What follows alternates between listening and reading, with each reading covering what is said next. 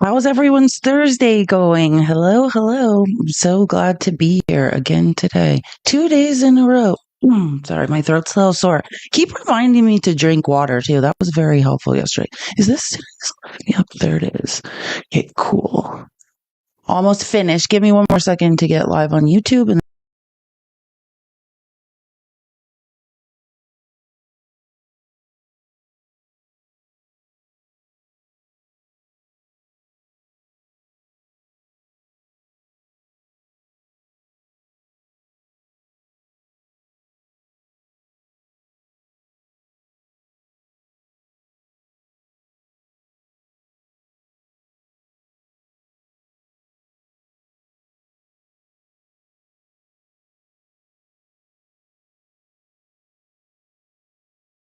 live again.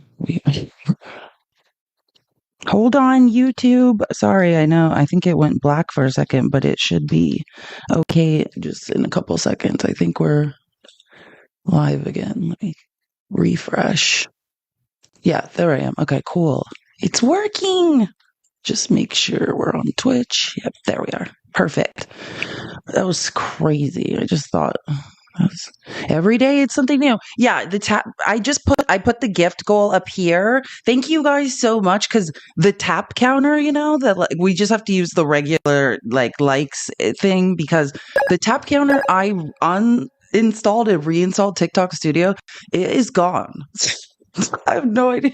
Like, which again, just like when for 2 months I couldn't write a comment in the chat and you guys couldn't see it unless I pinned it, and then all of a sudden that got better. I mean, these things happen. So I assume just, it's some sort of technical error and the engineers will fix it and then it will just reappear again. So until then, we'll just use the regular tap counter. Let's get to 25K as fast as possible. Tap the screen, share. Could everyone share the live with 10 people, please? And if you don't have people to share with, just push the arrow button and then you can push copy link. That counts as a share as well. Let me get a drink of water and clear my throat really quick.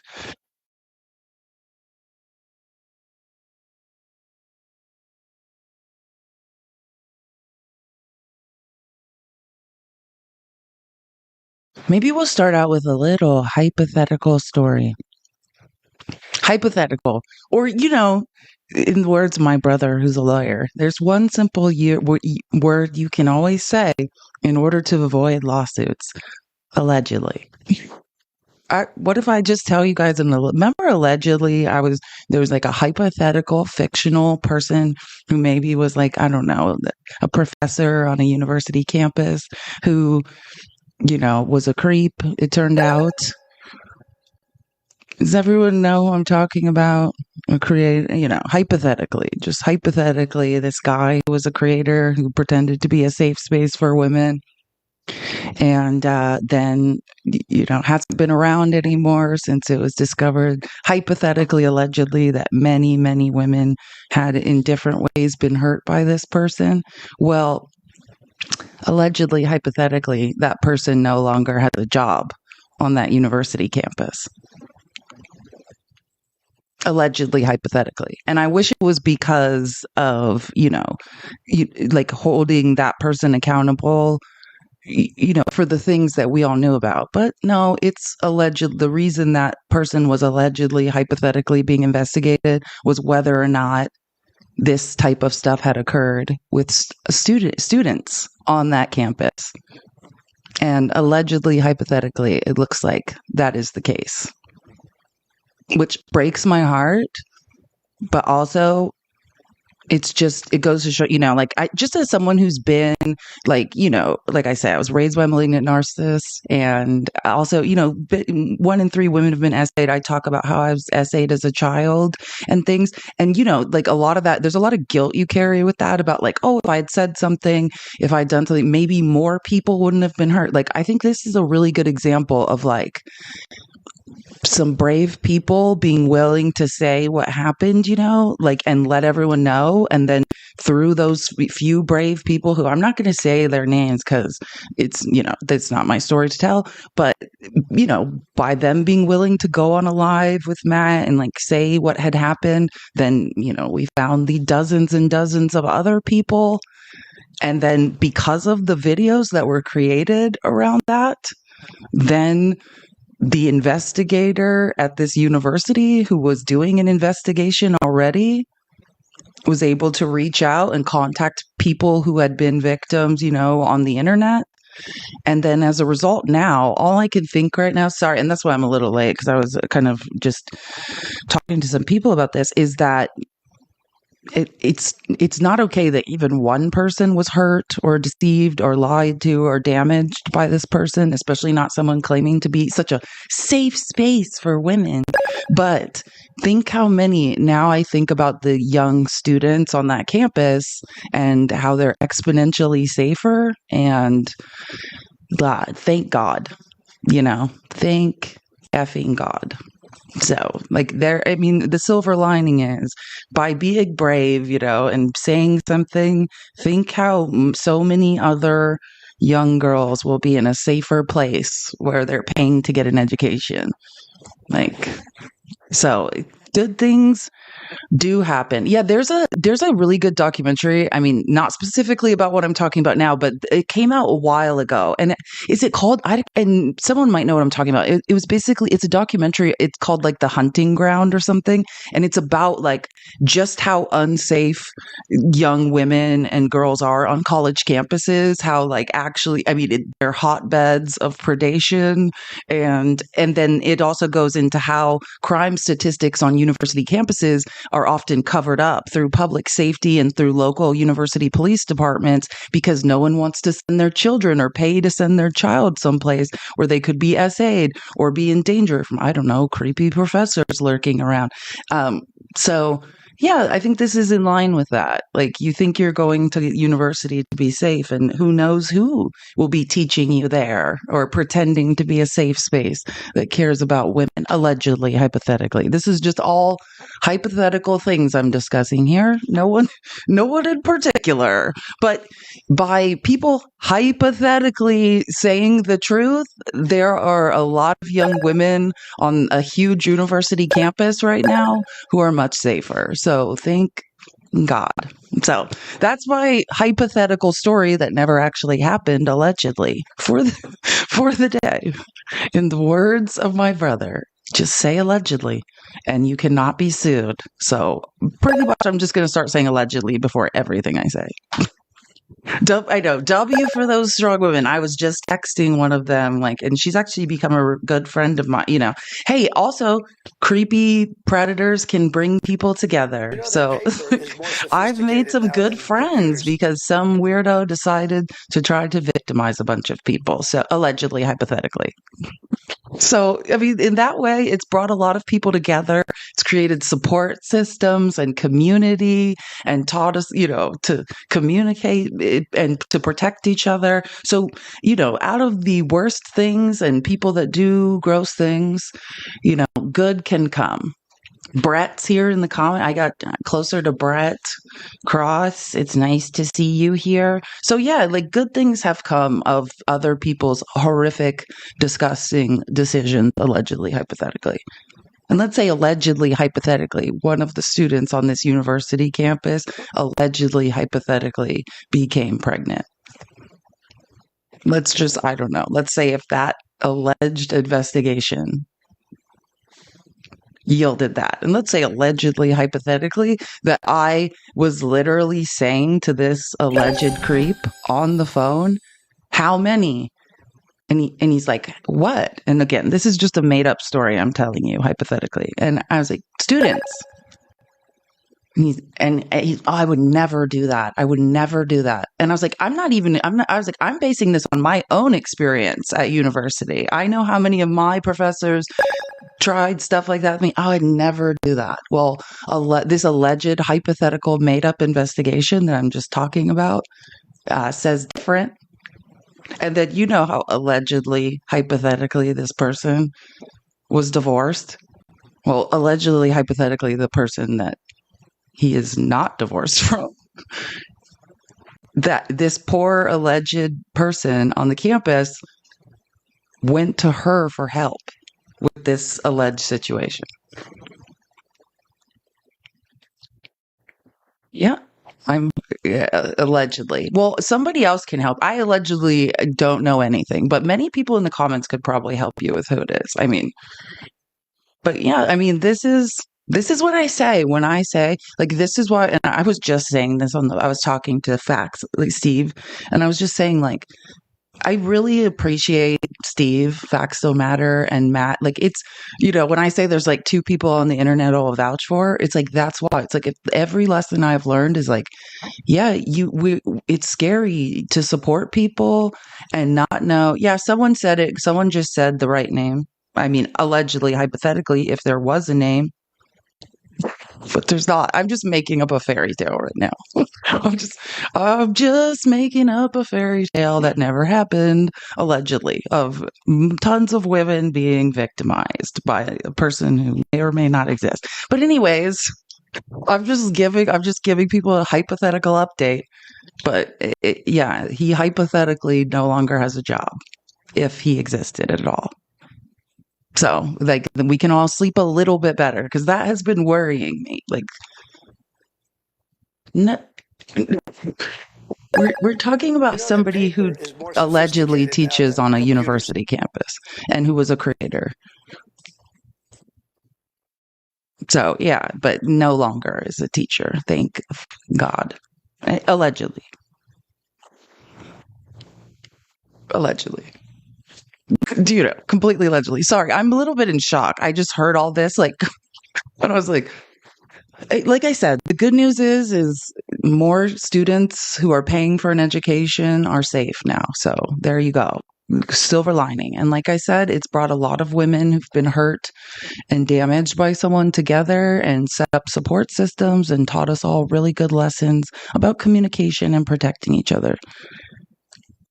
I'm crying. Hey, Lakin. Yeah, I know. Hypothetically, allegedly. If this was a person, ew.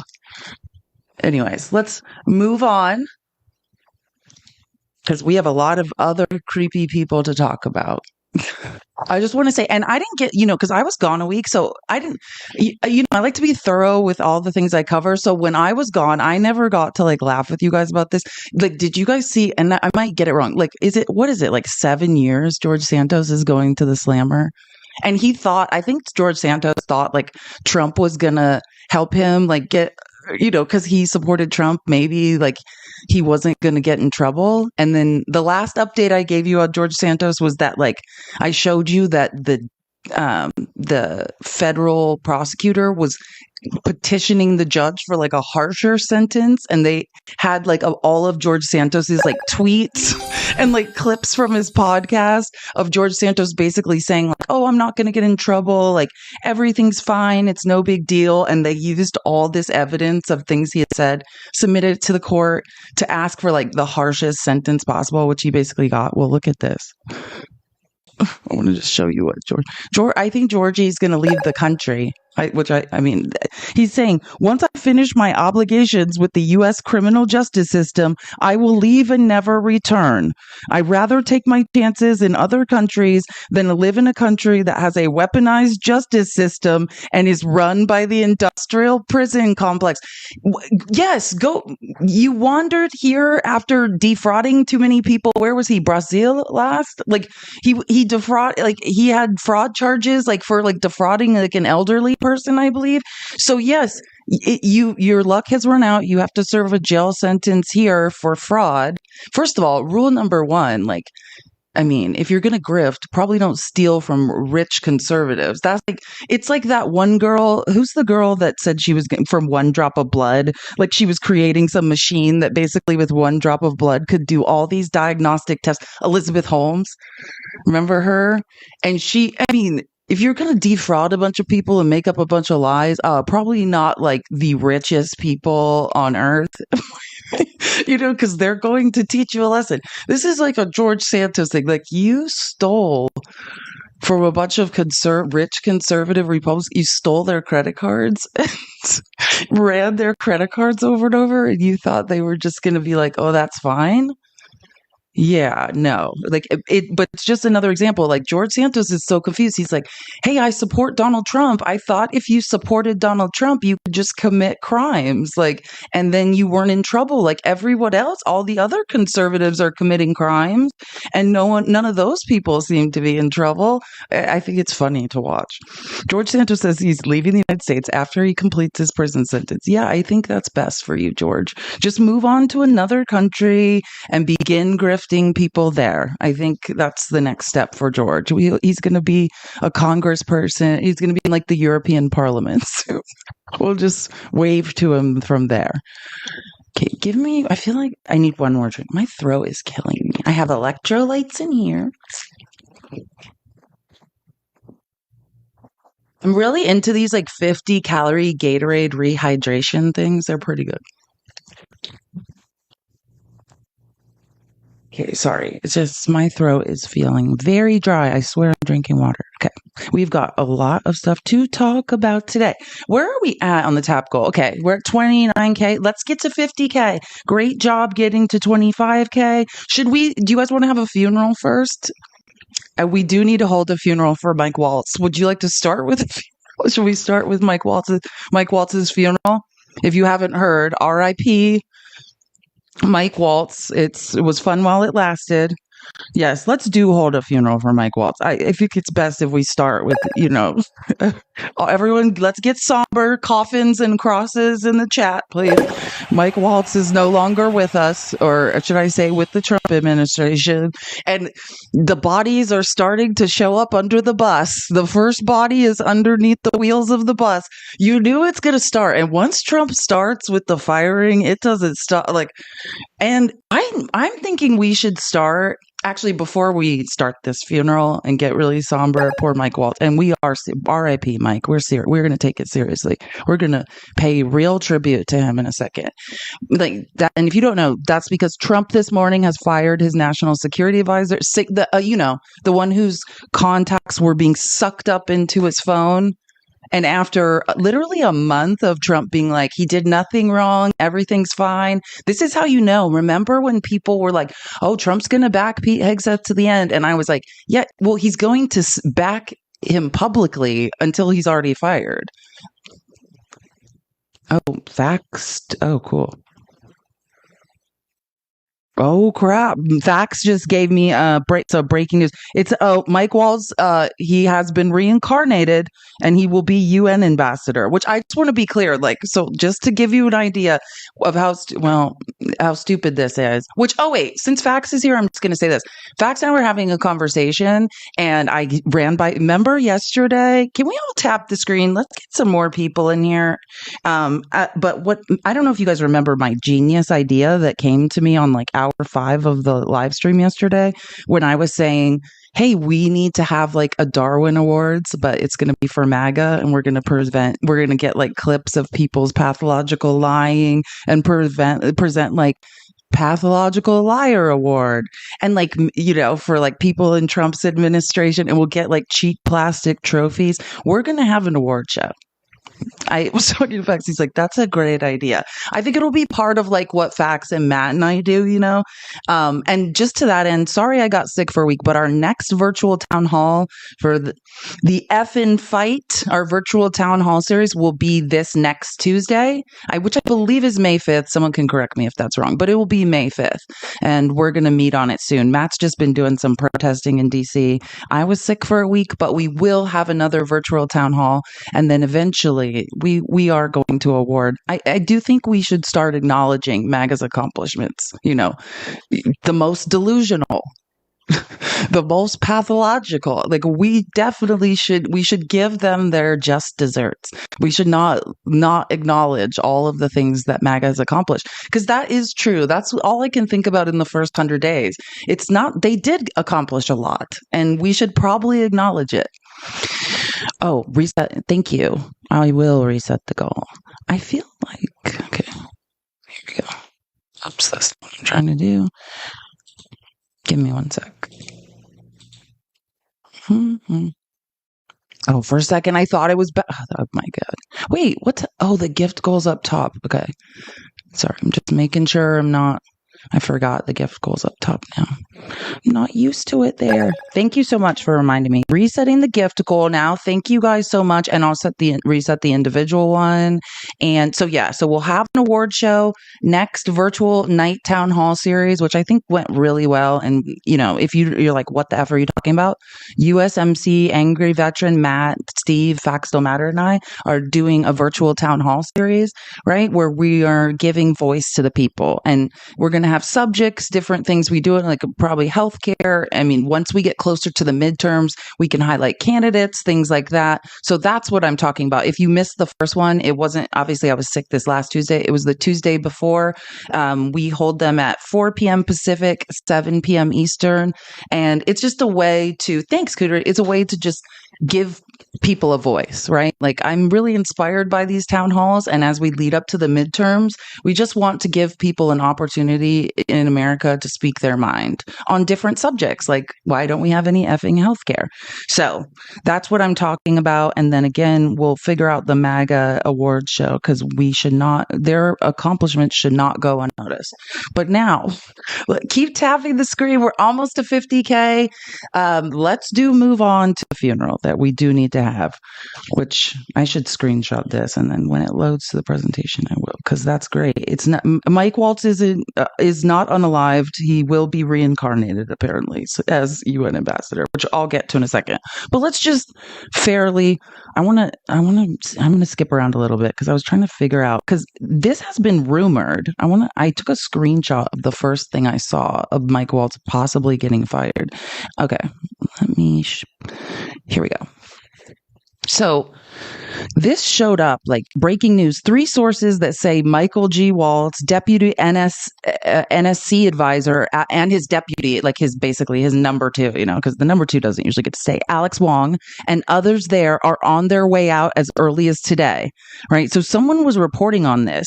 Unhappiness with Waltz's performance has grown as state, treasury, the NEC, the West Wing, and elsewhere. Like basically just saying, I mean, you could say whatever you want. I mean, he did suck up a contact into a Signal chat and embarrass everyone. So maybe that's why. But this is the interesting part. Before I have this funeral, I just want to say, in my mind, because Steve and I were discussing this on the phone, like he's like, is this who you expected? He's like, I thought it might be Pete.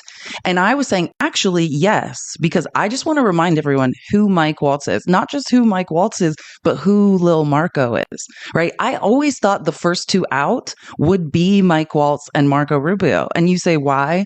Because those are the rhinos, the true believers, like those are. Think how many times Lil Marco has crossed Trump, and not just that, but like those are the people who are qualified for their jobs. Was Mike Waltz? Mike Waltz turned out to be a weirdo, but was he technically qualified? Did Democrats vote to confirm him? Yes. He was literally, oh, I forgot the second gifting goal. I'll do that now. Thank you for reminding me. He literally was qualified. Even Democrats voted to confirm Mike Waltz. Same thing with Marco Rubio. They were probably the only 2 actually qualified for a cabinet position. I mean, not qualified on the standards of like people Democrats pick, but like in terms of the people Trump picked, the rest were just really rich people who had sort of bribed Trump, or, people credibly accused or had covered up SA in the past. Those seem to be the other 2 through lines that we are seeing. So I always thought like, oh, these are the actual, people who have been called rhinos. These are probably going to be the first out. So I'm not very surprised, right? Like we said, Trump doesn't care if you're qualified. I love this. Thank you for the doggy. Trump doesn't care if you're qualified. He cares if you're loyal, dumb enough to be loyal till the very end, right? And Mike Waltz and Marco Rubio are a little too smart for their own good. So that's why I was always like, if someone's going, it's them. So this was the first update I saw that made me think like, oh, Mike Waltz might be gone today. Let me show you. Okay, I'm sorry. I'm just trying to make sure I go in the right order. Then, I'll show you the Fox News update next. Hold on. Then Fox News ran this, which I love watching a funeral on Fox. All right, there's a breaking news that happened in the commercial break. So what you're looking at photographs right now of Michael Waltz. He is the president's national security advisor, except for we just got news that he is going to be leaving the administration along with his deputy, Alex Wong. Of course, if you might remember the story of Signalgate. I don't know if that's for a particular reason, but there was some consternation among some people about Mike Waltz, who you might remember was a congressman, Green Beret, a long history and career in foreign policy. And I believe this is what I want to know. Let's do a little research project right now, because like what you should know about how Trump has screwed up, like, or I don't know if Trump screwed up or Mike Waltz screwed up, but this is a guy who's super qualified to be national security advisor, was more of like a real true believer, conservative Republican, is educated, is intelligent, was a Marine, like has a great resume, was in one of the safest seats in Congress. Think about this. He left Congress, probably a seat he never would have lost, gave that up to, I don't know why, because he wanted to be closer to power, or he thought this was going to get him somewhere. I love watching things not work out for these people. And now gave up probably a lifetime safe gerrymandered congressional seat. Who's in Mike Waltz's seat now? Someone, that's what I was going to say. Can someone look up what district Mike Waltz is in? What district was Mike Waltz in? He was in Florida's 6th. Oh, yeah. Florida's 6th. He was in Florida's 6th district. Now, who's in there now? Michael Waltz. You know, that paper is more he was in a very safe district. Now he's gone. Bless. Trump chops national security advisor Mike Waltz weeks after signal chat blunder, embarrassed by Mike, White House reports. It's so true. You embarrass Trump and he does not forget. Don't create problems. And I just want to show you. So this is how we're doing the funeral. We're going to remember Mike Waltz for how pathetic these people are. Like literally hours before he gets the axe, this is Mike Waltz on Fox and Friends, just carrying water for dear leader. Brian, I'm so excited about this. This is leadership at its finest, led by our commander-in-chief who loves the troops and they love him. Secretary Hegseth leading from the front. Secretary Driscoll, Army Secretary, that you had on earlier. I mean, again, we're 100 days in, and they are talking about modernizing the Army, counter-drone, electronic warfare, getting our troops the things they need rapidly, cutting through the bureaucracy, consolidating a lot of these commands and headquarters that we don't need. They are all gas. Brian, and this is exactly what our modern force needs as it moves out of those protracted Middle East wars to deal with the modern warfare that we're seeing, from space to cyberspace to drones to missiles. All of those in the hands of our warfighter now. Brian, this is him this morning, not knowing he's going to be in life. And I don't know if he knew or not. Like, and I want to show you why. Like, I have several conspiracy theories, not like MAGA conspiracy theories that are insane, but just ideas to present. Look at okay. This is just a funny thing. This was underneath this video because isn't this funny? It says Waltz is out. Who's next? Look at this. There's Trump's cabinet. Who do you guys think is next? This does look exactly like Trump's cabinet. There's Trump right there, the blue suit in the middle. Look, that's Trump, right? That looks just like him, literally. I'll find. Do you guys want? I could put this in the. I'll find I think I have the link in the outline. And by the way, join the Discord if you're not in the Discord. If you're like, what the F is Discord? It's an app. There is in my link tree, whether you're watching from Twitch, YouTube, wherever. In my link tree, there is. Hi Maxwell on YouTube. By the way, nice to see you again. My favorite rad resistor. If you can join, and I just want to say this because. I changed the link again yesterday, and then I got more people are saying, oh, the link doesn't work.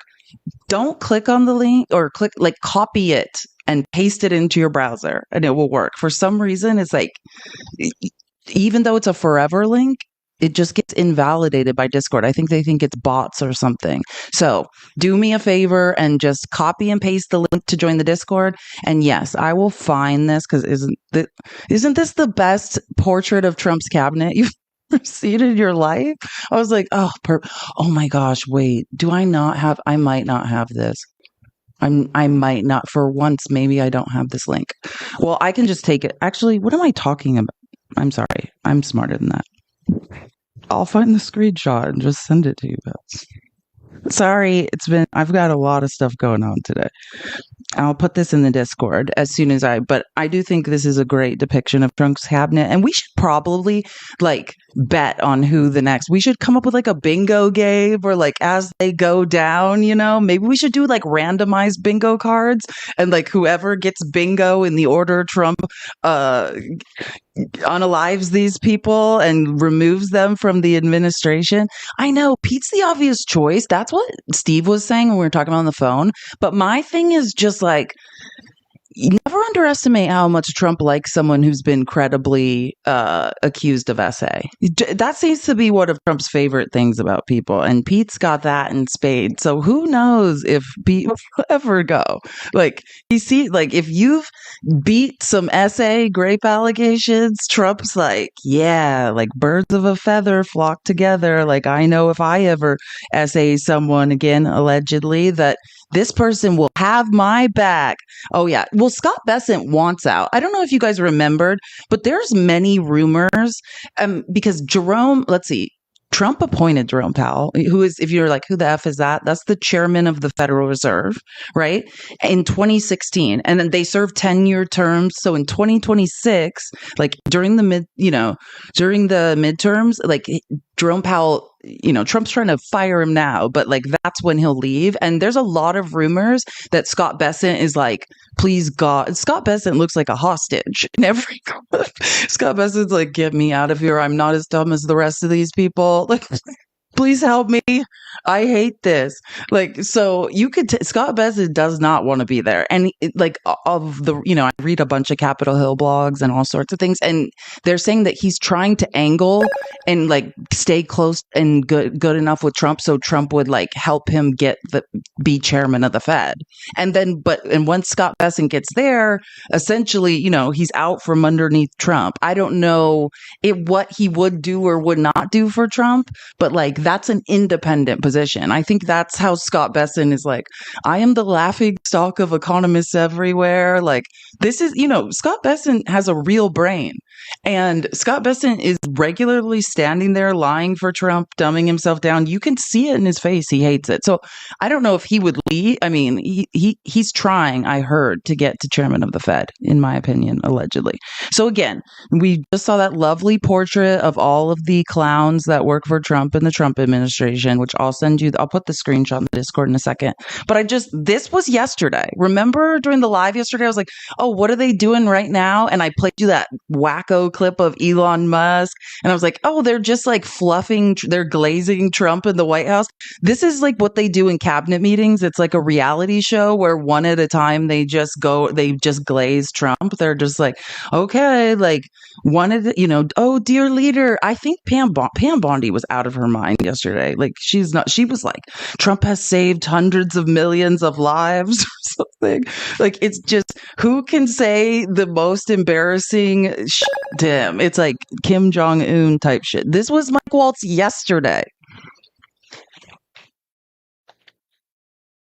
Michael, yeah, Mr. President, the last 4 years, the world experienced a total lack of zero leadership under Biden, and then we've had 100 days of your leadership with respect, with strength, starting with there'll be all hell to pay if you don't let our people go. What is he, Moses? What are you? Let my people go? What? Can somebody please? Can we get back down to reality? Great job, Mike. Did that help? Did that lie? Did doing that keep your job? You probably can't look at yourself in the mirror anymore. Literally, you have lost all self-respect. The only person I respect less than Mike Waltz at this point, I mean, we don't respect any of these people. But you know what I'm saying? It's probably Lil Marco. Lil Marco, like, you could tell how fearful these people are of losing their job by how directly they just say delusional, scary stuff. Now, here's my conspiracy theory, or it's not my conspiracy theory, it's more like CNN's. So I don't know if you guys have ever heard this, but one thing that's always been rumored about Trump is that he like will fire people like in car rides or like on short plane rides so that like, you know, they're stuck in a space and then it has to end and he gets to leave. And that's what CNN's talking about. Like that they thought it was super weird. Caitlin Collins, who's in the press corps, was like, it was super weird because he gets on like a 10-minute helicopter flight with Trump where Trump was going to board Air Force One, but then Mike Waltz doesn't get on Air Force One. And like, so I think like what CNN is implying or asking, you know, kind of saying like, maybe this is when the firing happened. And Mike Waltz, we noticed, traveled on Marine One with him, but 10 minutes later, you see it in Joint Base Andrews, that's his figure. He does not get on Air Force One. It's only about a 10-minute flight, so it's extremely odd to take the helicopter flight and then not actually go on the trip. I was told he was not supposed to go on the trip. And so people raised questions about what this moment meant. So we've been asking White House officials about it, and essentially it just got to a point where he didn't have a lot of confidence, not of the president, not of his senior staff. And I was told earlier this week that his time as the national security advisor had come to an end and it was time for him to leave. And now we are told that he will be departing, and so will his. And Mike. I love it. Could you imagine? Like, Caitlin Collins must just, I would never want to be in the press corps but like, I think if anyone's doing it right, like it must just be a train. You're like watching, you know, like they say you can't turn away. It's like a slow motion train wreck. You can't stop watching. That's how Caitlin Collins must just be sitting in there. Like, what in the, it's odd. Can you have, and then like every time she talks, Trump's just like, you're a dumb woman. It's like, yeah, if Trump attacks you as a woman, that means that he's intimidated and feels insecure and confused by your intelligence. Like, the biggest compliment you can have is Trump telling you as a woman that your brain doesn't work. It's like, oh, am I making you feel insecure because I'm running circles around you? Like, how many times now since Caitlin Collins has been in the press corps has Trump singled her out publicly and been like, you have no idea what you're talking about. You're an embarrassment. Like, that's how you know you're doing your job just right with a narcissist. You're driving them absolutely insane. Good job. Oh, and I thought this, God, I was going to say this is funny, another conspiracy, but God, I hope not. Ron Filipkowski posted this. He's like, Trump's new national security advisor. This is Justin, Mike Lindell, to meet with President Trump in D.C. today. Mike Lindell is scheduled to meet. If he puts the pillow guy as the national security, and I just want to say, that's the intelligence level of Trump's cabinet. Like, that's where we're at. So I'm not saying like it's not outrageous in terms of like Mike Lindell is as qualified as everybody else there. Like, bring in the pillow guy. Bring in the pillow guy that the FBI had to like seize his cell phone at a Wendy's. That's where we're at now. We're with the guy who keeps trying to sell us pillows and sheets and slippers is now going to be the national security advisor. Thank you for the hat. What could go wrong? You guys, it's going to be great. It's going to be amazing. Look at this. And I don't know. I was going to say maybe I'll watch this. And then I was like, no, I'm not. What am I saying? But I could see it. Because again, the point is not to have qualified, intelligent people that are going to challenge Trump. Like, Mike Waltz did something really dumb with the Signal chat. But like, if anything, the real reason I thought, and like the rumors that are being, what they're trying to do is get rid of anyone that will question Donald Trump. Like, there's been all these rumors. There's more pushback with the Republicans inside of Trump's administration than with the opposition on the left.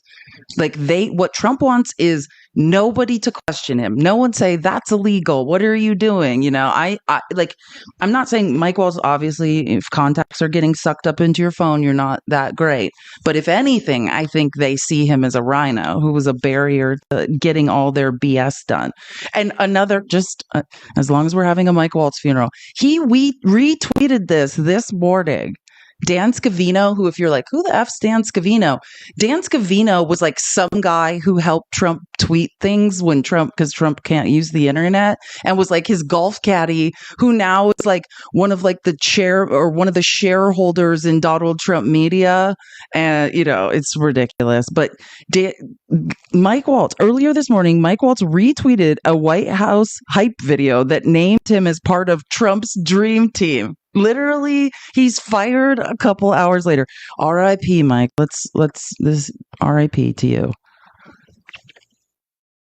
Chris Wright, Chief of Staff Susie Wiles, Doug Collins, Michael Waltz, Lori Chavez DeRaymer, Russell Vaught, Jameson Greer. The American people voted for change like they've never voted before, and with the help of this dream team, we're going to embark on the most exciting and successful period of reform and renewal in all of American history. Chris Wright.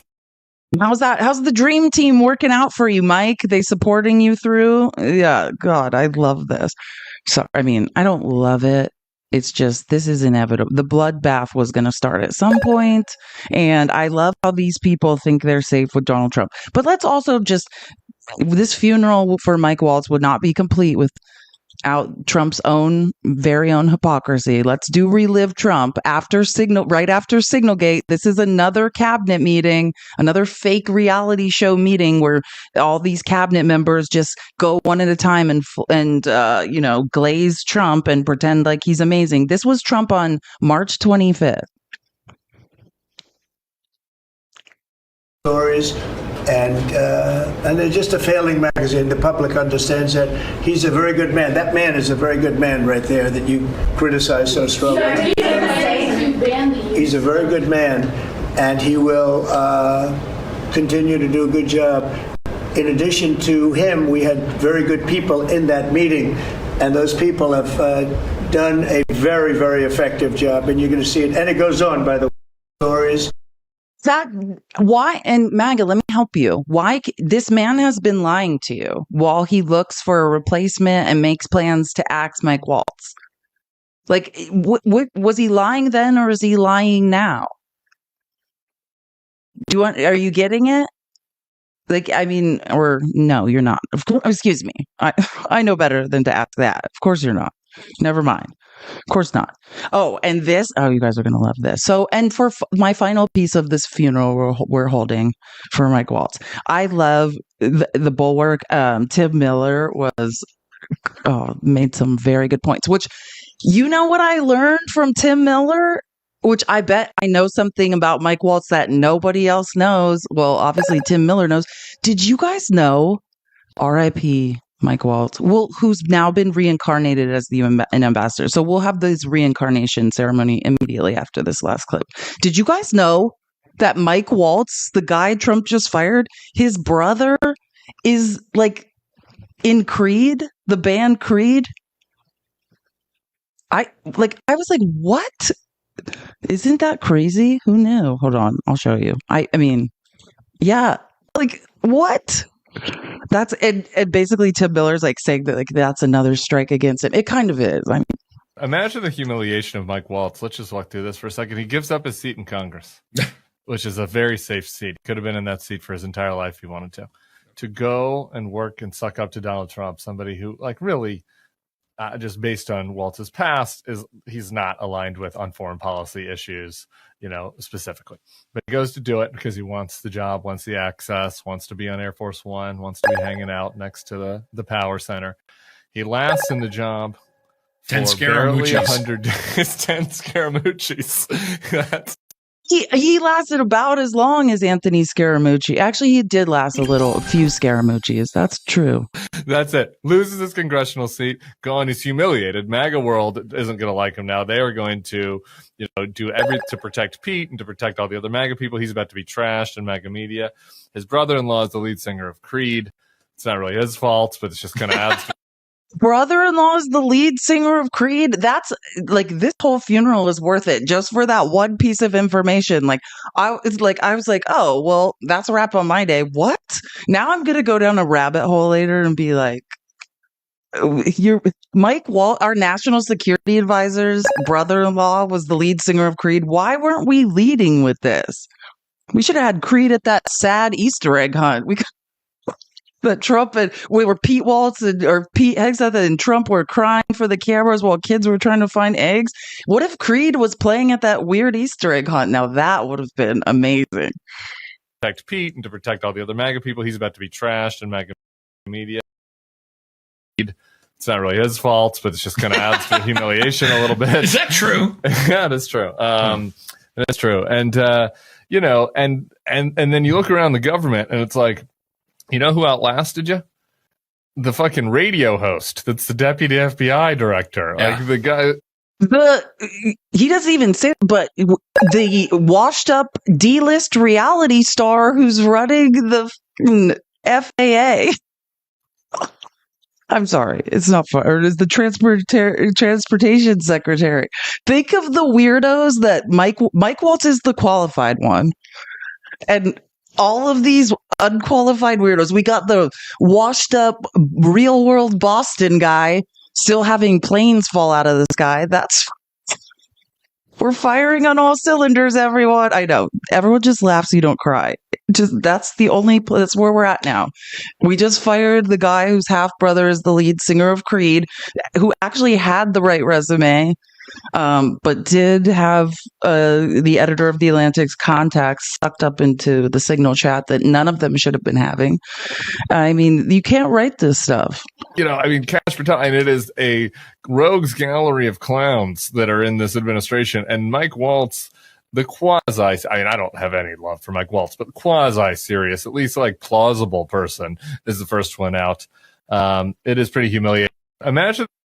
Oh my God, so funny. Okay, I want to say really quick, I put the clown thing in the chat and sent it to everyone. Thank you for reminding me to drink water. And and whilst I was posting something in the Discord, I noticed someone said, I need the link to your ADHD chair. And I've said this many times. So then if anyone asks again and you happen to see it, you can help me and direct them to it. In my link tree, in my bio, like in whether you're on Twitch or YouTube or wherever, there's a link in my bio to my link tree.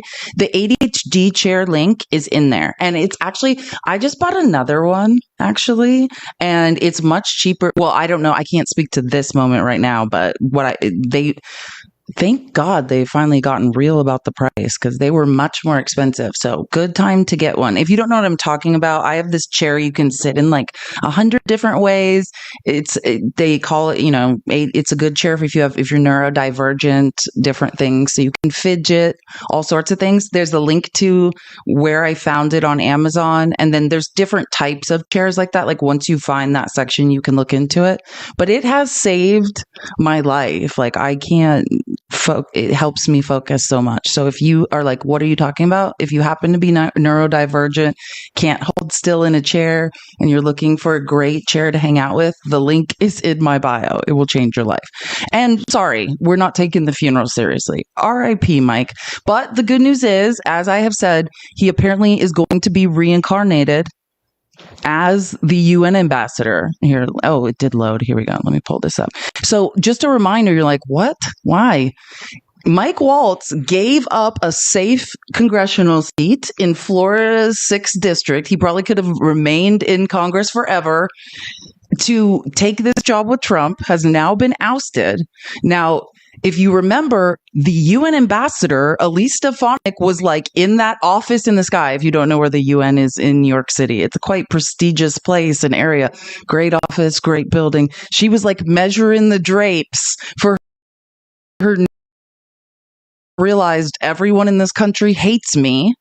And if I can, if they made up 20 points in these Florida special elections, I'm not going to be able to hold this New York seat that Elise Stefanik had vacated to be named UN ambassador. So he basically was like, sorry, Elise, get back in Congress because we can't hold that seat and we can't lose another seat in the House. So that's why Elise Stefanik is now back in the House. God, we were almost rid of her. It bothers me our names rhyme. She is so annoying. She's also by the way, as long as we were mentioning George Santos, if you ever want to do a deep dive, like the reason George Santos was able to defraud so many people and steal their credit cards for so long, Elise Stefanik lied for him, ran cover for him for a long time and has never been held accountable. Like, she's awful. So anyways, now she's back in Congress, so they don't have a UN ambassador. So basically what has happened is Trump ousted Mike Waltz, and now is, I guess, like consolation prize. Now you can go be the UN ambassador. But, for me, I don't think that's not to save face for Mike Waltz. That's just more like so Trump can be like, oh, we're just shifting things around. Because remember, I always talk about this in what the main difference I see between Trump's first administration and now is Trump's first administration, he was unsure and on the defense as a malignant narcissist. That means like people are pawns to him. The minute something goes wrong, someone's under the bus. Now it's like he's like this narcissist that has gained power, and he sees all of his administration as an extension of him, right? So it's almost like he can't admit any of them have done something wrong, because that's him doing something wrong. If his people are bad, he's bad. Same, because he doesn't see them as individuals. He owns them all. They're all him and he is them. So that's why now he can just be like, oh, we're just shifting things around. I didn't make a mistake. Trust me, I was raised by one of these. I grew up in this. Like, that's what he's doing. He's like, oh, it's fine. I'm still God doesn't make mistakes. Yeah, okay, weirdo. Keep going. I just love how while narcissists are like, no one's noticing I'm a fool. It's like, no, we are. You look even more weird. Oh, and I loved that. If we had a funeral pic for Mike Waltz, can it be this? This is, how far did this get you, Mike? Holding up this creepy Trump flag. How far did this get you? Look, this is Trump. I don't know if you guys are really grasping what this is here. This is Trump. This is Mike Waltz holding a giant flag of Trump riding what looks to be a velociraptor, possibly. Hey, it's fine, you guys. It's absolutely fine. Which I just want to point out, like, think about how delusional it is. Remember the video I was playing you yesterday of like Trump being like, it's not photoshopped. MS-13, it's on that guy's knuckles, Terry. Like, we're not moving on until you agree with my like false reality. It's like, who more than Trump should know what Photoshop is? These people Photoshop hair onto him, muscles onto him. He's riding sharks and dinosaurs. If Trump cannot figure out that Photoshop exists, what hope do we have for this man? If anybody should be aware of, like, that's the true nature of narcissists too. I'm telling you, narcissists look at those memes and think, oh, that's how I look. I look that good. Like, one of the most fascinating things of my life is to watch the malignant narcissists that raise me age. And it's like, it's fascinating to watch, because it's like they're in complete denial that they are aging, right? Because God doesn't age. God lives forever. So watching narcissists get older fascinates. I could probably write a thesis on it. I should, that's what I should be doing. Should be studying my own mom. Anyways, but I digress. R.I.P. Mike. It's not going great. You know who else I'll just pivot to other people we could have a funeral for who are also in complete denial. Let's just do this really quick before we get into everything else. Well, wait. Okay. I'm going to start with this Good Trouble video because it's super short.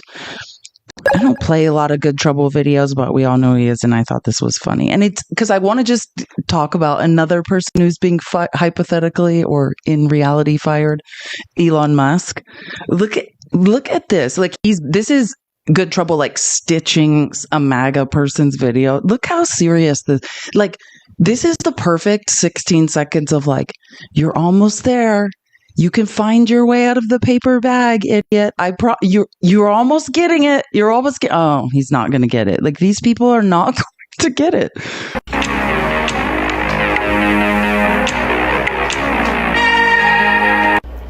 So fucking close. You are so close to the answer that you're looking for. And if you're like working and you're like, what just happened? It basically is this MAGA guy playing this creepy music and being like, why is no one getting arrested over all the corruption that Elon uncovered? Drain the swamp. It's like they're so close. They're like, isn't it weird that they keep saying they found all this corruption and fraud and no one's being held accountable? Yes, it is weird. You're almost, yeah. That's what I just read it, Kudri. It says, why is no one getting arrested over the corruption that Elon uncovered? Drain the swamp. Here, I'll play it one more time because yeah, you got to read it.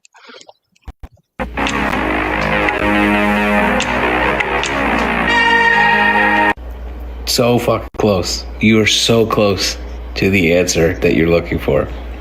You guys are you're almost out of the paper bag you've been trapped in for 10 years. You guys can do it. You guys can do it. You're almost there. You're almost at the giant opening that's been there the whole time.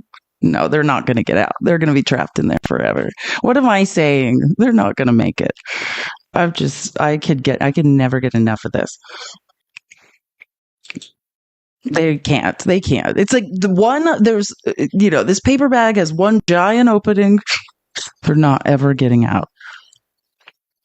So Elon said he's going to step back from politics. He claims it's because of attacks from the left. But the truth is, it's because it's costing him money and the boards aren't happy. Suddenly, the tough guy who funded the election and fired half a workforce and gave an open platform to Yahtzees and tweeted through it like a man who thought power made him untouchable.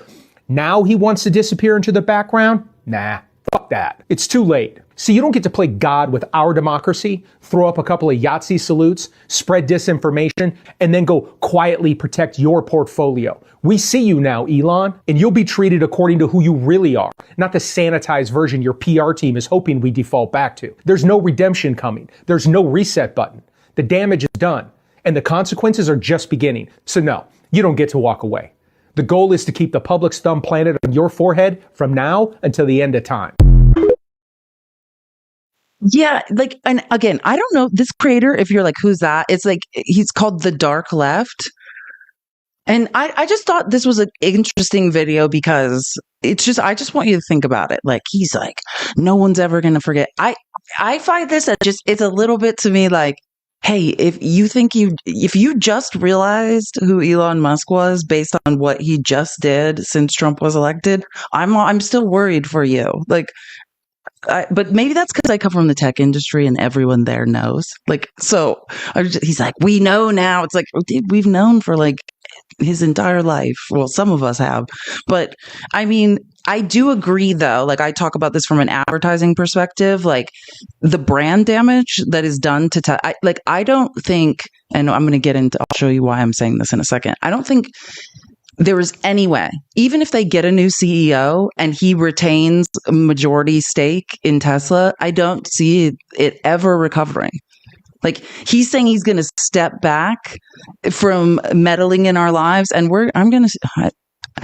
man, I wish I had better news to share with you, but I'm taking us on a really scary journey. So the reason I'm saying that is because of this, right? This was reported yesterday, right? Yes, yesterday night, and I'll just say, because like I say, I came from the tech industry. I worked there for a while in digital advertising, and I talked to some because there's very powerful headhunters that recruit, there's not that many of them. Like, there's a small group of people that like supply the talent to the tech industry. So when a company like Tesla is looking for a new CEO, these people know, like, this is not like a rumor, like they back channel, they start like putting out feelers. There's a specific way, especially for C-suite positions in the tech industry, that hiring happens. So Elon can say it's not true, but it looks like the Tesla shareholders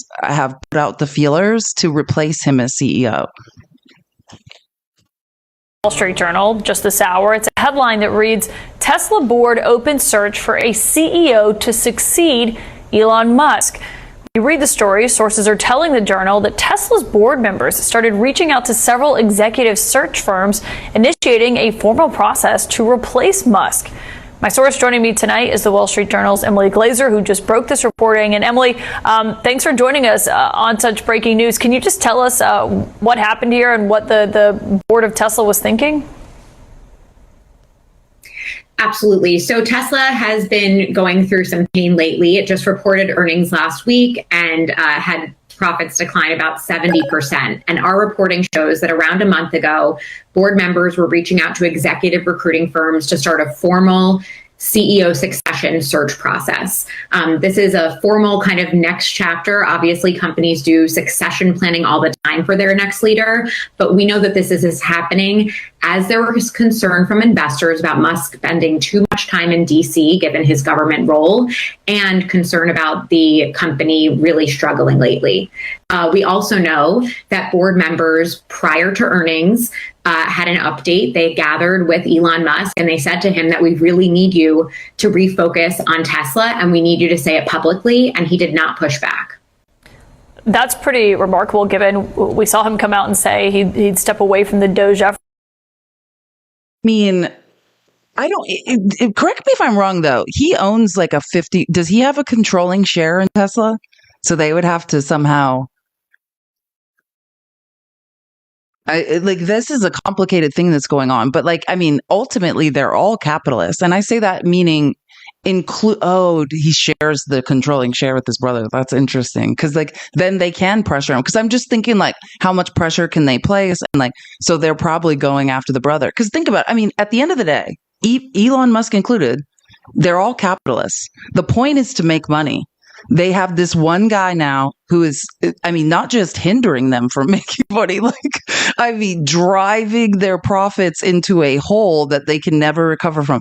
And I can't express enough, like, if you don't have, like, if you're not passionate about advertising and marketing, if you're like someone who's like, oh, that doesn't matter when building a business, it does. What I've never seen the type of brand damage inflicted to a brand. Like there will be studies, like these will be case studies talked about in marketing and advertising classes for hundreds of years to come of what happened to the Tesla brand and how it will be quantified and discussed. Like it is a unique case study. I don't know if it can be recovered from. Like and believe me, I guarantee anybody who has a brain for business and specifically understands marketing and advertising, they want him out. And like, they're probably gently right now trying to convince his brother, like, hey, either this all dies and we lose all of our money or we get this guy out of here. Like that's the reality of where they're at. This is like not brand damage. It's like brand S side at this point. Like it's horrible. Oh, and I want to show you something funny I found because I like people and the good thing about why do I keep wanting to say Twitch about Twitter is sometimes memes people post. Someone's like Sunday Girl, she's really funny on Twitter. She's like, this is bouncing around on LinkedIn. Look at this. It says, Chief Executive Officer, Tesla Confidential, location, wherever Elon isn't that day. Reports to Elon Musk's mood and occasionally the board.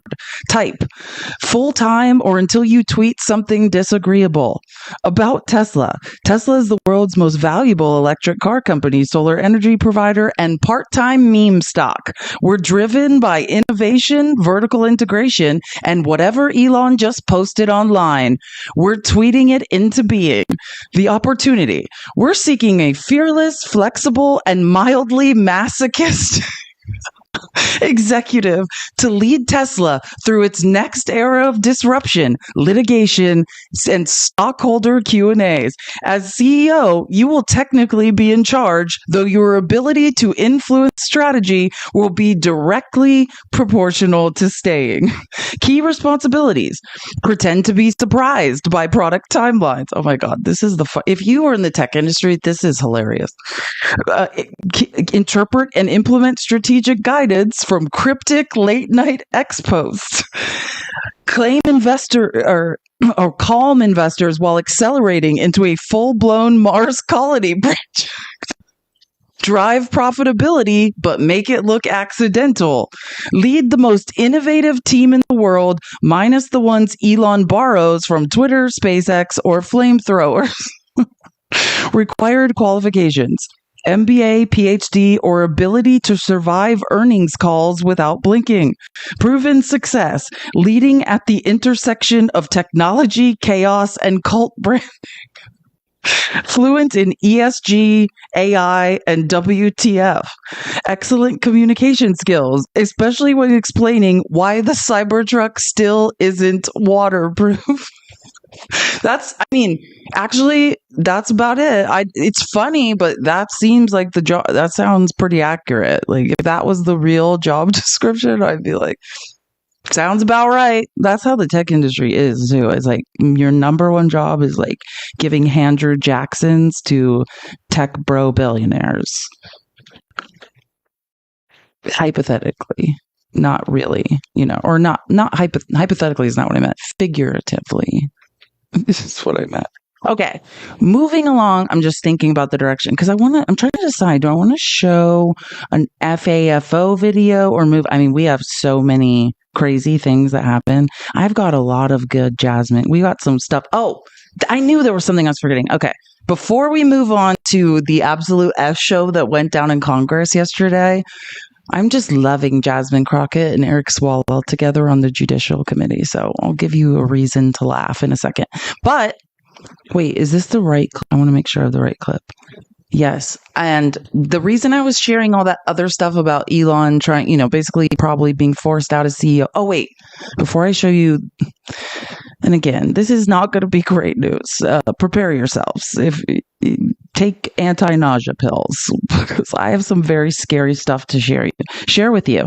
But before, I need to show you one. I forgot one more piece, one more screenshot before I show you that. Let me make sure. Oh yeah, I just want to show you Elon. This is how you know things are true.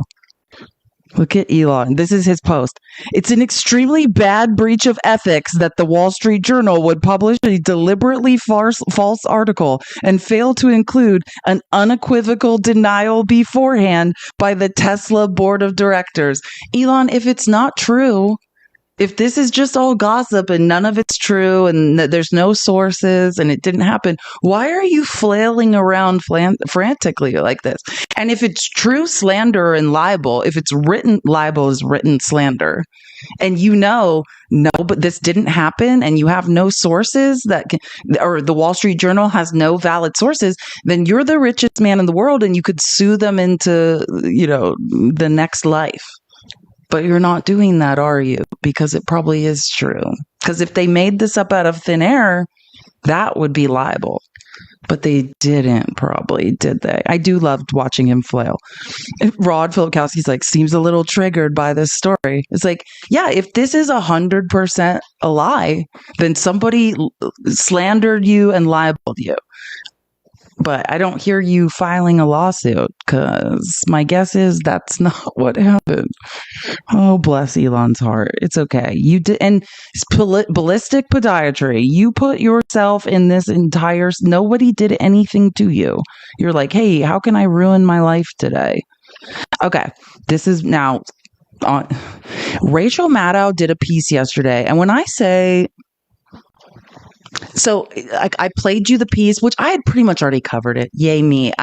Sometimes I like to know that like the things I cover, then when I see Rachel Maddow cover them, I'm like, I'm in the right direction. My mind's working, like she's like my level test of like, am I thinking on the right line of logic? So on Monday, she talked, she did a piece on the military installation that Trump has formed. It's the end run around the Posse Comitatus Act to raise the U.S. military on U.S. soil and allow them to arrest U.S. citizens, right? Just to jog memory, there's a huge strip of land. Trump signed federal land across California, Arizona. I point to myself because I'm a native-born Arizonan, and New Mexico.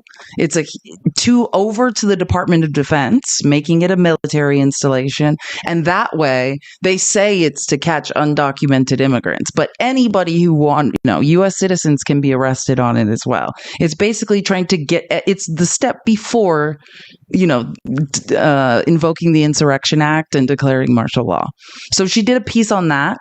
And then, now she's like basically saying this is the end of the 100 days of Trump's administration. Rachel Maddow usually just does a show on Mondays. She signed on to do 5 nights a week for the first 100 days. Like, we're past that. So this is like the last week.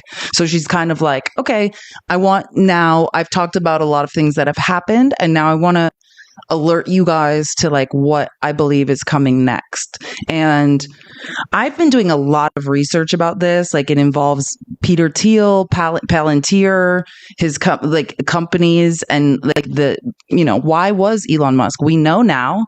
Again, if you need to see the numbers, doge.muskwatch.com is a great tool.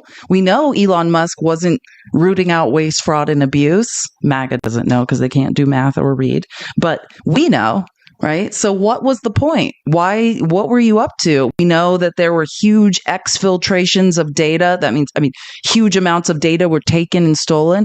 And like, I think what's important is to think of the US government as different silos. Like, and we think, without thinking, we turn in all this information ourselves to the IRS, to, like Medicaid or Medicare or the Social Security Administration. So all of these different government silos have all this information about us, right? But it's always been kept separate, because to gather essentially dossiers on everyone in the US and be able to use it as a weapon against Americans, that would be very illegal and very fascist and very authoritarian. And when I say brace, you're about to not feel great, but we're going to get through this together. We should be at 200K. So whenever you feel anxious during this video, let's tap the screen. I'll reset the gift goals. I'll reset the gift goals. I'll do everything in a second. Also, all my research, the People's Receipts, is brought to you by your support, tips and donations. So this is the subscriptions. I'm trying to get to 600 subscriptions. And also, this is my Cash App and Venmo. If you would like to support me, please do. Again, we're going to get through this together. And even when it feels like you don't want to know, it's good for us to understand what people are up to. And like what Rachel is saying is very real, because I can tie it to like a bunch of research I've been doing into Peter Thiel, some of Peter Thiel's companies.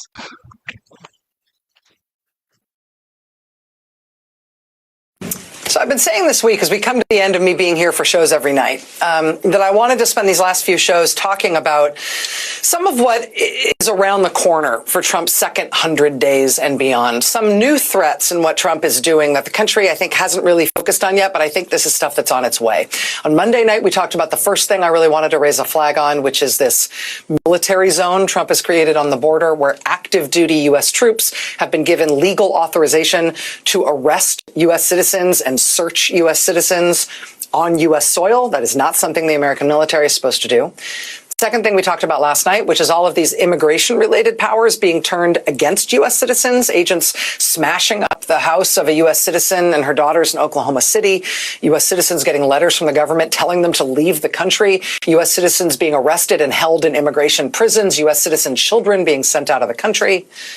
This is something that is already happening here. This is not a slippery slope to worry about in the future. It's already happening.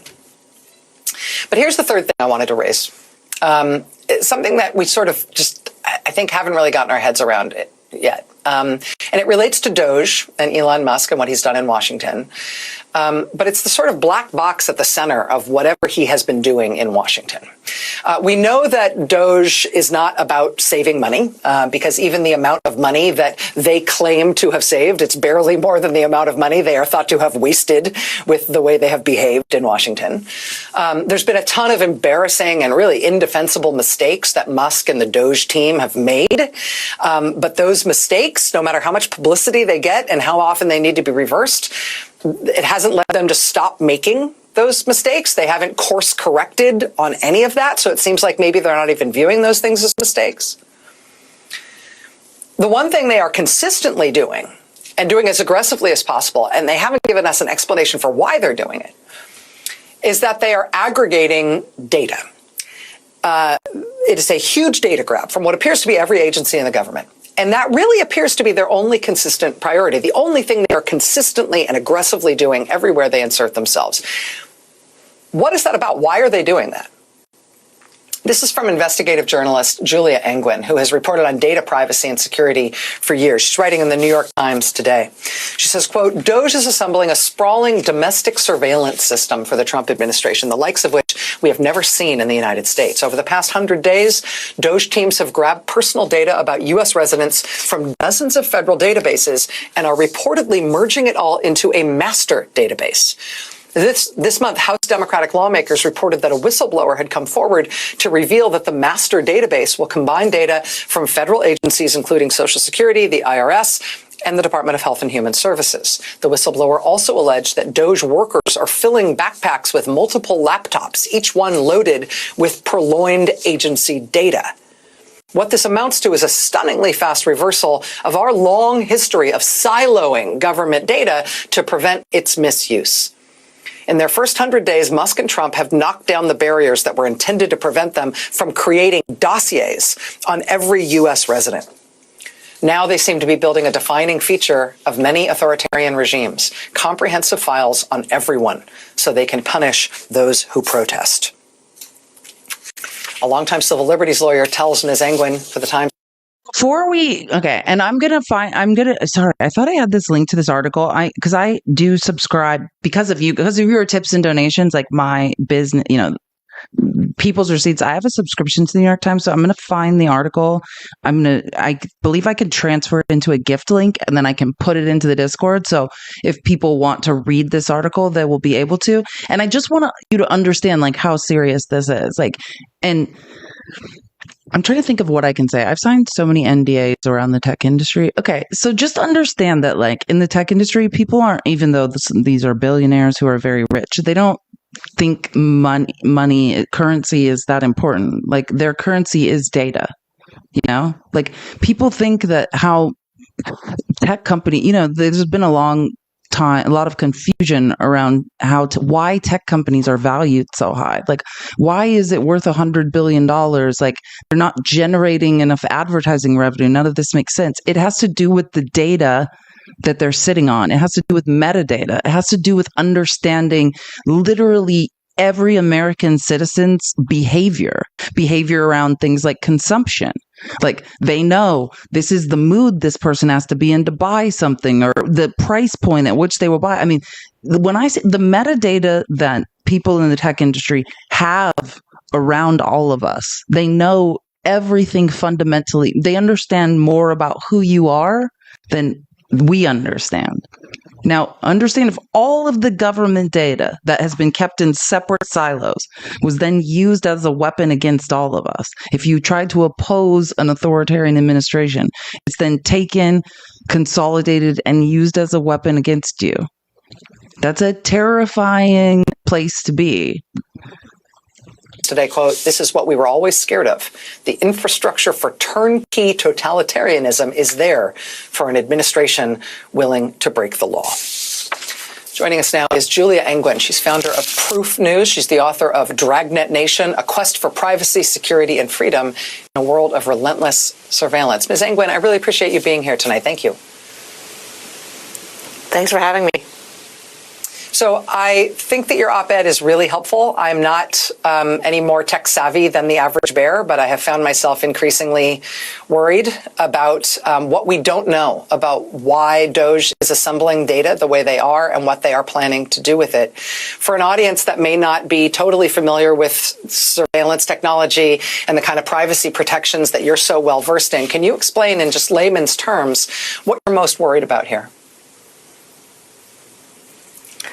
Well, what I'm worried about is the fact that the federal government has incredibly sensitive data about us, and we never really think about it, right? We send in our IRS returns, and that every penny we've spent and everything we've earned, we file an unemployment claim benefit, we get a Social Security check, and all those things are separate, and we deal with separate agencies, and never before has the government contemplated putting them all in one place. But that's what Doge is doing. And the thing is that the reason that governments want to do that usually is they want to build these comprehensive dossiers on people. So essentially, the thing that authoritarians really like is they want to be able to say with a snap of a finger, I don't like this person, let's find something on him. And if they have to go to 6-10 agencies to figure out that thing, that's hard. They want it all in one place. So they want to be able to just get something on you. China is sort of the example that does this. They have these master files that they have on every citizen that are everything that they've ever done. It's called social credit scores. They have, and they use it to punish dissent. And I'm very worried that that's where we're going. We have a president who's been really outspoken about he wants revenge on his political enemies, and we have somebody collecting data about everyone so that he can go after his enemies. You write really, I think, articulately and clearly about the privacy laws and the sort of inherent safety structures that are built into siloing data the way that you're describing, so it can't be easily combined. But if the type of one-stop shopping master database is being compiled here, is U.S. privacy law powerless against it? I mean, could legal action force the dismantling of something like that, or would it effectively be beyond the law? Well, our privacy law is really not up to the task. First of all, we are. And I'm not trying to interrupt her, but I am, because I've been talking about this forever. Like, this is the absolute absurdity of what we're going through with TikTok. China can't own TikTok. Every other free country in this world has data privacy laws. The European Union has strict data privacy laws. Saying China's up to something, they can't own TikTok, that is a complete lie.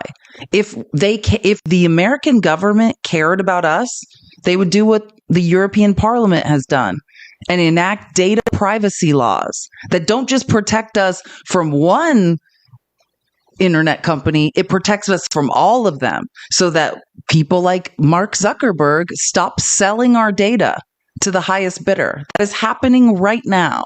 Our metadata about us is packaged and sold to the highest bidder. And the way that you prevent that is with actual data privacy laws. Now, why? And then we have to listen to liars who are taking huge positions in Meta while signing on to the TikTok ban. And there are Democrats doing it.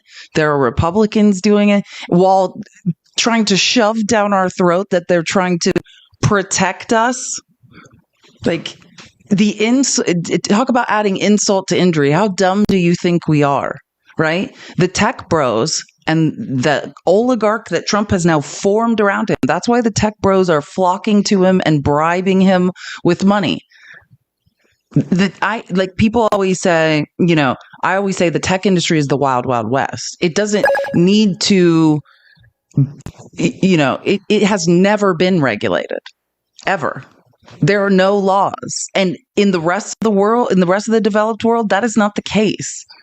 And the tech bros have a vested interest in making sure that it is never regulated. And they have a lot of money to bribe a lot of people to make sure that never happens. And this is the danger. Some wacko, the richest man in the world, now has all of this data on all of us and is consolidating it and is going to use it as a weapon. So you speak out, you're at a protest, you're fighting back against tyranny. Well, 10 years ago, this person did this embarrassing thing. Or you know what I mean? Or we're just going to disappear this person like they didn't file their taxes right 5 years ago. That's what we're looking at now. There's a consolidation of data. So someone becomes a problem, we can disappear them immediately. Are one of the only nations that doesn't have a comprehensive privacy law that basically sets a minimum baseline for all data usage. Every other country has one. And almost every other country has a data protection authority that's an agency tasked specifically with protecting data. So we're already behind. But then if you look at the law that specifically applies to the federal government data, the Federal Privacy Act, it was passed in 1974 basically under a thought that you would have good faith actors who would be making sort of maybe a mistake with data, but not acting malevolently. So there's really no fines. I mean, minimum fines. There's very little remedies. Basically, the remedy is you go to the court and say, they took my data, they were wrong, I want it corrected. Sort of like the idea was more like correcting your credit score or getting your name changed. And so there isn't a lot that the judges have to work with when they know that this law applies, but there's not a lot that they can do to stop other than saying make sure that the data is correct, or that you publish a notice in the Federal Register saying you're going to use the data for this purpose, both of which are not really adequate remedies for the creation of dossier files about every citizen, the likes of which we have never seen.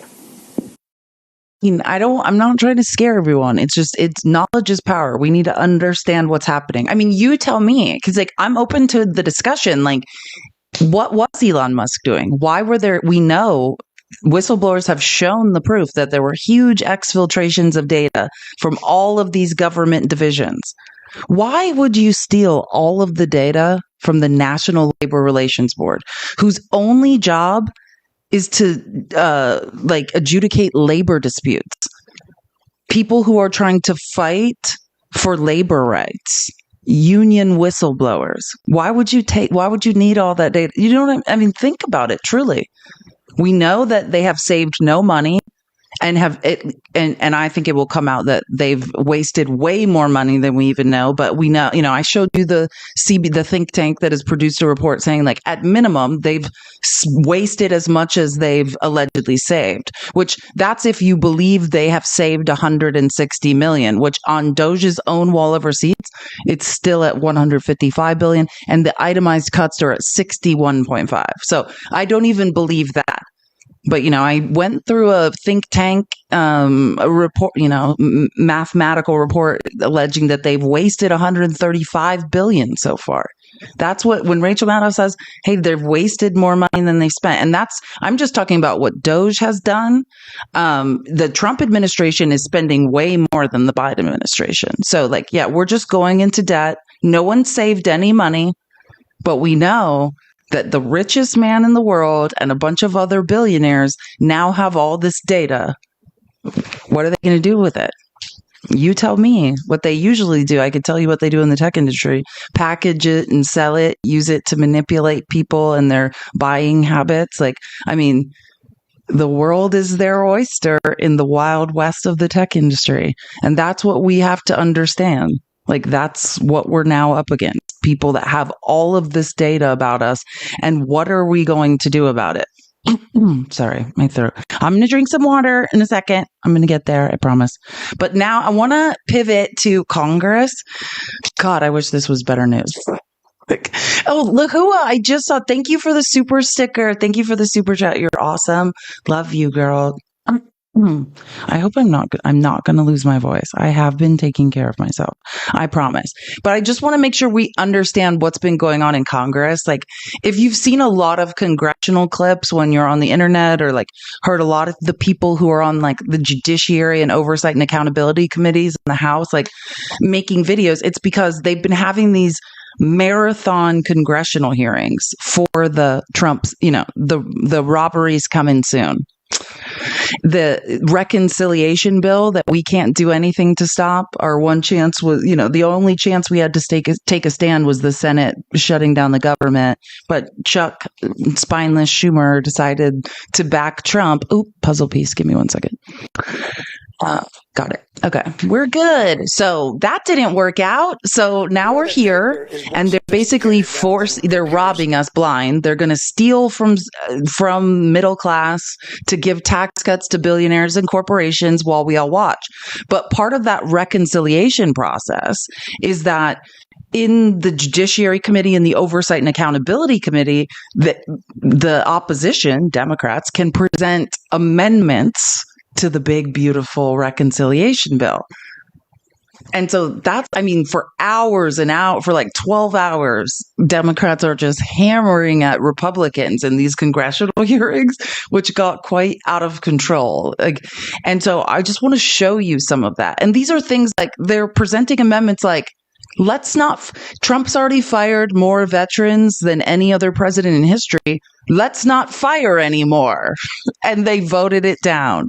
They literally voted, which I don't even want to tell you that. Well, I guess before I tell you this, I'll let Sawyer Hackett, one of my favorite independent journalists, because like I said, I did a 6 hour live yesterday to try to cover all the things I'd missed in the last week.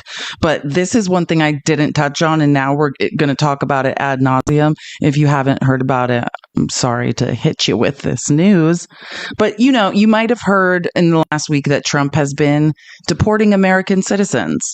In fact, deporting children, and in fact, deporting children who have metastasized cancer, removing them from their cancer treatments and taking them to Honduras.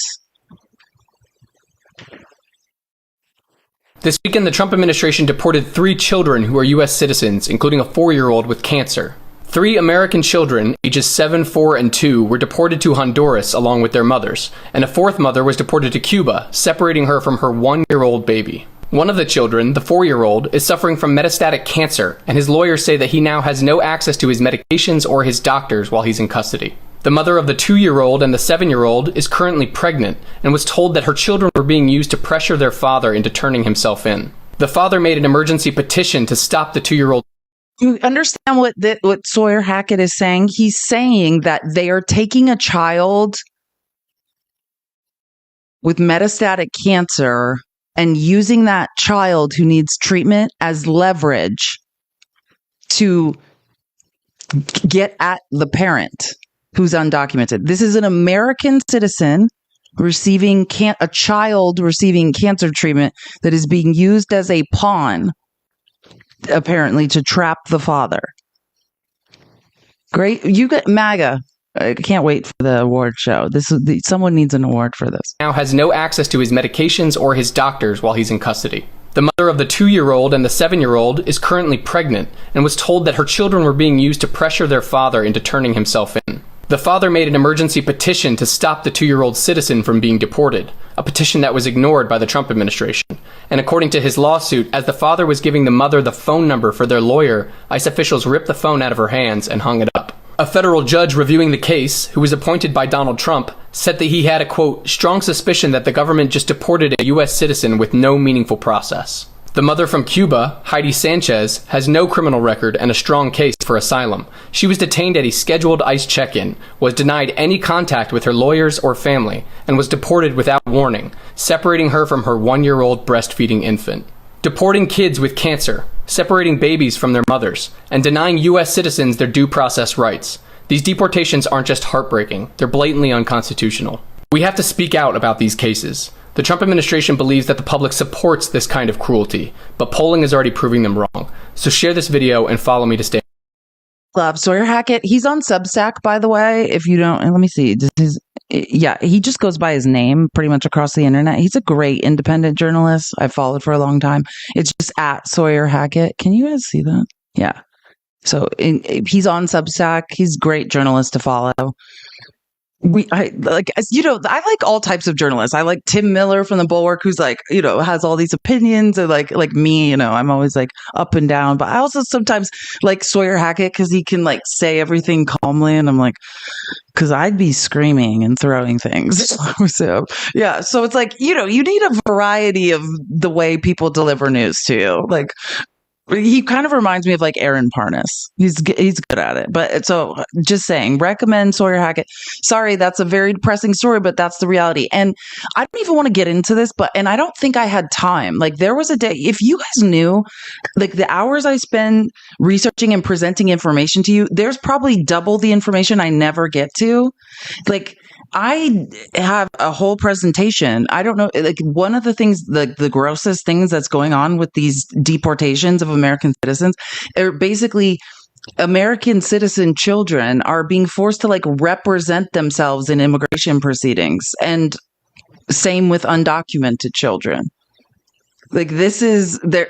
I don't even know what to say about it at this point. I didn't even think it was true, but yeah, look into it if you're interested. But it's which problems do we focus on? There's so many problems. But the reason I showed you that video is because, like, in these congressional hearings I'm about to show you, where they're trying to present amendments, very reasonable things, like don't deport American citizen kids with cancer.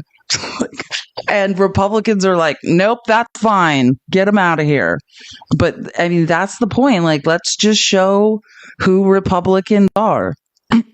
Sorry, I need to drink. I'll drink some water in a second when I show this. Wait, anyways, I'll show a couple clips and then we'll get. Oh my God. So again, I'm going to switch between, and I'll try to tell you. There's two major committees that do this type of stuff for the reconciliation bill. There's Judiciary. Cool. Thank you for the squid.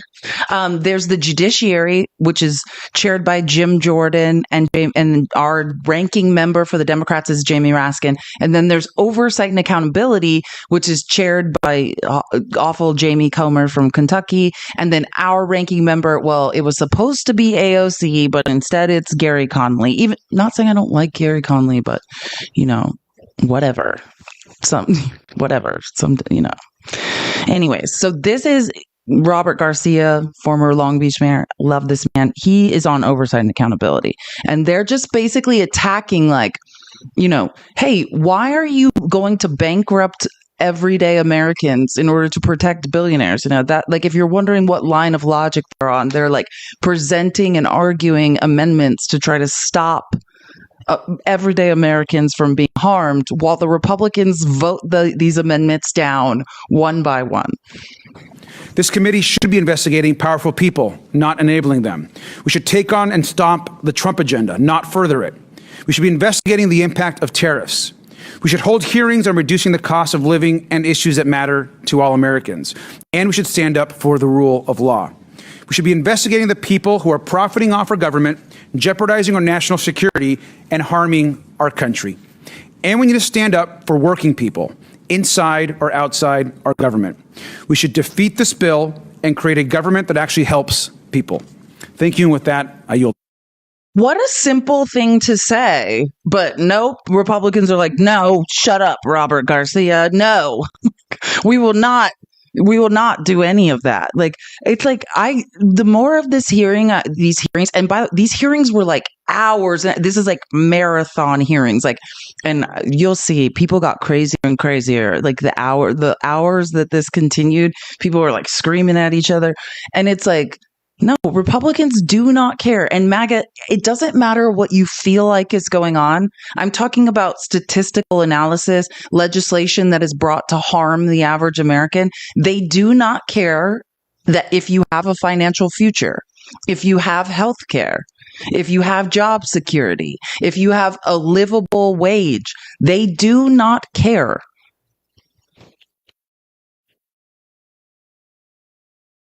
At the end of the day, if you can't really explain to me how this is going to help your constituents, I don't understand why we are talking about it. Because again, we weren't elected by Donald Trump or JD Vance or Elon Musk.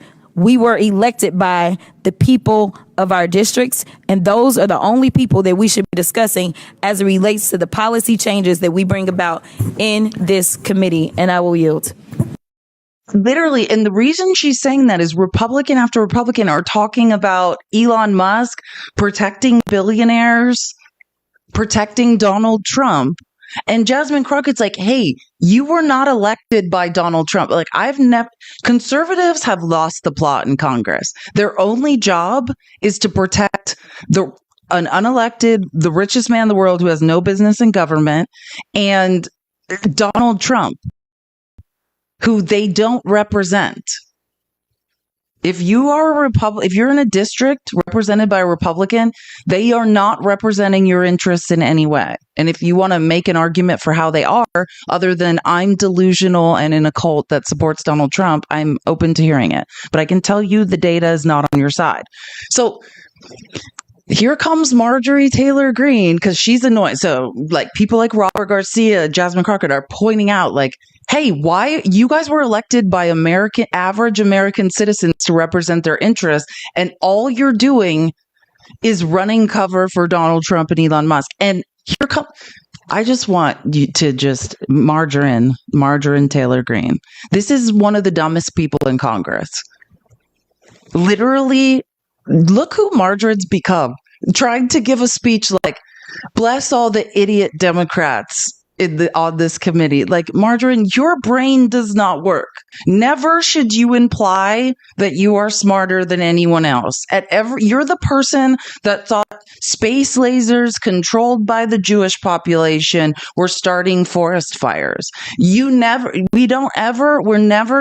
going to be a moment where you know something. I'd like to point something out that our Democrat colleagues know this because they did reconciliation before when they were in charge, and it may be hard for some of the freshman Dems to understand, but this is not a policy debate. That's not what reconciliation is. This is a budget process. And so for the American people watching at home, our Democrat colleagues are sitting here trying to score points and spread. Democratic colleagues, you don't know the difference between an adjective and a noun, and you're trying to act intelligent. You can't even speak English properly. I'm sorry, I can't. Colleagues are sitting here trying to score points and spread more lies and divisiveness about Republicans in order to spread more garbage across the country. But this is about budget, Mr. Chairman, and this committee is trying to do serious work. And we need to stay focused on budget, and that's for the American people. And it is very serious that's what we remain focused on here in our work on oversight. And the Democrats know that provisions must be carefully crafted because they did it before, and it has to be scored by CBO to be included in this budget bill. And that's what we're trying to do, Mr. Chairman. And I just wanted to point that out for the people watching at home so they are not swayed by this entertainment today. Thank you, Mr. Chairman. I yield. Margarine just said, for anyone's like, what the F did she say? Margarine said, first of all, I don't have a command of the English language. By the way, I'm not tone policing or saying everyone needs to have a command of the English language because I don't believe that. What I'm saying is, if you're going to imply that you are intelligent and talk down to other people in a room who are pound for pound on every day more intelligent than you, then probably just be able to, conjugate adjectives and, subject verb agreement, noun adjective agreement, those types of things should probably just get a handle on it. Maybe step one. Right. And I don't know if you heard her. She said nothing because she doesn't actually understand how the Congressional Budget Office works. She doesn't understand reconciliation. What's happening in this congressional hearing is exactly what's allowed.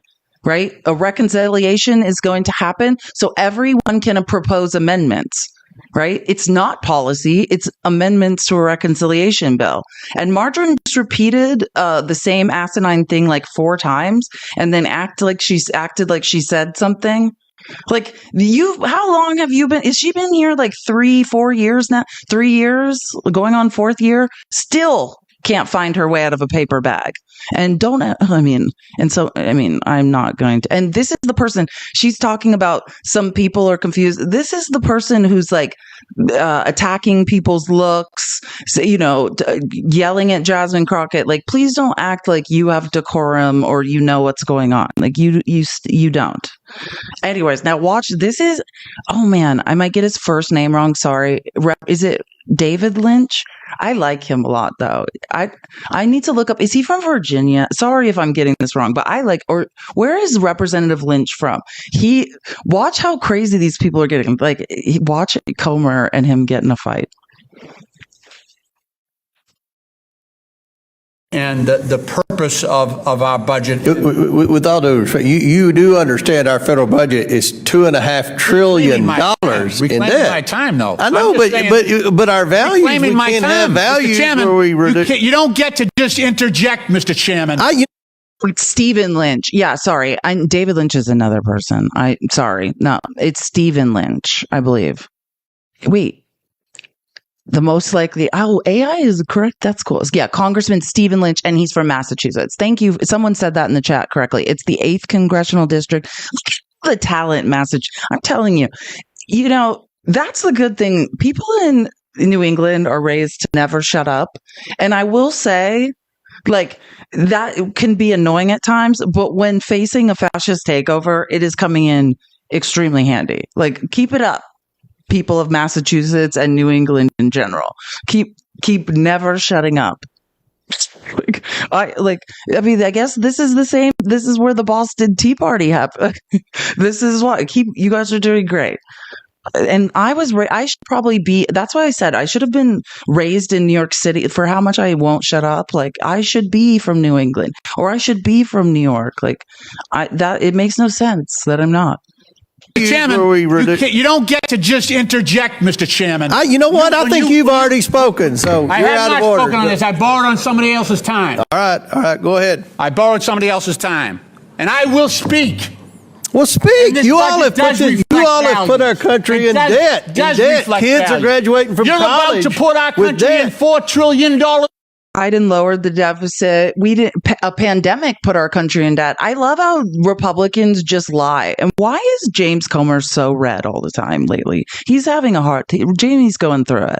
I don't think you all could find $1 billion in savings. You don't care about the Congressional Budget Office scores because you don't care Mr. Chairman, what reclaiming my anything time. You just want to spend reclaiming my time. Hard-working American taxpayers' money. I asked to restore the time. Give me 5 minutes. You can talk all you want. I want everyone in America to see how much Mr. Chairman, you all have to. You're out of order. You're out of order. Your own chairman, and you're out of order. Go ahead. Okay. Go ahead. Now, without interruption. And the purpose of So I'm just showing, this is the mood. I mean, and it got crazy. This went on for hours and hours in both the judiciary and oversight and accountability. It just got more and more heated as Democrats were just like, why don't you just agree to not fire veterans? And the reason, if you're like, why are they doing this even though Republicans are just going to vote them down? It's the point. It's the point that Americans should see. If you live in a Republican district, why wouldn't they agree to stop firing veterans? Why won't they agree to give transparency? Or for instance, actually, I don't want to ruin the surprises of these amendments because there's some good ones. We'll just get into it. But it's to expose Republicans. You were elected by average Americans and have done nothing to support them. And can I just say, we should be at 300K. I think we are. Thank you to the people who have been tapping the screen. And also to everyone who's not, can we all tap the screen and get to 300K as fast as possible? Oh, this is what I was just going to talk about, and we're here. So again, here's another example. I love Greg Casar. He's a representative from Texas. He's the chair of the Progressive Caucus in the House. If you don't know, he's amazing. And man, was he amazing in this hearing, as usual. Objection to the amendment is considered as read. I reserve a point of order. The gentleman for Texas is recognized for 5 minutes to explain the amendment. Mr. Chairman, we're now talking about ways we can save the American taxpayer money. And here's an idea. Why don't we say Elon Musk has to follow the law and leave the government at the end of his 130-day mandate? Otherwise, we cancel all of his sweetheart contracts. That would save us $3 billion a year, just alone, on saying Elon Musk needs to follow the law. Or we could just save the American taxpayer $8 million a day, $3 billion a year. Already, we've heard that Mr. Musk is saying he wants to step back some from his role of robbing the federal government and the American taxpayer blind. But stepping back a little bit isn't what's required under the law. The law says that if you want to be one of these fat cats with billions of dollars in federal contracts and then be in the White House, look, I don't think you should be allowed to do that at all. But the law says you get to do it for 130 days. Those 130 days end on May 30th. So my amendment is simple. If Elon Musk follows the law and leaves the federal government at the end of 130 days, then that's it. He followed the law. But if he does what it sounds like he's saying he's going to do and stay involved in the federal government, keep on running cabinet meetings, keep on running the White House, keep on firing veterans and stealing their salaries to give his companies another big contract, then no, we cancel those contracts, and we know exactly what the impact to the budget is. We will save ourselves $3 billion a year. We'll save the American taxpayer $8 million every single day. But the choice would be up to Elon. And if the Republicans think that Elon Musk is going to follow the law and leave the government when he's supposed to at the end of May, then they should have no problem voting for my amendment. Just know they voted that shit down. Like, why is that not reasonable? Why can't you just say, hey, like, let's just assume Elon Musk should follow the law? That's the level of corruption you're at, MAGA, and that you're running cover for. The richest man in the world to rob us all blind. Embarrassing. Oh, and it gets better because Greg went on. Greg, now 5 minutes to explain his amendment. Mr. Chairman, the Republicans on this committee just voted no on canceling Elon Musk's contracts if he... It's trying again, basically. They voted down his first one. He's like, I got something else. Violates the law and stays past 130 days.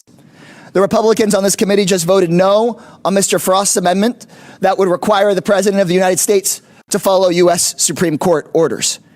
At some point, we've got to have some shame on this committee. So my amendment, I would hope my Republican colleagues would vote for it, is that if a court or the federal government finds that Mr. Musk abused his power to enrich himself here over the last few months, then we would cancel his contracts. If a court finds that the richest man on earth went in, used the federal books, scraped people's data, steered contracts to himself, then we should maybe stop sending him $8 million a day and save the American taxpayer $3 billion. That's the way that not just Democrats, but conservatives, progressives, independents all across the country want to see us save some money by saying these corporate grifters that use the government to enrich themselves, they should get cut off. And look, there's a House Republican majority today, but there could be a Democratic majority tomorrow, or at least in under 2 years. And when we are sitting on this committee, and if we get a chance to have the subpoena power and look into this and find out that Elon Musk has used his power to enrich himself, the consequences could actually be much greater than just having his contracts cut off. So I ask my Republican colleagues, I know you voted no on Mr. Frost's amendments to say the president should follow the U.S. Supreme Court. I know you just voted no on my amendment that said if Mr. Musk stays over the 130 days, he should have his contracts canceled. At a minimum, I would ask that you vote for this amendment that says if Musk breaks the laws, if he says that if we find out from a court or from the federal government that he steered his contracts to himself, then we shouldn't keep on rewarding him with billions in taxpayer dollars. That's the way we should be saving the American taxpayer money, not by kicking kids off of Medicaid or pulling school meals or firing veterans. I yield back, Mr. Chairman, and I would hope that at least one Republican member of Congress would vote to say we will hold Mr. Musk accountable if he stays past the 130-day limit. We'll hold Mr. Musk accountable if a court finds that he's been funneling money to himself. The news is out that he's seeking this multi-billion-dollar contract for Trump's Golden Dome. The word is out that he's out there messing with the FAA, trying to get his Starlink contracts at the FAA. The word is out that he tried to get a $400 million contract just recently for Tesla at the State Department, and then he got caught doing it. So, look, you may not think it's going to come out today, but it will come out eventually, and it would have been better if you voted yes to say we're going to cut off Musk's contracts if he breaks the law, if he breaks the 130-day rule, if he breaks conflicts of interest, if he keeps on using his position to enrich himself. I yield back, Mr. Chairman. It's Greg Casar, Representative Greg Casar, C-A-S-A-R. He's from Texas. I can't remember. That's the chair of the Progressive Caucus. And I feel like I've watched him grow up in Congress. He is amazing. He gets better and better every congressional hearing that goes by. He also does tours with Bernie Sanders. He's absolutely amazing. But think about it. What he's saying, why not an amendment that says, hey, Trump should follow the Supreme Court's orders? That's constitutional. They voted it down. I want you to know, if you're interested in seeing and that's why I'm showing this, and don't worry, more highlights to come of the Absolute S show. But Republicans in Congress voted down every common sense amendment. Hey, don't let the richest man in the world steal from the American public. Voted it down. And that's when you're like, why is this important? On record, every single conservative whose spine has seemingly spontaneously dissolved in their back. This is the congressional record. As a historical researcher, that matters. These people are on record folding like lawn chairs for 12 hours yesterday. And we should never forget it. There's not one Republican in Congress that has the back and this is the House we're talking about right now, that has the back of the American people over Elon Musk, an unelected billionaire, over Donald Trump, a guy who's legitimately grifting and stealing from all of us. Oh, here comes Jasmine too. Jasmine was so fabulous yesterday. We love her. And if you don't know, I know I act like I'm talking about my favorite sports team when I talk about people in Congress, because I was a Division I athlete, but like sports are like chasing a ball around. Like this is for our futures. So the stakes are higher. And Jasmine Crockett is not only on oversight and accountability, she's on judiciary too, which I don't know if you know what that means. Judiciary is like probably the more where the grown-ups are. Margarine's on oversight and accountability, but she's on both because she's effing fabulous and is fighting. So she's going back and forth between these committee hearings, like screaming at people and just, I don't want to say screaming because when I say screaming, that sounds like she's not effectively communicating ideas. Like she's an amazing litigator whose brain is fascinating to watch. So this amendment specifically deals with issues around the consumer price index. So let's talk about the price of eggs, because for whatever reason, we've yet to have a hearing on the price of eggs when that was really the one big thing. And I remember the big guy that's in the White House saying that he was going to reduce the cost of eggs on day one. But what we see is that the national average price of eggs in March of 2025 was $6.23, a 6% increase from the previous month, a 60% increase year to year. And USDA said egg prices could climb 41% this year. When we start to talk Stephen Miller / Joseph Goebbels reincarnated just this morning was saying the price of eggs was down 80%. What am I to believe? Are you saying that everyone in the White House is lying to us on a daily basis? About things such as our energy. In March, natural gas prices increased 3.6% and electricity prices increased 9%. Fuel and oil prices increased 0.8%. Utility gas services increased 2.5%. The national average for a gallon of gas is currently $3.17, nowhere near. Trump said it was $1.98. I don't what's happening. You guys, is it possible that the information coming out of the executive branch could be not true? The $1.98 that President Trump claimed last week. I just want to make sure we get the facts out there.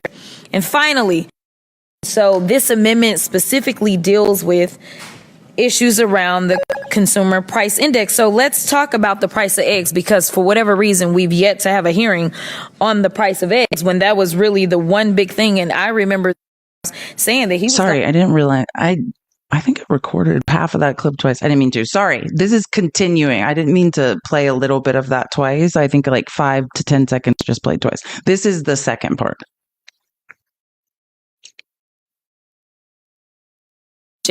Right now, we're cutting jobs as it relates to the federal government. Right now, because of the failed policies around tariffs, we know that we are looking at losing plants. They said that was going to bring plants. They just announced that we had 2 auto dealers that were going to shut down approximately 40,000 jobs. As they then go after NIH, we know that in the state of Alabama, the largest employer in the state of Alabama is the University of Alabama. They are looking at losing jobs because they won't have research dollars. The only thing that they are doing is hurting us. It is the reason, if we're going to talk about numbers and mandates, it is is the reason that the only person in recent modern times to have the lowest approval ratings at their 100-day mark is the same person the first time they were in and now this time. It is time for us to get serious and talk about what will grow our economy, what will bring more money in, what will make sure that people can move up from working poor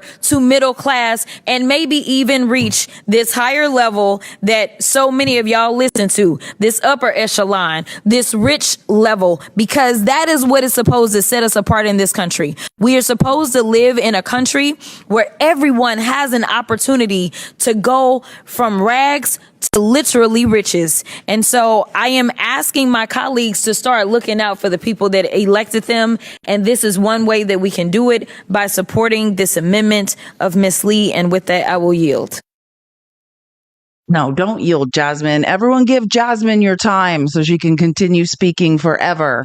I love Jasmine. She was, and I'll show you more. She was on one yesterday. She's so, like, the best part of Jasmine is not even these moments. It's like what she's up to, like, in the halls of Congress. Because you guys know, I'm obsessed with what's going on Capitol Hill every day.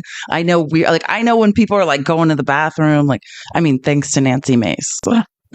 I know, but like I have so many funny things. Okay, and Jamie Raskin, we love Jamie. He was on fire yesterday. He is he's the ranking. No, I almost said chair, not chair, because we don't have a majority. He's the ranking member of Judiciary.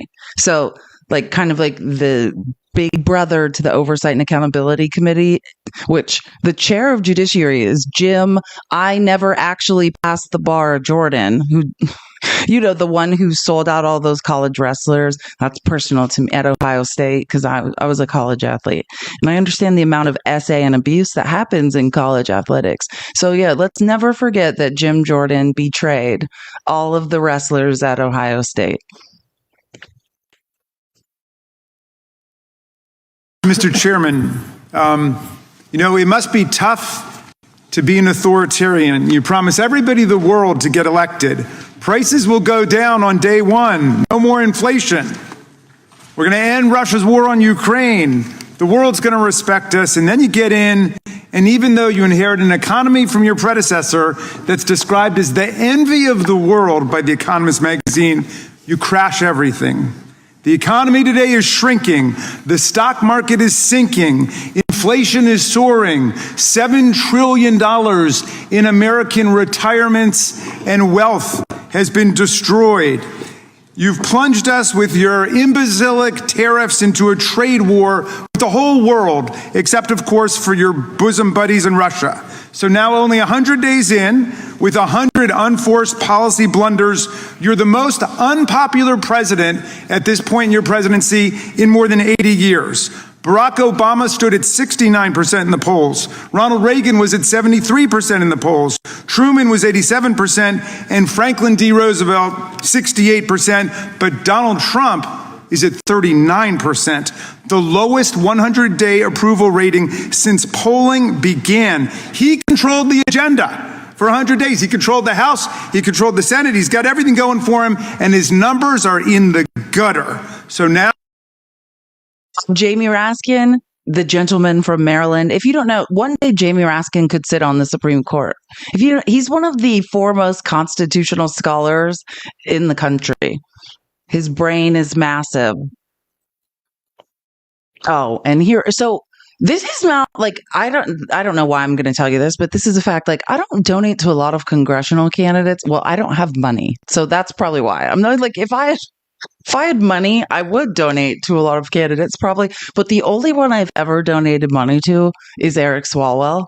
And like, I just want to show you what Eric Swalwell has been up to. Eric Swalwell, and just understand, like, on the Oversight and Accountability and the Judiciary Committees in Congress, in the House, most of the Democrats are actual litigators, right? These are people who have passed the bar and are legally, trained, understand the ethics and the rules around the legal system, and are just running over Republicans. Like, That's what's happening because they just have a knowledge base, that is just far greater than what the Republicans bring to these hearings. But what I love about Eric Swalwell is not only is he a brilliant litigator, and people are always like, why are you so obsessed with the law? I think it's because courts are the last place the truth matters. Like even as a researcher, I like the congressional record. At least people are under oath. Well, not these people, if you don't understand that. Our representatives are protected by the speech and debate clause, so they can still be lying. That's why Republicans are always lying in Congress. But, people testifying under oath in Congress, like the truth matters. But, at least in court, the truth still matters.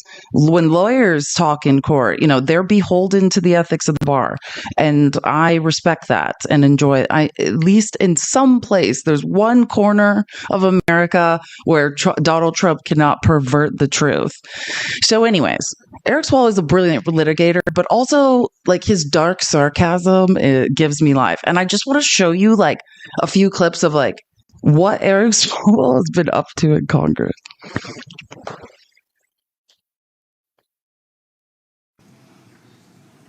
The president deported a 4-year-old American citizen with cancer, stage 4 cancer, took him away from his American citizen father and his American cancer treatment.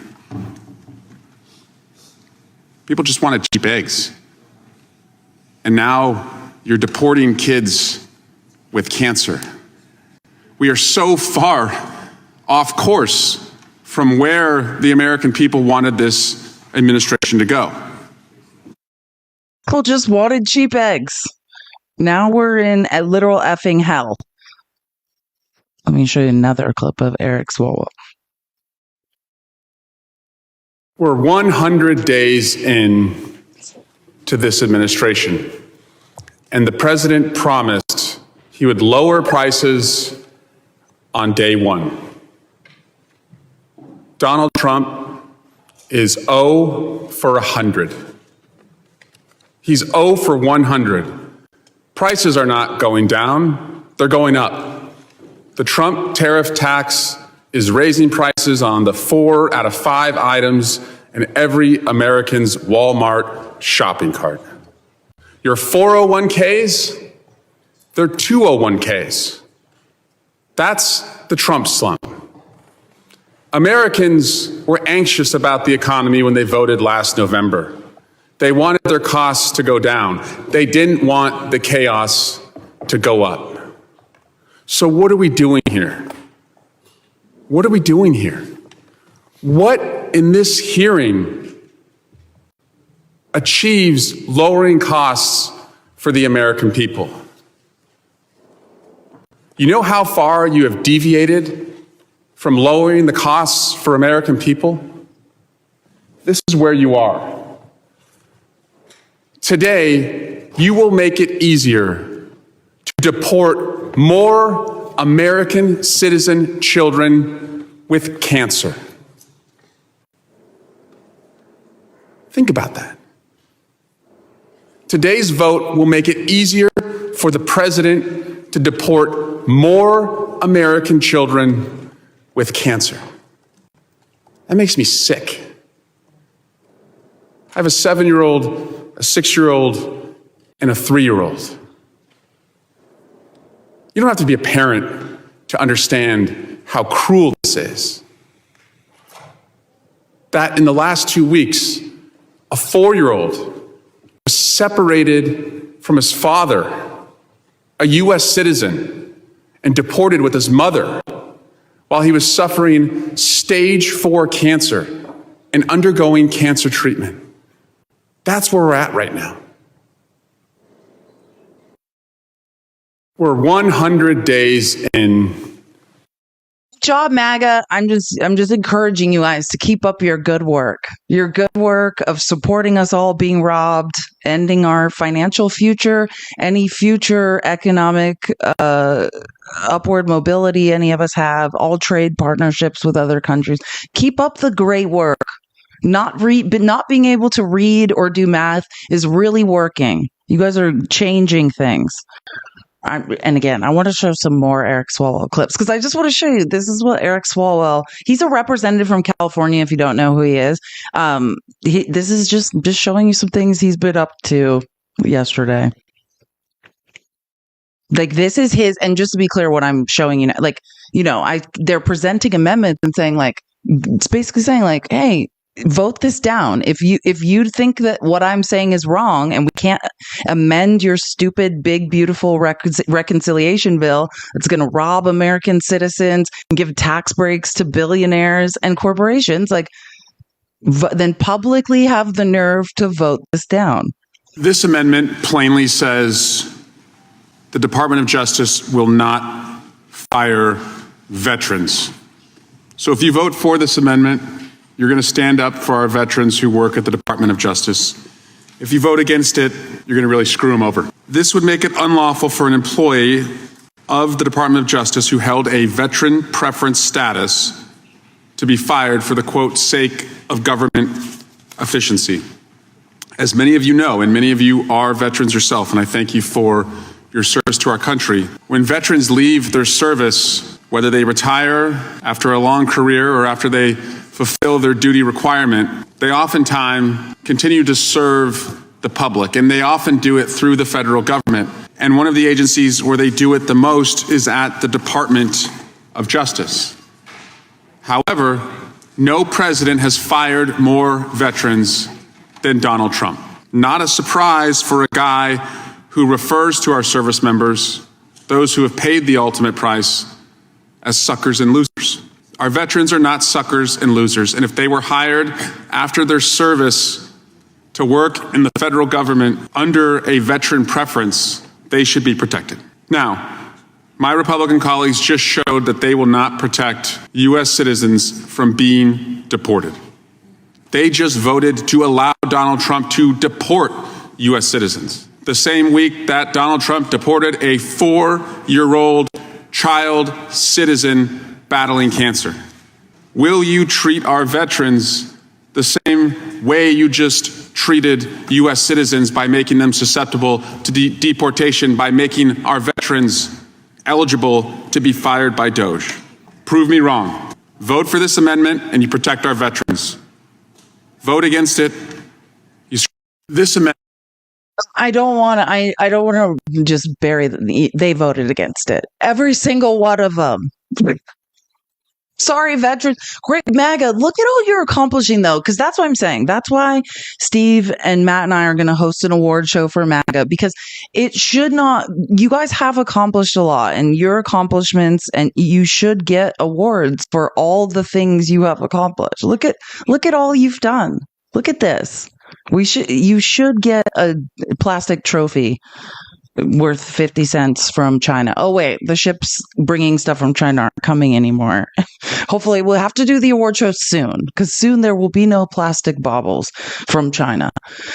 Okay, so anyway, Eric Swalwell has been tearing up the Judiciary Committee, so I just want to show you another clip of Eric Swalwell, because, I mean, why not? And people should be screaming this stuff from the hilltops. Think about this. This is what's been going on in Congress. Republicans are voting down these amendments that make perfect sense. Oh, don't let Elon Musk commit a bunch of crimes and get $8 million a day from U.S. taxpayers. Nope. Nope.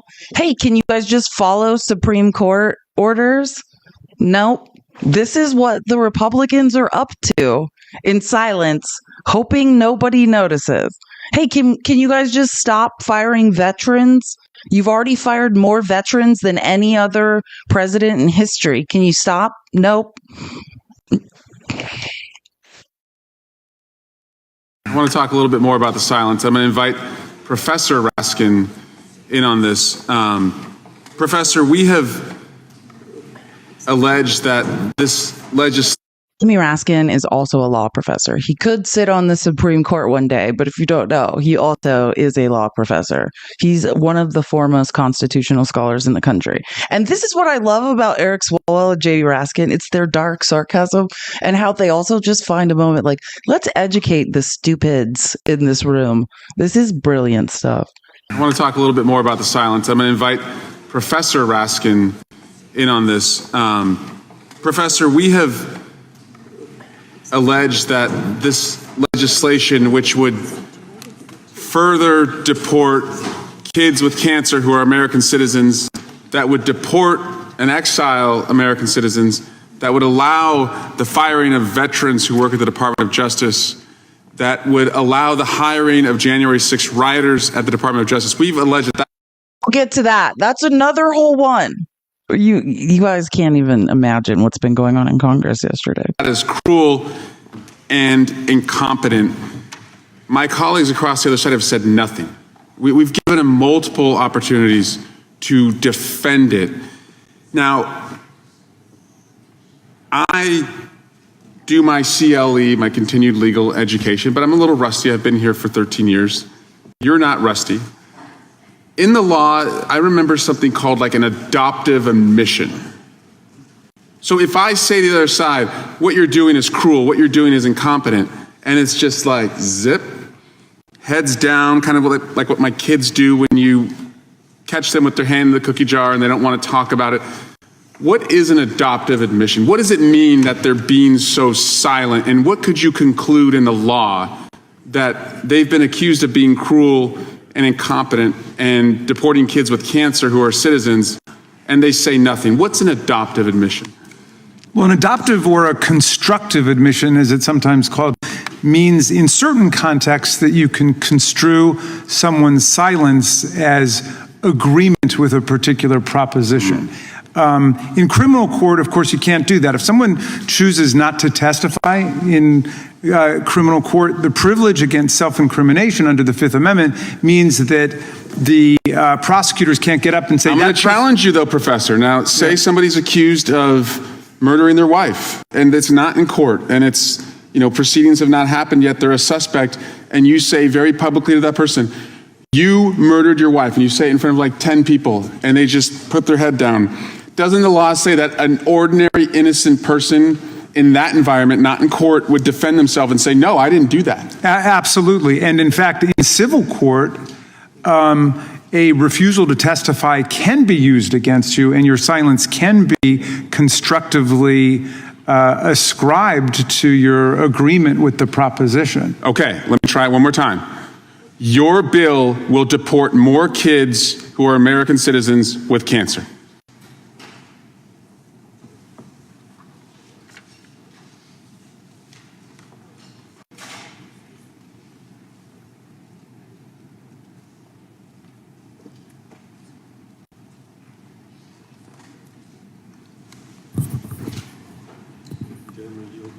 I don't think they want to answer that. The silence is deafening. You get it? This is who they are. Great job, MAGA. Great job. You guys are awesome. You guys are awesome people. And nobody is covering this up. This is what was going on in Congress. Hey, will anyone say that American citizens with cancer who are tiny little children shouldn't be deported? Dead silence. Dead. So there's, Jim Jordan, not a word. None of those people will speak, because the only people these people were elected to protect their own constituents, and the only people they will protect are Donald Trump, the richest man on earth, and a bunch of billionaires. If you won't speak up for an American citizen with cancer being deported, who will you speak up for? Cowards. MAGA, you guys are amazing. Oh, and this is like, you're going to be like, what the F is this? Okay. I have just one last Eric Swalwell clip, because I find this fascinating. And if you don't know, if you haven't watched my lives for too long, or like, Eric Swalwell terrorizes Jim Jordan. He was the chair of the judiciary. Like, he used to have he would bring an iPad and set it up like facing the cameras at every hearing and be like, it is now 568 days that Jim Jordan has dodged a U.S. subpoena. So he gets all these things. So one of his new things is Kevin Kiley, who's a Republican representative in the district above to the north of Eric Swalwell won't do town halls, like won't address his constituents. And so Eric Swalwell has just every congressional committee hearing, he's just terrorizes this guy, which, I mean, it's gold.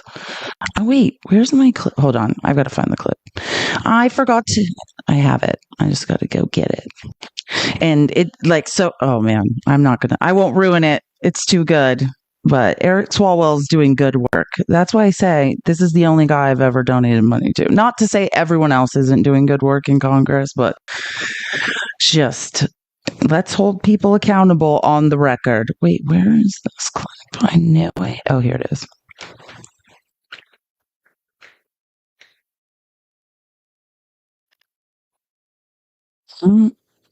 Sorry, I'm just... There it is. Oh, God, this is so funny. That was this 3 minutes of torment. Get excited. Wait, I want to make sure. Mr. Chairman, where's Kevin Kiley? I'm a little worried about him. We've been going since 2 o'clock. I think we've had, Mr. Raskin, you could help me, probably 10 amendment votes? More? How many amendment votes have we had, guys? 15?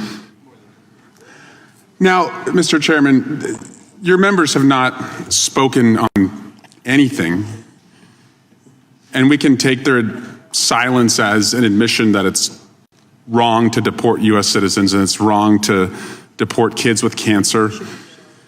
But Mr. Kiley has missed every single vote that we've taken, and I think it's fair to do a welfare check on Mr. Kiley. He's tweeting. He's been tweeting during this hearing, but he's not voting.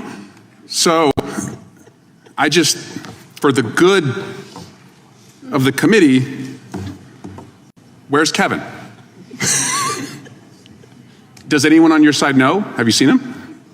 Is he in the room? Is he in the room? Just a wave or like a hey?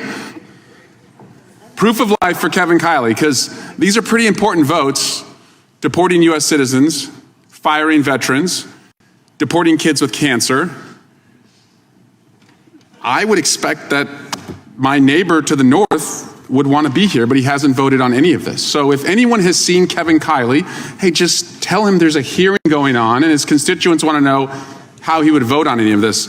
Mr. Chairman, I did earlier note that our colleague, Mr. Kiley, was not present during any of the votes, and he's here now, and I think that's important. And because I did call him out, it's only fair if I ask him how he would have voted on the votes he missed. And so I would like to know, Mr. Kiley, if you would like to tell us how you would have voted on banning the deportation of U.S. citizens.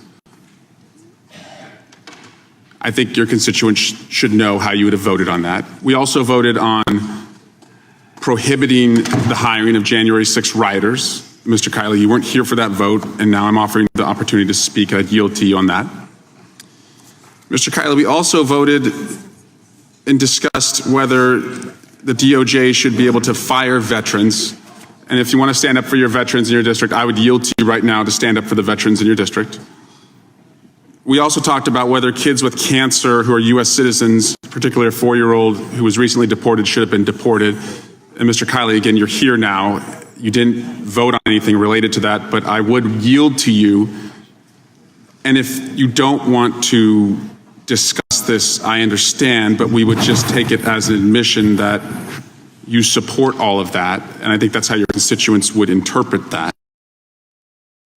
That's why I love Eric Swalwell. That's why the only person I've ever given money to in Congress is Eric Swalwell. Because when people are shitty, he terrorizes them and doesn't forget.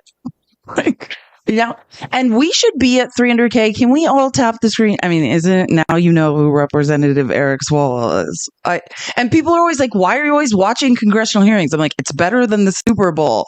It's the player, the athletes are better. And this is coming from a Division I scholarship athlete. Like, I'm telling you, what goes on in Congress is more interesting than the Super Bowl. You just have to understand what's happening.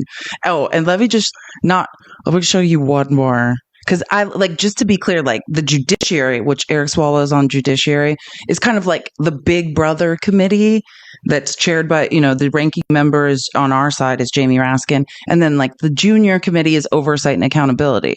So Jasmine Crockett's on both. And I want to show you, I'll just skip forward a little bit in my presentation. I want to show you this video that Jasmine because I have more to show you from the oversight accountability and the shit show that was going down in there. But I want to show you this video of, oh, that's right. I'm outside I was like, this doesn't look like my presentation. Let me go back in the presentation. I want to show you a video of like when I was this is what I was talking about when I said the Jasmine Crockett I really like. It's not, I mean, she's amazing in hearings, but she's even funnier, like, because she's just records, she just makes videos like outside of congressional hearings. And this one involves Eric Swalwell, and it's gold. Like, again, remember, these hearings were going on for hours and hours. People were getting angry, screaming at each other. Like they're like fighting in the hallways. And this is the video, like at like hour 10 that Jasmine Crockett and Eric Swalwell make. Well, I didn't even know if Eric wanted to be in the video. It's just hilarious stuff. Hold on. Found it. They just voted for her. I want y'all to take a guess. Okay, y'all probably not gonna guess it because it don't make sense. But if you think of the most ridiculous thing that they could do, okay, I know that that's really hard too because everything that they do is quite ridiculous.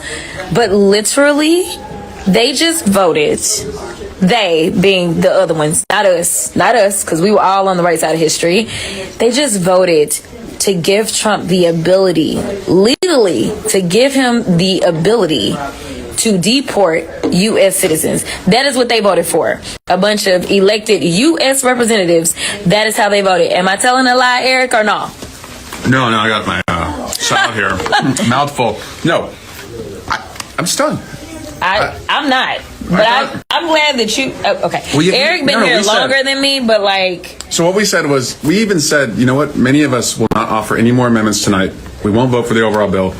But if you agree to this, we'll drop any other amendments. We'll take the win that this would be in the bill, that you would agree U.S. citizens can't be deported.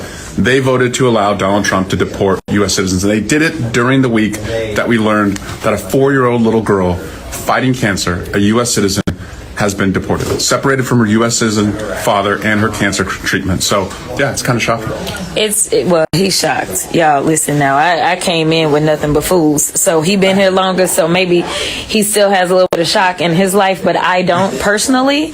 Because the fact is, we used to live in a world in which we saw the news about that baby that got deported, the baby with cancer, because supposedly he the man that's all about the children with cancer, right? Like, that's why he made sure one of his guests was at the State of the Union was a child with cancer. So surely, even though they're cutting cancer funding, but like, it is a U.S. citizen. Like, there honestly isn't even this real thing of like deporting a U.S. citizen. As far as I'm concerned, you randomly kidnapping folk and you throwing them out of the country against their civil rights, against their constitutional rights. And frankly, how would they feel if some other country decided that they were going to just start throwing people randomly in our country?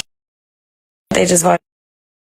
Amen, Jasmine. But like, I'm telling you, she's even better just in the halls of Congress, forcing people to be in videos they don't want to be in.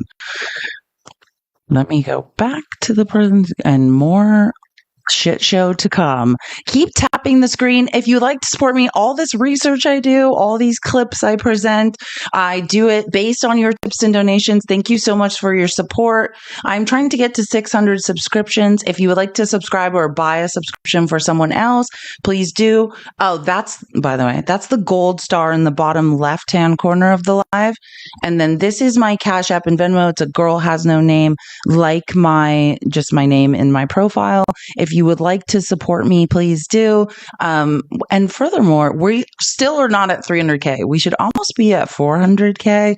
Our tapping is a little slow today. Let's keep tapping is clapping. Let me find my place again. I have a few more. We're almost off the congressional stuff, but man, was yesterday a day of like, I could not even believe what I was watching yesterday. Just, oh my God. I talk about how people in New England, like, thank God, finally, it's great say that people in New England never shut up because they're doing good things. So someone, when I was like talking, New England is not just Massachusetts, right? It's a bunch of states, including Vermont. Someone's like, and Vermont. Yeah. I include Vermont and New England. Maybe, I don't know. I mean, I always have. I think everyone does. And I want to show you who just bought all these. Wolverine. Thank you so much, Wolverines, and W Wolverines 2024, 2025 in the chat. I said this yesterday also. He constantly gets banned for saying things to MAGA. So follow that account if you're not following him, because I know this, I think we're on like account 5 of his. So thanks, John, for subscribing. I want to make sure I don't. And Luigi 626, thank you for the 5 giveaway subs. Appreciate it. If you receive a sub, thank whoever gave it to you. I'm trying to make sure I don't miss anyone who bought subs. Thank you, Wolverine. You're amazing. Thanks, Luigi. And thanks, John, for subscribing. You guys are awesome. Let me get to my place because we can't miss the best of the best. Oh yeah. So again, I want to show you a clip from one of my favorite reps in the Progressive Caucus, Becca Balint. She's a representative from Vermont. She was on fire yesterday, which we should be on fire. I showed you clips. I showed you a few different clips yesterday about this family. And if you haven't heard of this, I think you're living under a rock at this point. But if you haven't heard, American citizens in Oklahoma, they moved, rented a house, moved in, basically were robbed at gunpoint by the federal government, were accosted, were forced to stand in their underwear out in the rain. This is a woman and her children, were terrorized, stole all of their money, still have not gotten it back, do not have like the cash to feed. She no longer has the cash to feed her children. And during the oversight and accountability hearing yesterday, Becca Balint, representative from Vermont, addressed this, and it was amazing. You know that paper is more sophisticated now than computers. Thanks for subscribing, Deb. Oh, it's muted. I was like, why can't we hear this? Hold on. Morning of Thursday, April 24th, about 20 armed federal agents broke into a home occupied by a family of U.S. citizens in Oklahoma City who had just moved there 2 weeks prior from Maryland. ICE agents, mistaking the current occupants for the former, broke down the door, terrorized the family, and they repeatedly said, "We are citizens. You have the wrong people. We are citizens." It happened in the middle of the night. 3 children at gunpoint were forced outside to stand in the rain in their underwear while their mother pleaded with these agents to tell them what was going on.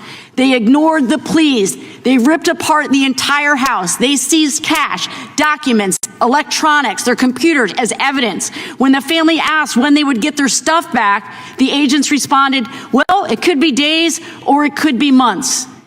This was all a colossal mistake. The names on the warrant did not match the people who lived in the house. This is what we have created here. This is Trump's America. These were citizens who were treated like this. This is what we want you to open your eyes to.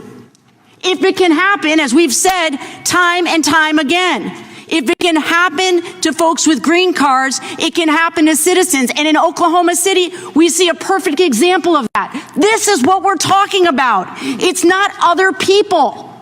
It's us. It's our neighbors. It's our friends. It's people who just moved from Maryland to Oklahoma for a better life and have their house destroyed. And they can't get answers. If we watch the rest of the news clip there, they're asking ICE, who's responsible for this? And then they're sending them to another agency, and they're sending them to another agency, and nobody is accountable for what happened to them. This is what my colleagues are trying to fund with this bill. Armed federal agents breaking into homes, even of U.S. citizens, traumatizing them, taking their possessions. This is Trump's America. That's why we continue to talk about due process. It's not some pie in the sky idea. It's what literally holds our country together. Without due process, without the belief in the Constitution, we are not Americans. That's what gives us the ability to say we are an exceptional country in the world, that everyone who lives here gets due process. And we're going to keep saying this over and over and over again for everyone who lives here. What happened to that family, once again, of American citizens in Oklahoma City should scare the hell out of all of us. And we should not be using this committee to find more money to pump into ICE so that these things can happen. This family is all of us. That's what we're trying to say today. This family is all of us. And I can't believe that in our name, on our watch, this is happening to people who live in this country. Open your eyes. Wake the hell up. That is sorry, I've been sick for a week. Sorry, I'm struggling to talk. Hold on. That's Representative Becca Ballant for Vermont. She's amazing. She's on the Progressive Caucus, and I love her. She gets better every single time. And as we should be angry. If you're not angry, if you're not shaking with rage at the constitutional violations that are constantly happening, and not just the constitutional violations that are constantly happening, but the delusions and the cognitive dissonance of MAGA, blindly supporting people who are robbing us blind and taking away our basic constitutional rights. Like what she said is exactly right. Without due process, we should all leave this country. The only thing that keeps this country together is if someone points at you and says you did something, that you have the right to defend yourself. If that goes away, America is no longer America. And we've got people who can't read being like, well, what if they're brown? What if they're on a student visa? Yeah, tell me more about how you can't read the Constitution. You can't read nor comprehend how the Constitution, it's all persons. It has nothing to do with citizenship. It doesn't matter if you're on vacation. And I'll keep giving the same example because I have been reading a lot of studies recently about how MAGA has never left the country. So it occurs to me, maybe they don't have any idea how it works. Everyone should be forced to live outside of the US for a year so they can get an effing clue. But let's say you save up all your money, MAGA, and you don't even need a passport. You just go to Cancun, right? You save up all your money to go to the 1-star all-inclusive resort in Cancun. And you just get off a plane and you're arrested and disappeared. And not just disappeared into a prison in Mexico, but then they take you and they mail you to, I don't know, Chile. That's south of Mexico. I know you think everything south of America is just Mexico, but there are separate countries south of here. I know geography is not your thing, but maybe look into it. Anyways, and no one asks you what you did, tells you what you did. You have no idea. You're never allowed to defend yourself. You never speak to your family again. That's why countries that are democratic have due process. So that if you're on vacation somewhere, if you do a semester abroad at another college in Europe, that you can't be disappeared and accused of a crime. That's what travel warnings are about. Hey, don't go to Russia because they are disappearing American citizens without due process. And we have no power to stop that. They are no longer living by the rules of democracy.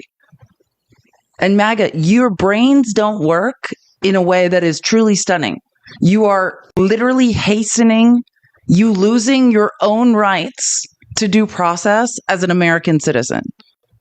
They voted in the Judiciary and Oversight and Accountability Committees to allow Trump to deport American citizens. That's what I'm talking about reps that you elected through direct democracy. That's what they're up to, is helping Trump remove American citizens from U.S. soil, some of whom are children with cancer. While you're like, everything's fine, everything's great. You're delusional. I'm embarrassed for you, but unfortunately, I'm also sinking in the same life raft. So I continue to encourage you to read and to learn how to do basic mathematics and how to use the supercomputer inside your pocket. You don't have to learn how to do mathematics. AI can do it for you.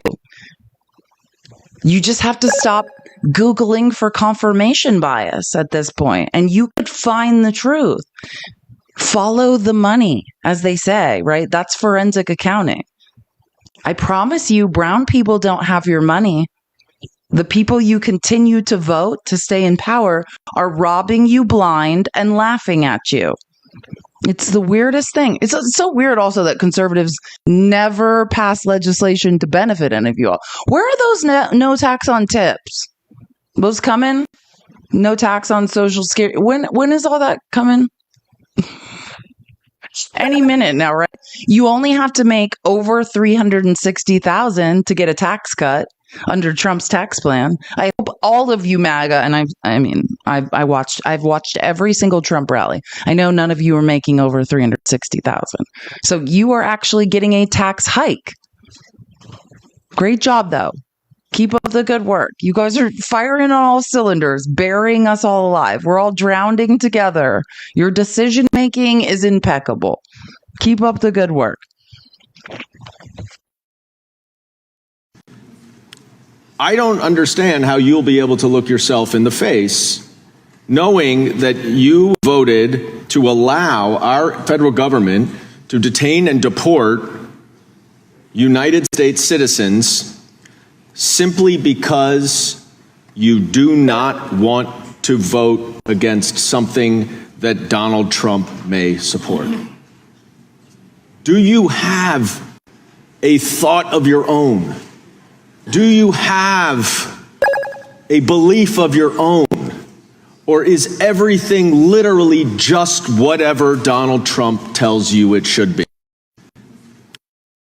Answer the question, MAGA. Do you?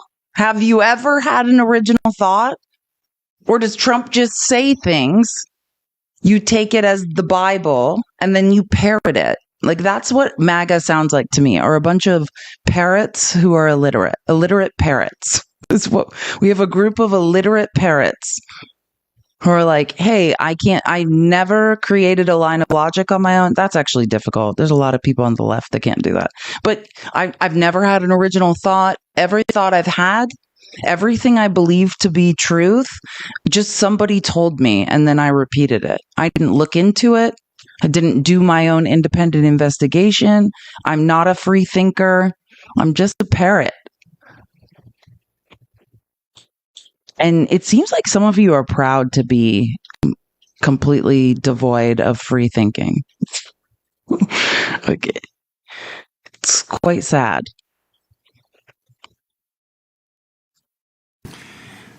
The fact that Democrats and my colleague, Representative Pramila Jayapal, feel the need to even introduce an amendment that says ICE cannot deport U.S. citizens is batshit crazy.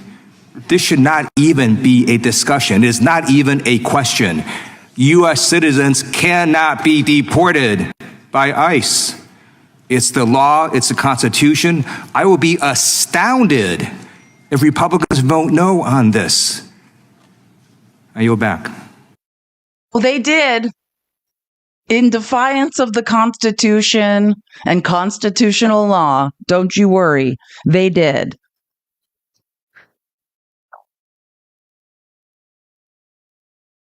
You know, our chairman, for whom I have great respect and admiration, I have seen him over the years. How does one go from being a libertarian railing about the deep state and the FBI and the Department of Justice and the jackboot thugs coming down on the rights of the people to becoming a supine, submissive, authoritarian authoritarian who votes against providing basic due process rights for the people against the government.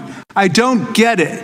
I hope that we would never end up in such a period of partisan saturation that we completely suspend our critical thinking skills when it comes to our own party taking over the government and having someone seeking to become something like a monarch or an autocrat or a king. You know, Amy Raskin in my brain, like these are the thoughts I have all the time. MAGA, because you are so incapable of critical thinking, you would bury your own financial future, your own future, your children's future, your children's children's future. You would relegate yourself, oh, that's too big a word, to a life of servitude rather than what? Just facing that a guy that paints himself orange every morning with really bad makeup and says no other men can wear makeup might be wrong, might be lying to you, might be stealing from you. You would ruin your future, everyone you love's future, rather than face the truth that like, oh, I was wrong. I'm being stolen from by this weird guy that wears makeup every day and then says men shouldn't wear makeup. That in itself alone is a contradiction that should be. Think about it.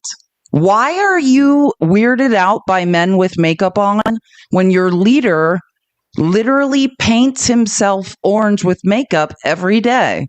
That alone should be like, hey, the logic in this group of people, it's not firing on all cylinders. Something's going on here. And we might need to take a deeper dive into it. Why do we have a problem? Why are we demonizing men with makeup on when our fearless, dictatorial, authoritarian leader is wearing makeup every day? That alone should do it for you. And then there's the fact that he's bankrupting us.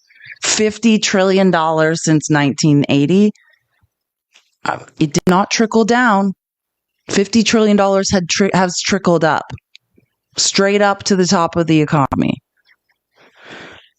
Oh, Jared Moskowitz, he said some funny things.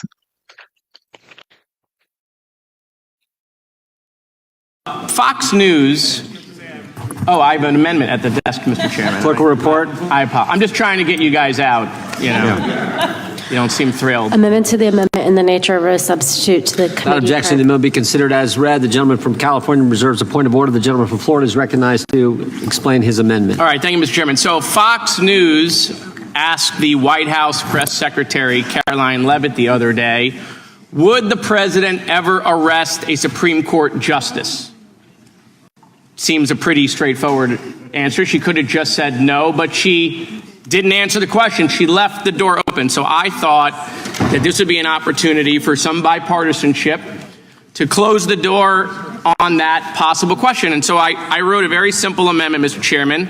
It reads, no funds made available in this title may be used for the arrest, detention, or criminal prosecution of any Supreme Court justice on the basis that that justice has ruled against the executive branch in any case or controversy before the justice. So it doesn't say if they committed a crime, because no one's above the law, of course. It just says they won't be arrested if they rule against the administration. This should seem to be very simple. It seemed to be you should want to take it, be clear. Caroline Leavitt couldn't be. This is your opportunity to clear that up, that we're not going to arrest, Justice Thomas, even though he goes on planes and does stuff with Ginny, right? But we're not going to arrest him. Right, we're not going to go arrest him. You should want to vote for that, right? He goes on yachts and does all. We're not going to arrest him, right? Because we want to make sure that it's clear. So I just figured I'd give you the opportunity, Mr. Chairman. That's the amendment. I wave back. I yield back. I mean, unless you want to talk about it. Gentleman yields back.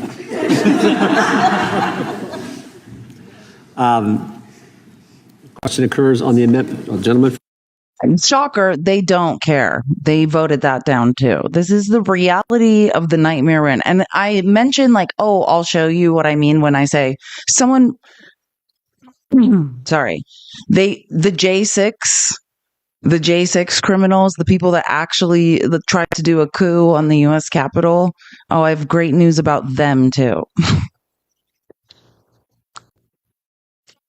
I just want to make sure I understand what this bill is talking about.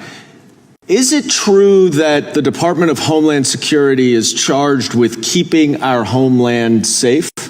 Yes. And so would we want people convicted of invading the most sacred monument in our homeland to be then responsible for keeping our homeland safe? Is that what this bill prevents? That's what this bill prevents, Mr. Goldman. All right, thank you. I yield back. I will yield, yes. Mr. Moskowitz. I just want to even make it a little clearer. Sure. I just want some imagery, I think, because my colleagues across the aisle don't seem to be engaged. So long story short, no, they voted that it's fine. They want, like, the bill that they have now, they're supporting is that J6ers can now be in the Department of Homeland Security. What could go wrong? Joby, thank you so much. Sorry, I'm losing my voice a little bit. I really swear I'm drinking water. I'm trying to take care of myself. I actually think I forgot to take my antibiotics. So when I start the next clip, I'll probably go get it. But thank you guys so much for reminding me to drink water. I've been really sick. I appreciate your support. Joby, Joby for the 10 subs. Thank you so much. Look, we're at 551 subs. Our goal is 600. This is my Cash App and Venmo. If you would like to support me, please do. I appreciate it so much. Oh, and I've talked about Joe Neguse. It's like, there are people like who no one knows who they are in the House, but are like pure geniuses. Joe Neguse is like in the district in Colorado next to Lauren Bobo, and he's a genius. Like I call him the gentleman from Massachusetts, the ranking member of the Rules Committee. And you're like, what the F is that, Felice? The Rules Committee is any bill that ever gets voted on the House floor, it has to go through the Rules Committee. It's where the most powerful people are. Our ranking member is Representative Jim McGovern, also from Massachusetts. Are you noticing a theme? He was amazing. But his like heir apparent is this guy, younger guy named Joe Neguse, who's amazing. And watch this. Like, I like how he puts it. A strange scene in judiciary as Republicans refuse to debate with Representative Neguse over an amendment that protects grants for local police departments. This is the party of law and order that will no longer protect grants for local police departments.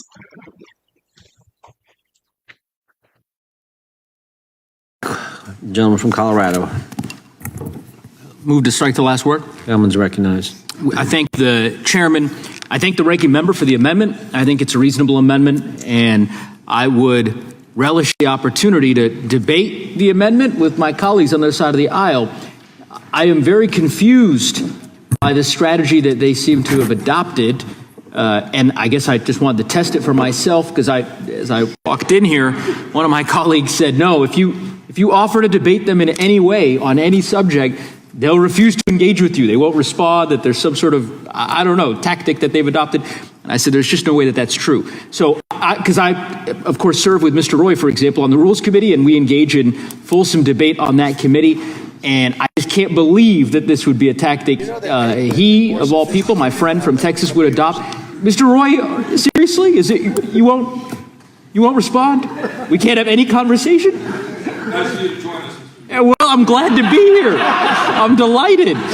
Would you be willing to debate this particular amendment with me? Because I'd be interested in your thoughts. What was that? What was that? What was that? No, I know. I'm offering you the opportunity. I assume you're against this amendment, and I just wonder if you might engage with me for a few moments on why. Nothing? Mr. Roy, come on. Because here's the thing. I know for a fact you disagree with this strategy. Like, I don't know what Chairman Jordan said to all of you to compel you to say, we're just getting this gag order. You're not allowed to talk for 24 hours. I mean, it is insanity. This is not elementary school. What are we doing? Mr. Tiffany, we served together on the Public Lands Subcommittee. You're the chairman. We had a fulsome hearing yesterday, hours of debate. Do you have any comments on this amendment? I assume you have a position on it? I would yield. What was that? I don't know if the cameras could capture it. I think some sort of gesture. I cannot believe that my colleagues on the other side of the aisle have debased themselves in this way. I mean, this committee has long been known as a committee that engages in rigorous and robust debate. Mr. Chairman, could I indulge you? Would you be willing to just debate with me for a moment on this amendment? Nothing? This is probably the only time in the 7 years I've been in Congress that Chairman Jordan has refused to make a comment. No, let me do it. Really? I'm happy to yield a moment to you. Do you support this amendment that Mr. Raskin has offered? The simple and straightforward amendment.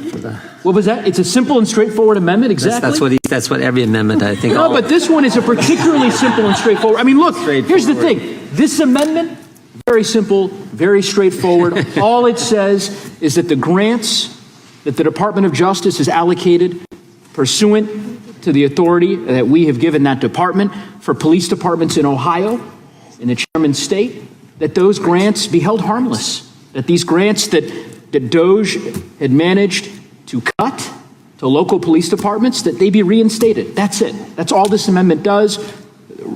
Nothing else. Will the gentleman yield for a minute? To one of my Republican colleagues, or is it? Nope, sorry. On the yeah. Well, yeah. I mean, sorry. There's not a single Republican colleague of mine that'll. Well, why would they not agree to that? Why? The party of law and order who protects the police? That's a weird thing to not agree to.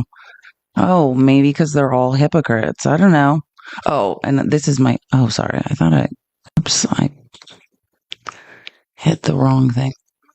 Sorry. I'm sorry. I'm losing my voice. I just am really sick. Okay. This is fun. Well, it's not funny. And who said that, Jason? Someone said in the comments, like, I appreciate all this information, but it's sad. It's not. Listen, what you have to understand is knowledge is power. It's important to understand what's going on. If we don't understand what's going on, then we can't defend ourselves, Like, so that's how I see it. Like, as someone who is raised by someone like Trump, but smarter, like, you can't hide from the truth. Like, you want to hide, but the more you hide, the more you're just going to be taken advantage of. Your bill will deport more kids who are American citizens with cancer.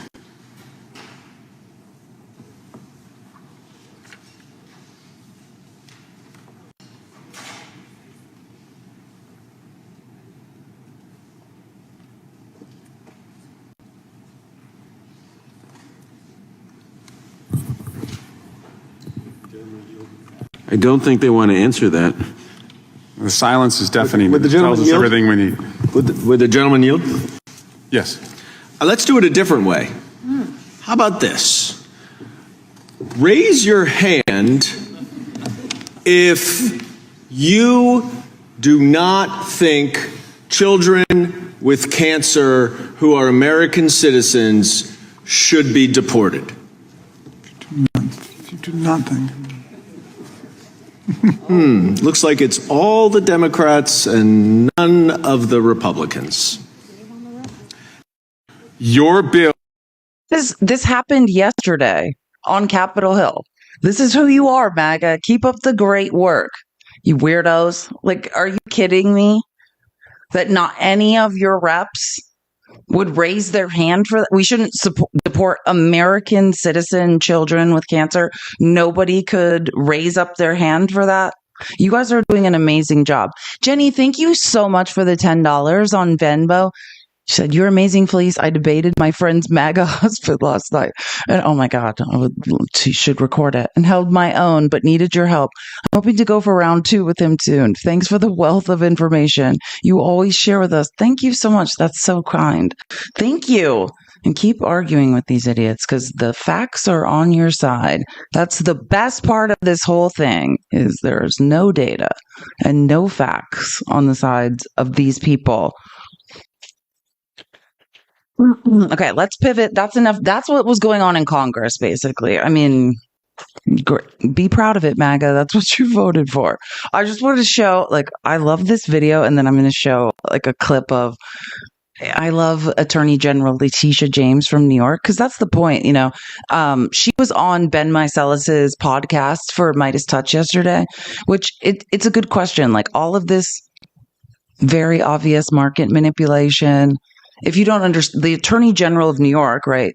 The financial markets, the stock markets, they're in the Southern District of New York. They're in the financial district, which is the southern tip of Manhattan, if you don't know, which is technically the guy who was just talking, Dan Goldman's district. But it's overseen by the Southern District of New York, the courts, and the Attorney General of New York.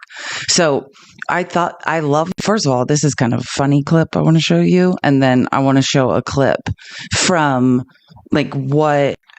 that interview with Ben Meiselas and Letitia James of if they're investigating market manipulation.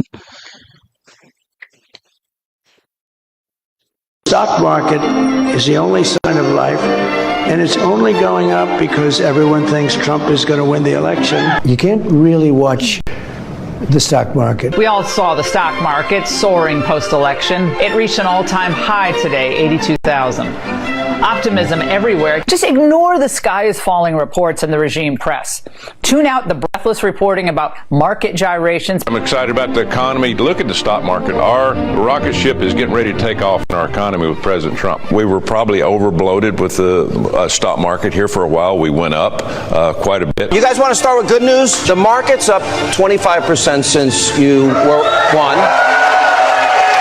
You tweeted this out that nobody in the media brings it up, so I said, you know what, I'm going to bring it up tonight. Forget the stock market for a second here, and I have said on this program for years, it's never been my indicator in terms of the health of the economy. The market always knows. So the market already started to kind of have this sort of rally, this sort of Trump rally. It's an energy, it's an electricity. We have to be very, very careful about all of this, and the notion that we have to react as Americans based on the market being down. So, stock market. Do you see, MAGA? Like, do you get it? Which one is it? Can you process the fact either you were lied to then or you're being lied to now? You are fools. Unless you wake up and start holding people, now say it together, accountable, you are fools. You can literally watch this happening in real time. So anyways, this is just a clip from the interview, which I think if you can go find this on YouTube. It's a longer interview with a lot more information. But yeah, that's the interesting thing about the financial markets. They're in the state of New York, where the Attorney General is 3-0 against Donald Trump in court.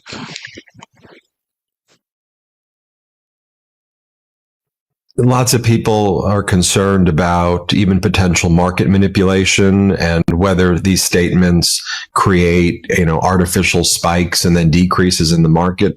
Is that something that you're concerned about or looking at? I'm not sure what you can share or can't share, but is that something that concerns you? So, obviously, the Office of the Attorney General has jurisdiction over the Martin Act, and we have jurisdiction over these pump and dump schemes, which happen frequently. And we do police Wall Street. And all that I can say is that we've been looking at a lot of this conduct at this point in time to determine whether or not it's actionable. Watch out. The black woman you have lost to over and over and over to Donald Trump is coming at you again relentlessly. And I mean, you're such in my opinion, allegedly, such a prolific criminal. I mean, you've given her so much to work with. Thank God the Attorney General of New York is a black woman and not some mediocre white man that bends over backwards for Donald Trump. Good luck to you, Trump. I don't think it's going to go well. Oh, I'm trying to think. Kamala Harris gave a speech last night. I'm trying to think if I want to play the clips because since my voice is going out, I want to make sure let me think of the order I want to do this in. Because I have so many, I have so many things to get to. Okay, I'm going to play. Thank you, Ruthie, for extending to a 6-month subscription. And in case, thank you, David, for the $20 on Cash App. What you do is fantastic. My favorite truth seeker. Yeah, the truth matters more now than ever. Thank you for the $10, Anne, on Venmo. You're amazing as always. Right back at you. Kamala gave an amazing speech last night, full of "I told you so's," which I can never get enough of. But one of my favorite creators and yours, I'm going to show you this recap he did because it was so good. This is Brian Baez, and we've been through this before because I know people see as, oh my God, so cool. Sorry, that's the ADHD in me. If you're like, who is that? It's at Mentally Divine. He's on TikTok, same name, Brian Baez, at Mentally Divine, if you want to follow him. He's a great creator. Wait, what in the, hold on. Are these just screenshots of the video, or does the video exist? Oh, it's here. Okay, sorry. I was like, I'm losing my mind. I know I recorded this. If I send you this picture, know that I'm telling you I fucking told you so. Understand, what we are in fact witnessing is a high velocity event where a vessel is being used for the swift implementation of an agenda that has been decades in the making. Decades in the fucking making. An agenda Project to slash 2025. public education. Come on. An agenda to shrink government and then privatize its services. Come on. All while giving tax breaks to the wealthiest among us. Okay. And it's certainly true of those tariffs. Tariffs that, as I predicted, are clearly inviting a recession. Talk your shit, queen. It is not okay to detain and disappear American citizens or anyone without due process. Come on, Gilmar Brego Garcia. The courage of judges to uphold the rule of law in the face of those who would jail them. Judge Dugan. And I have been inspired by the movements like the one in Wisconsin that put Susan Crawford on the Supreme Court. Come on. And by leaders across the spectrum, including congressional leaders like Cory Booker, Come on, Chris 25 Van Hollen, hours. Chris Murphy, Come on. Jasmine Crockett, Maxwell Cross, AOC, and Bernie Sanders. Look at how she ate that, giving props to people like Cory Booker, who spent 25 hours on the floor, breaking the record for the longest Senate speech, talking about how Elon Musk and Donald Trump were cutting Social Security, Medicare, Medicaid, education funding, and food stamps. Giving props to Senator Chris Van Hollen, who pulled up to El Salvador to see what was going on with Gilmar Brego Garcia. Giving props to our queen, Jasmine Crockett, who's always doing the work and told Elon Musk to fuck off. Giving props to Bernie Sanders and AOC for their Fight the Oligarchy tour, going into these Republican-ass districts and telling the people about what the fuck is going on in Washington. The Uniter-in-Chief Kamala Devi Harris, motherfuckers. If I send you this picture... Love him. But Kamala Harris did give an amazing speech, and why no? Why couldn't we have had her? Yeah, I mean, on paper, I say this all the time, pound for pound, there's no better resume. Like, she's got to be top 5 presidential candidates of all time. But, you know, people think, I don't know, can't use their brains or think past the fact someone's what? A woman with melanin. That's too bad.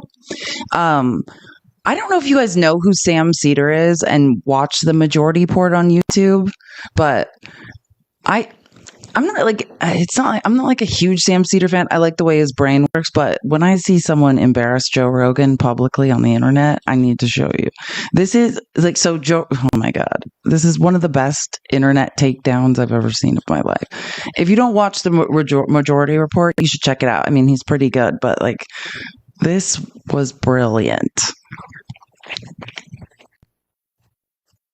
Fucking dork was trying to say that all money over $3 million that a person makes should be taxed at 90%. Like, that's great for you to say, because you're never going to make $3 million, you fucking idiot. But that's so stupid. The idea behind it is so stupid. The understanding where that money goes is so stupid. The understanding of incentives. Well, what about fucking venture capital money? What about all the fucking money that you need to make an iPhone? Do you think anything's going to happen if you tax everybody over $3 million 90%? No. And where's the money going, by the way? It's just going to some fucking magical fairy who's going to evenly distribute it to everybody else, and we're all going to live a great life? Get the fuck out of here. You're just. And I just want you to know, like, if that sounds good to you, you should be embarrassed. Your brain is not working.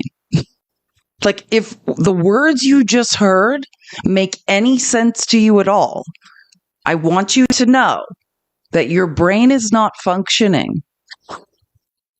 Empower the government to steal money. That's what you're going to do. It's so dumb. But on the other hand, like, there has to be something better than what we're doing now.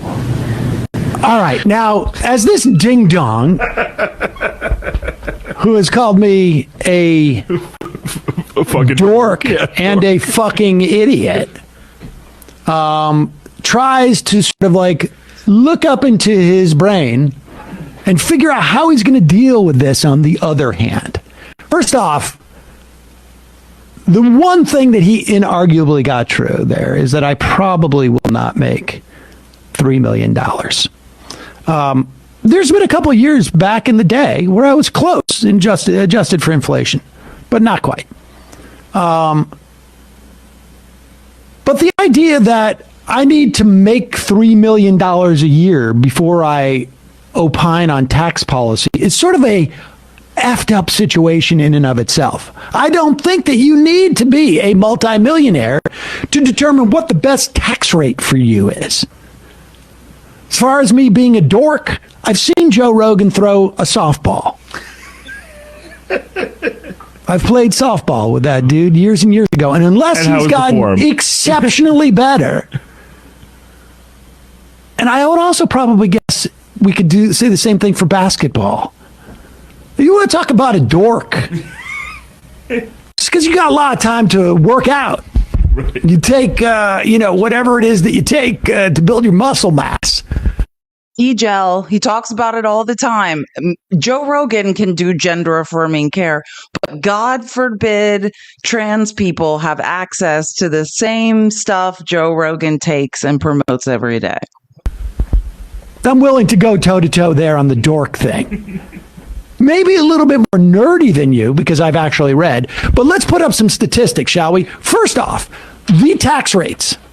Go Google the historical tax rate of what was the top marginal tax rate in the 1950s? Just Google that. I think you'll get a Wikipedia thing.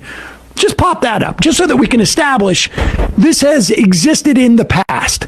91%, the top federal income tax rate was 91% in 1950 and 51. Between 54 and 59, in 1952 and 53, the top federal tax rate was 92%. Then, I think it was during the Kennedy administration, the top marginal tax rate, again, the equivalent of every dollar over $3 million today, would be taxed at a 90% rate. That went down to 75% in the late 60s. Stayed there until Ronald Reagan came in 1980, the omnibus tax bill in 1981. Just want to say that was the advent of trickle-down economics.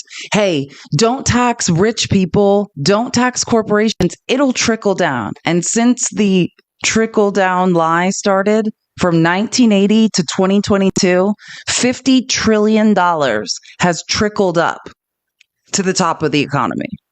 $50 trillion. Nothing has trickled down. All we have seen is transfers of wealth straight to the top of the economy. So, MAGA, this is your moment. You are not right. You clearly don't understand tax policy. You don't understand regressive tax. You don't understand progressive tax. You don't understand basic math. This is your chance to learn how you are being robbed. Now, I want you to put up some of the other graphs. Let's put up, this one? Yeah, it almost doesn't matter. Let's put this one up first. Let's say they all appeal to this. Remember, the number one thing that Joe Rogan was talking about, the biggest problem, economic disparity. If you look at this graph, 1980, the red line is the top 1%. Every other line is every other, more or less, every other sort of like cohort of earners in this country. The next 20%, the middle 60%, the bottom 20%. Do you see what's going on there? Starting in 1982, the income gains at the top dwarf those down below.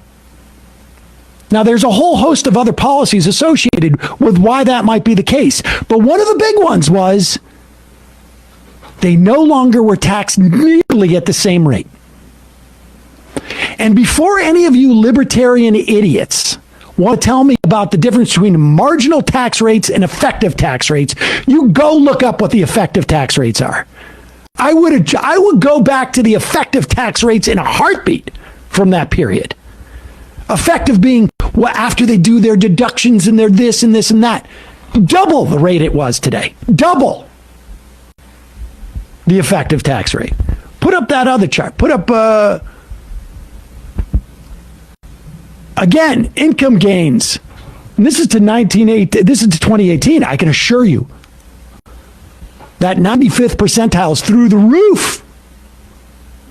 And you can see where it starts to break, right around the late 70s. Right around the late 70s. In 1980, you start to see it go down for the median and the bottom 20th percentile, and it shoots up on the 95th percentile. Do the other one. Do the top 1% versus the bottom 50%. You can see it really clear what's going on in this country. Look at what happens starting in 1981. The blue. Does this graph make sense? I know you can't read, but like you can see lines, right? Does this look like, if you can't tell, this is not good for you? Blue line, the bottom 50% starts to precipitously go down. The red line goes up, and the share of the national income, by the time you get to 2016, and again, this has been like, I haven't seen it, but if they were to carry this graph out, it would be even worse, much worse. The bottom 50% goes from having about 20% of the national income share to about 13% of the national income share. The top 1% goes from having about 11% of the national income share to 21%. And that's in 2016. I can assure you, in the past 7 years, it has gone like that. Some of the largest transfers of wealth have happened, or after 2016. Absolutely, it's gotten much worse. So since the time, MAGA, that you started believing, and again, you've never had an original thought in your lives. You're told things by for-profit media run by billionaires. Hey, if we tax rich people, they'll leave the country. It will trickle down. And since that time, all you have been is robbed. That's facts. You are being robbed by the people you continue to protect every single day. And then you say things like, people are sneaking into this country and stealing from me. No, because I know you can't read or do math. I'm going to help you. Those people are helping you retire. They are paying taxes. They're paying Social Security and Medicare tax. They are paying into your retirement, never to take back out from it. Those people are supplementing the U.S. economy. $98 billion in 2023. They're helping you retire. You are being robbed by the people you continue to defend. Why? Because you can't do math. You don't understand that there's a finite amount of resources in this world, and you believe what? That you're a temporary, embarrassed billionaire. Any day now, you guys are getting there. It's all going to trickle down, right? That one opportunity, that crypto opportunity. Keep it up. Like that. So, hey, ding dong. You want to talk about income inequality? You want to talk about the main reason for income inequality? Capital gains taxes, almost the advent of them, but really them putting on supercharge, where making money off of the existence of your existing money is taxed at a significantly lower rate than on wages. And just allowing people to accrue and hoard. That's what Yeah, I know you don't know what those words mean, right? We're saying that as wealth has not ever trickled down, $50 trillion since 1980 to 2022 has only trickled up. And as that wealth has concentrated at the top of the economy, it's cheaper for them to make money off holding money. And we are taxed higher on wages. So we can never consolidate wealth in the middle of the economy It's just cheaper to hold it at the top, to make money off holding money. I know you could get there and understand that there's no way out of this unless we change the tax law. You're doing. You're hoarding money. I don't even care what the government does with it. They can go out and burn it. Still going to have positive impact that you don't have an infinitesimally small. Do you know what $3 million a year, what that puts you in? You're not even the top 1%. You're the top like 0.001%. The idea of so few people having such control of money in this country. You know what that does to prices? You know what it does when someone's able to buy a $50 million house in your town? It's not good. That's the answer. You think gentrification's good? No, it's not. But then you'd have to understand how housing works. That's why we're in a housing crisis now. God, anyways, I don't always play. I guess on here, I don't know if I've ever played a clip of Sam Cedar. But again, if you have never watched the Majority Report, it's good. It's good stuff. I mean, I used to watch it a lot more than I do, but yeah, common sense stuff. I mean, basic mathematics, I would say you could get there, MAGA, but every day you show me that is probably not going to happen. So I would say there was a point where I would be like, oh, you're going to figure it out. But I actually don't even believe that anymore. So just continue wandering around in the dark and drowning us all. And we're all stuck in the same life raft with you. And as our heads slip under the water, I will continue mocking you endlessly. Maybe, I don't know. Maybe they'll figure it out. Maybe not. I want to play some funny stuff because that was like I don't know. It gets me upset when I have to realize MAGA stupidity is going to bankrupt us all. But I want to show this piece. So remember that clip I was harping on where Donald Trump was like forcing that ABC News reporter, Terry Moran. He's like, Terry, no, MS-13's tattooed as that guy's knuckles. Like, which it's very clearly not. Well, Jimmy Kimmel did a piece on that, and I want to show you guys. Trump says crazy stuff every day, but most of the time, he's full of it. He's bragging or he's lying or whatever, or he's just throwing crap onto his vision board. But this interview he did last night with Terry Moran from ABC News, you have to see that it went off the rails when Moran brought up the subject of Kilmar Abrego Garcia, the guy from Maryland who was wrongly deported to a prison in El Salvador. Trump is convinced that he is a member of a gang, MS-13, and the evidence he is so convinced by is this clearly doctored photo in which someone, possibly a 5-year-old, put MS-13 on his knuckles. Now, to everyone else, this looks like it was created in Microsoft Paint on a Tandy 1000, but to Donald Trump, this is irrefutable evidence. He had MS-13 on his knuckles tattooed. He had some tattoos that are interpreted that way. But let's move on. Wait a minute. Hey, Terry. He did not have the letter MS-13. It says MS-13. That was Photoshopped. So let me That was Photoshopped. Terry, you can't do that. Hey, they're giving you the big break of a lifetime. You're doing the interview. I picked you because, frankly, I never heard of you, but that's okay. I picked you, Terry, but you're not being very nice.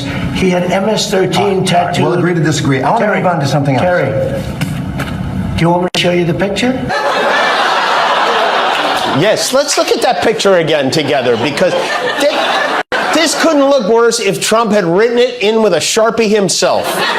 Not to mention, this zoom in on a photo of Abrego Garcia they took a couple of weeks ago at the prison in El Salvador. You can see there is no MS or 13 anywhere on his hand. Our president is falling for Facebook memes, not even good Facebook memes. He's like your aunt who texts you a picture of a minion and asks, is this person real? Donald Trump is never wrong. Never. No matter how hard Moran tried to move on from this, he would not let it go. Why people no longer believe the news because when it's he was fake photographed news. in El Salvador, they aren't there. But let's just go on. They aren't there when he's in El Salvador. They weren't Take a look there, at the but photograph. they're there now, right? No, but they're in your picture. Terry. Good luck in those tariff negotiations, President Xi.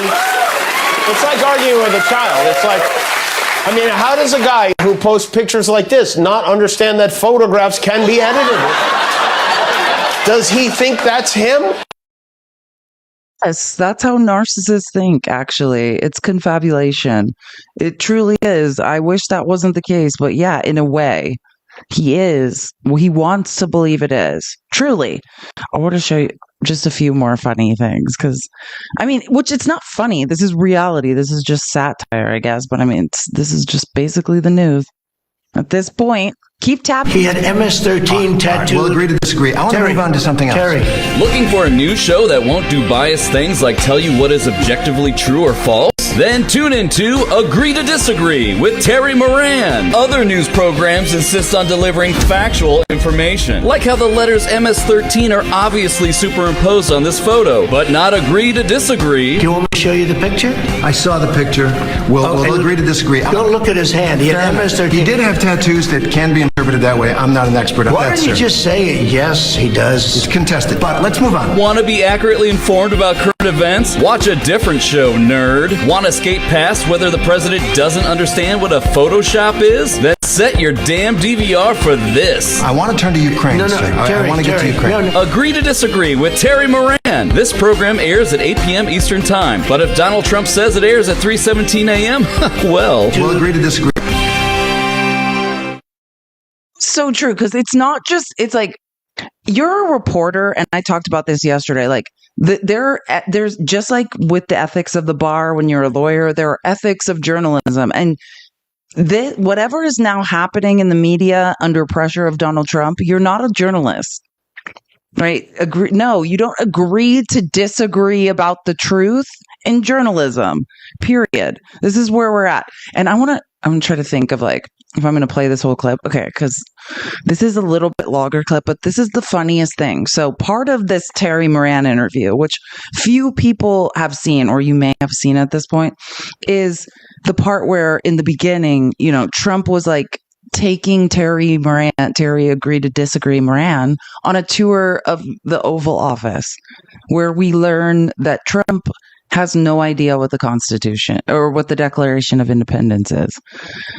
And I don't know if I ever ended up playing it, but like, just so you know, all of this weird gold BS and like the gold leaf on the fireplace, all of that has been found on Temu for like $5, like spray painted.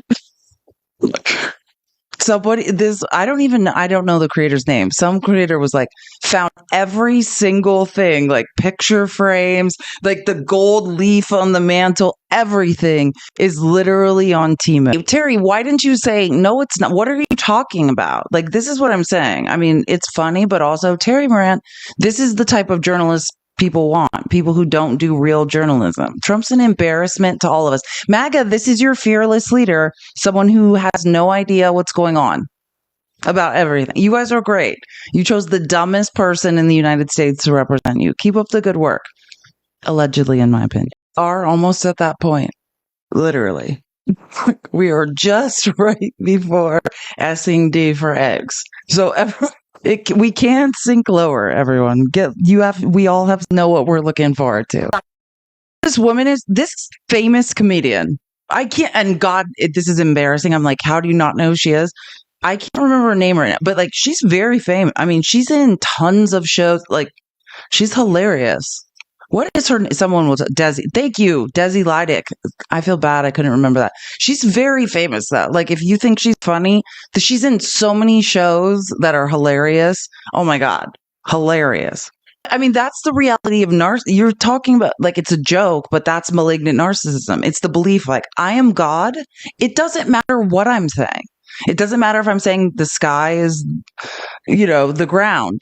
Just agree with me. God is not wrong. God cannot be wrong. And like, you're talking about a narcissist, not that's been challenged over and over into silence. You're talking about a narcissist that has power to disappear people, to do horrible things. And it's just saying, hey, I've amassed enough power. I am God. Like, agree with me.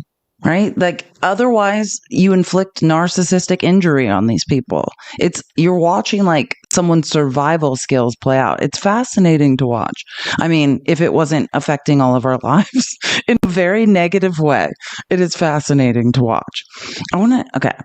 Just to not break away from that, but just to I want to show a couple other things, like some lighthearted things. I honestly, sometimes what's going on with Trump, it's so depressing. I'm like, what the is going on? That's how I feel in this moment. Wait, where's this clip? I have this clip. You know how I like to do these FAFO clips of Trump supporters who then make videos on TikTok where they sound like, oh, what's happening? I don't understand. I have to find this. I know I have it. This might actually piss you off too. I guess this may not be comedic relief, but laugh so you don't cry. I do like watching these people stumble through life being like, what's happening to me? Why? I don't understand. Oh, bless this man's heart.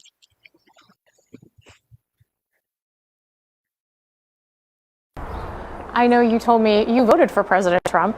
What were you hoping that he would do? I was hoping he would did something that made sense regarding the economy, made some kind of progress in bettering, the benefits of being a veteran. But I mean, it just seemed like he actually cared about doing what was best for the country, but now it just feels like all about me, Donald Trump, not, the guy out there working in the trenches trying to make ends meet, trying to pay a mortgage, trying to pay the bills. It goes against everything I expected when... Can someone tell me when Trump cared about anything but himself? When was the time when Trump demonstrated that he cared about others other than himself? Can someone pinpoint that period of time for me? As I've never missed a Trump rally since they started. I have read all of the books Trump has written. I've read all the court documents of the lawsuits brought against him. Somebody tell me when the period of time was where he was demonstrating that he cares about anyone but himself. When was that time? Watching these are ignorance is one thing, but am I in a different timeline than these people? Let's watch this guy. He's baffled.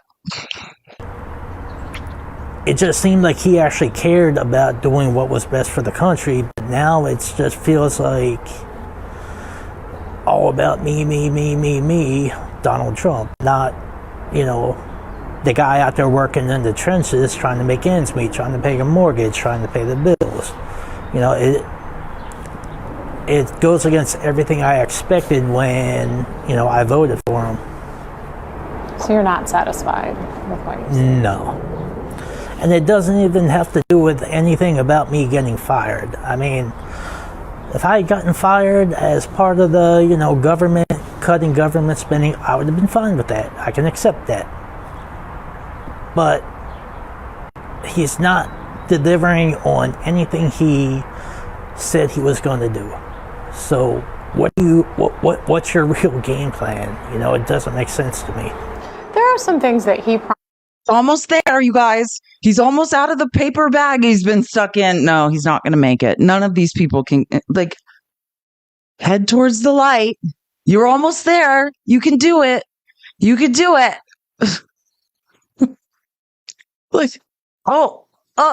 Are you going to get it?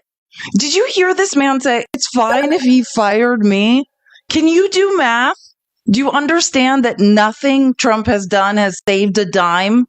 And you're saying sacrifice my financial livelihood and my family's livelihood for what? So billionaires can consolidate wealth? I guess, I don't know. I'm out of time. We're out of time to feel sorry for these people, I think. Promised to do that he has put in place. I mean, there are executive orders that he's done, that he said that he was going to do. You don't feel like he's lived up to those promises? I mean, where are the results? I mean, seriously, prices are still going up. We're now in the middle of a tariff war with a bunch of countries that used to be our steadfast allies. I mean, how do you make an enemy of Canada? You know, they're right next to us, and they've been one of our premier allies and commerce partners for, I mean, seriously, like what, centuries now? And he did say that he was going to put tariffs in place. Did you just not think that they would be implemented in this particular way? I didn't think they were going to be put in play in a juvenile way. I mean, where was the attempt to actually talk to the heads of these other countries like, hey, you know, I feel you have unfair tariffs against our products. I'd like to talk about it first. And if we can't work out some kind of resolution, then I feel to protect our people, we need to implement this kind of tariff. There was no attempt at even talking to the other countries. I say, like, we're all drowning. You know what I'm saying? Like, our heads are slipping underwater. Our futures, our children's futures are gone. While these people in the same life raft we're all drowning in are doing this. And, like, I guess we should be happy maybe they are sort of getting it, but I also want to just choke the life out of them right before my head slips underwater. Like, we're going to need you, if we have any chance at survival, to maybe learn to read and do math a little faster. Like, we will not survive if you don't learn to read and do basic math slightly faster than you're doing it now, sir. Like, you're still at the point where you think that tariffs were about why didn't he call and ask nicely to people? I don't know. This is where we're at. I don't even know what to say at this. This is where we're at. We're all drowning next to these people. And maybe I want them to drown slightly faster than me for being this idiotic. Like, you cannot be this idiotic, can you? But maybe they can. I don't know. Like, that's what I'm learning every single day is like, the American education system has failed these people. And because of that, we're going to lose our country. I want to show you another clip. Like, just, I don't know if this will make you feel better or not. It might be frustrating, but I love Adam Mockler, who, you know, kind of does debate I love how he's like a young kid he's very logical and reasonable, and watch him talk to these MAGA folks. This might make you feel better or might make you feel worse at this point. I don't even know. But let's tap the screen to 500K. I'm going to drink some water as soon as I play this clip. Thank you for reminding me. Sorry, I've just been really sick for like 2 weeks, but I am getting rest and drinking water, I promise. This is my Cash App and Venmo. If you would like to support me in the research I do to bring you this show every day, please do. Okay, watch this. It's got into a pretty heated debate about the Trump admin's illegal deportation of Garcia. Take a look. Why are you calling him by his first name? He's a thug who entered the country illegally and who there's a lot of indications is a bad guy. Okay, so I'll say this. I will call Kilmar Abrego Garcia a thug if you say that someone with 34 felony convictions who's been found liable of sexual assault is also a thug. Do I think Donald Trump is a thug because of the 34 convictions? If you're going to use what somebody's done, whether it's being held liable for sexual assault or convictions, then yeah, does that meet your standard? No, I don't actually care about any of those 34 counts. They were all bogus. You're talking about a president of the United States. Let me help you, Karen. Your line of logic has collapsed. This is no longer a debate. You are just a person that can't find your way out of a paper bag now, yelling your ignorant feelings. Sorry. I've had it with these people. Illegal, someone who allegedly committed crimes. Yeah. Which one was convicted of 34 counts? Trump's own lawyers handpicked that jury. Trump had due process. Do you understand the difference? One person had due process. That was the orange man you're saying never faced a jury of his peers and was not found unanimously liable. Yeah, one person has due process. One person has never even been charged with a crime. The crime is he's brown and Trump said so. The process of voir dire, and now people are saying the entire trial was rigged when a jury of Trump's peers convicted him. And what was Kilmar convicted of? You guys can't say anything. Did the El Salvador government present any evidence that he was MS-13? I do not know. Did they? Mark? I don't believe anybody's presented evidence. There's lots of. Isn't that a little bit eerie that you guys are saying he should be sent to want to go through due process. So due process is going to a court. No, it doesn't mean going through a court. A due process can be as simple as getting a notice in the mail. Look at the statistics. How many of them show up for that court date? Okay, wait. Kilmar. Wait. Look at Kilmar Abrego Garcia checked in at the top of every year with immigration forces. He checked in at the top of every year. He was known for being right on time. He actually just did it in January. So the idea that he would run is absurd. You guys are arguing. You guys have both conceded. Sorry, and I'm not really going after you, Mark. You've conceded, Anthony, that you have no evidence from either the U.S. government or the El Salvador. It's got into a pretty heated debate. Truly, this is how these people work. The guy who says men shouldn't be wearing makeup, that wears makeup, badly applies makeup to himself every day, who actually did get due process and has been found guilty of 34 felonies, has been found liable of SA by unanimously liable of SA by a jury of his peers. None of that counts.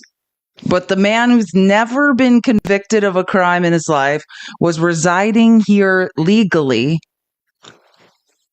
The only place he couldn't be deported to was the one place they accidentally sent him. And his crime is, what is it? Is it being brown? You really got to think about it. Because that's all you're saying is he had melanin and a 34-time felon told you he did something wrong. That's it. And that's all we got. I'm embarrassed to be in this country at this point. And we all have to drown together in the same life raft, being robbed by Donald Trump and other billionaires. While these people defend, we're literally all drowning together. They're like, I'll defend him with my life. Keep it up. You go, keep it up, weirdos. You guys are doing less than nothing. I've never seen anything like this in my life, like a refusal to take in factual information and accept it as reality that will then bankrupt us all, ruin our financial future, ruin democracy in this country. And they're like, yep, that sounds great. That's where we're at now. Don't try to make sense of it. Just lay back and let it happen. But that's, I guess, all we can do. I was thinking about this morning, like, what's the point? I guess we just pointed out. I want to show you this clip. Just when I say, like, the idiocy and the lies. These are the people you elect. So Mike Lawler, if you haven't had the displeasure of knowing who this guy is, he's a representative in New York who blatantly lies constantly for Donald Trump. And I do like that, like, people like Walter Masterson and stuff, they like terrorize his town halls. Mike Lawler had a town hall in New York, and I didn't clip it, but when I say, that's one thing about New York. Don't be in New York if you don't expect people that were born in New York to come and tell you how they feel about you being a liar. But just watch this one clip of what happened at Mike Lawler's town hall. Well, he pathologically lies to his own constituents to support Donald Trump. Republican Congressman Mike Lawler of New York faced a really tough crowd during a town hall event in his swing district. Last night, constituents pressed Lawler on the Trump administration's threats to cut Medicaid and the federal government's spending budget. Many of Lawler's answers were interrupted with boos and jeering from the crowd. What are you doing to stand in opposition to this administration, and what specifically are you doing that warrants the label moderate?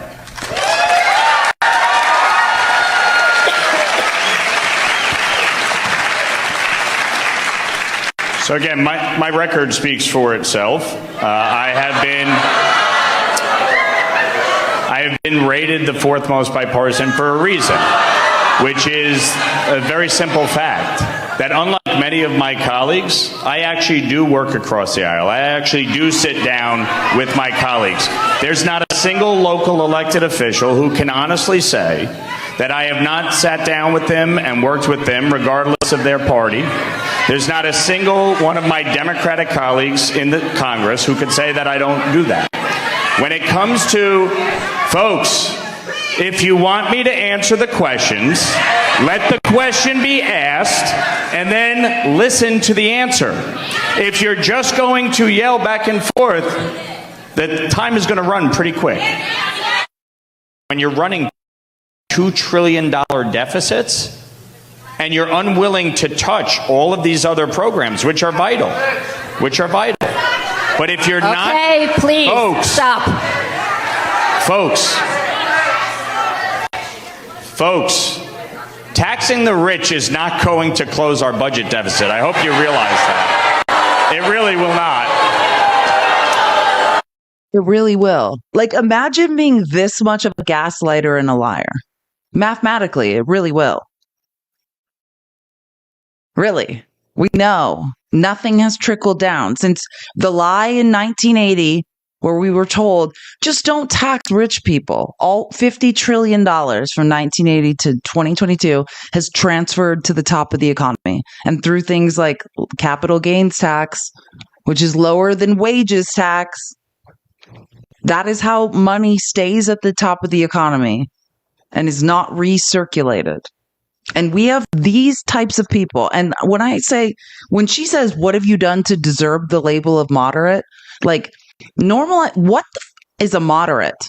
A fence riding liar who's helping people consolidate wealth at the top of the economy? I think MAGA, and I say this like the right fringe of conservatism, is lost because they can't read or do math. But they think, like, I'll say this about MAGA, like the far right.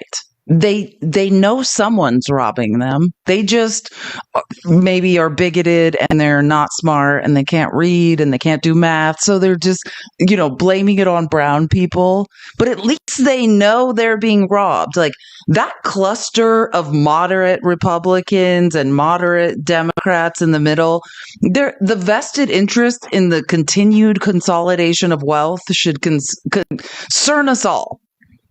It is not okay to maintain the status quo unless you are saying healthcare is a human right. No one should have to pledge their life force to a corporation so their children or they can go to the doctor. Every developed country in this world has universal healthcare. In Italy, you can be the fascist of all fascists and still have healthcare. That's reality. Right. And I don't hear any people in the middle of the country saying shit like that. I just hear them, or I can literally hear them accepting money from lobbyists and maintaining the status quo. MAGA, yes, they are lost idiots who are like, brown people are robbing me. At least they know they're being stolen from. They're just very unclear as to who is doing it. Somebody needs to clear that up. We're trying, but they're not smart. But at least they're aware something bad is happening. The people in the middle of the country are like, yeah, this is going good. Are you insane? No, it's not going good. Basic math. And like I said, you don't have to do math anymore. AI can do it for you. You can do statistical analysis through AI, and it can explain to you who is robbing you. You don't even have to be able to do math. The supercomputer in your pocket can tell you who is robbing you. Period. And unless we close tax loopholes and tax the money out of the top of the economy, then we are back to an aristocracy. This is kings and queens. We are feudal serfs who work the land for scraps. That's who we are now. Quite literally. That's where we're at in society. Yeah, exactly. That's funny. Yeah, the middle of the country thinks manufacturing is coming back. Like, tell me again how delusional you are, and how upper middle class, and how you inherited your house from your parents, and you still have not noticed that things might not be okay. Like, it's coming. You're gonna learn. You're gonna learn today, or your kids are gonna learn. Your own ignorance is now bankrupting your children. Exactly. And these are the same people. Like, if you still are not feeling that something is off in society while people are being disappeared, think about the privilege you sit in to not notice. Like, what type of privilege are you sitting in that you're like, everything seems fine to me? Like, I don't notice anything. I think things are fine. Let's just business as usual. I'm collecting my $200K a year, and I used to be in corporate America. I know these people. I used to work alongside them.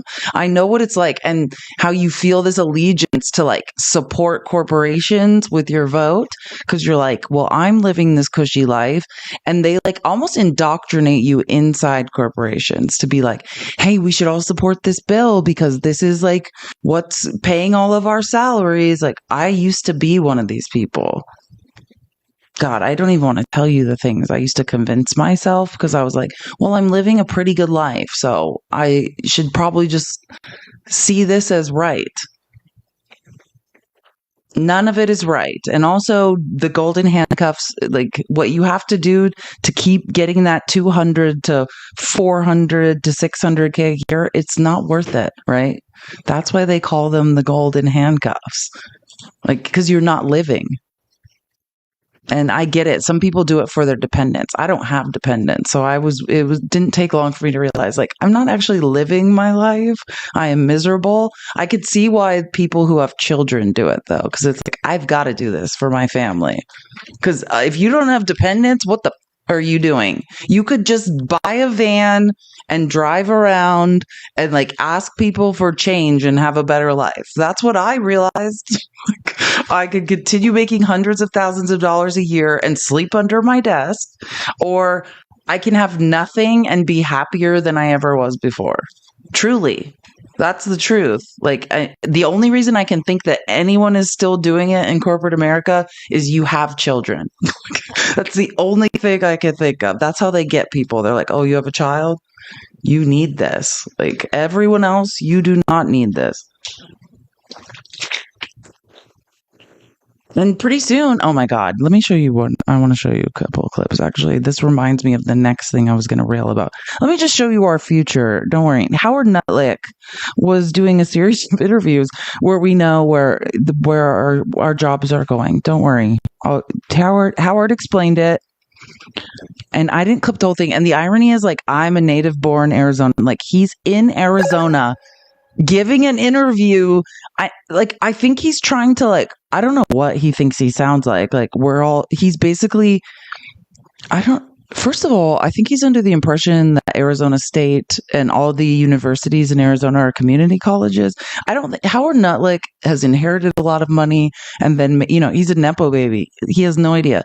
So he's doing this interview, I think, to encourage people in Arizona that, like, there's a future. And he's basically like, you guys are going to be amazing factory workers. You guys got this. You're going to go right into those factories, and it's going to be great for you and your children, and your children's children will work in factories. I didn't clip the whole thing, but that's how it went. Key is, where are you going to find the people to work here? Right? You're north of Phoenix. Where are they coming? That's right. You go to the community colleges and you train people. So all the community colleges around here, Arizona State's on it, Grand Canyon, all these. Those are not community colleges, but tell us more, Nutlick. Community colleges here are training people right now, technicians, and these are really good paying jobs. They start at 70s, 80s, $90,000. These are. Want everyone to know that's not a livable wage in American society today. He described poverty, lower middle class / poverty. Tradecraft. It's time to train people not to do the jobs of the past, but to do the great jobs of the future. This is the new model where you work in these kind of plants for the rest of your life and your kids work here and your grandkids work here. You know, we let the auto plants go overseas. Right now, you should see an auto plant. It's highly automated, but the people, the 4,000, 5,000 people who work there, they are trained to take care of those robotic arms. They're trained to keep the air conditioning system. That is Donald Trump's Commerce Secretary coming to Arizona, where I was born, to let the people of Arizona know what our future is. Did you guys hear it? Yes. Thank you, Brianna. And I didn't put that. Brianna in the comments said it more eloquently than I did. Generational poverty, Arizonans. Howard Nutlick, a billionaire, showed up to paint a picture of generational poverty for all of us in Arizona. If that sounds good to you, I'm telling you, your brain is not working. And your children will operate that robot arm, and your children's children will die in that factory. Maybe your children's children will give birth while operating that robot arm. Who knows? And you'll all be making 70, 80K a year, which is not a living wage. Get excited, America. I mean, he flew to Arizona to tell Arizonans, this is your future. Like, I can't, if you don't understand, if you can't hear what these people are saying, listen to how other people are explaining to it. The math does not math. Like, your children's children will be working in the same factory, and that's a great thing. And understand also, like, if there was ever, I just want to be clear, if there was ever a benefit to working in a factory generationally or year after year, that was unions. These are union busters who are taking pride. Elon Musk stole all the national labor relations data, exfiltrated it. Anybody who ever made a labor claim. These are people that are saying, if there was ever a benefit to working in a factory consistently and joining a union and getting a pension, all that's gone. They are talking about literal slavery, feudalism. Get excited. It's going to be so great. Not just for you. Remember in America how it used to be like, hey, you work in this factory for 30 years and something better's coming for your kids. Is that what he said? Or did he say, generations of families will be in the same damn factory? They are telling you the truth. Listen when they tell you what the plan is for you. Truly, listen. They're saying it out loud. Your children, your children's children, you're all going to be operating the same robot arm. And he's like, why aren't you guys excited? And he's talking about people that are going to university and saying that's where you'll still end up. That should be chilling. Thank you for the $5, Chrissy. If Republicans don't feel up to making a complex plan to reduce the deficit, they could ask ChatGPT. That's a great point, because also, you know where Trump got his tariff formula that turned out to have nothing to do with retaliatory tariffs. You know, it was ChatGPT. It was discovered. I played a video for you all that it was formed on chat. You could ask AI who would produce the same nonsensical formula that had nothing to do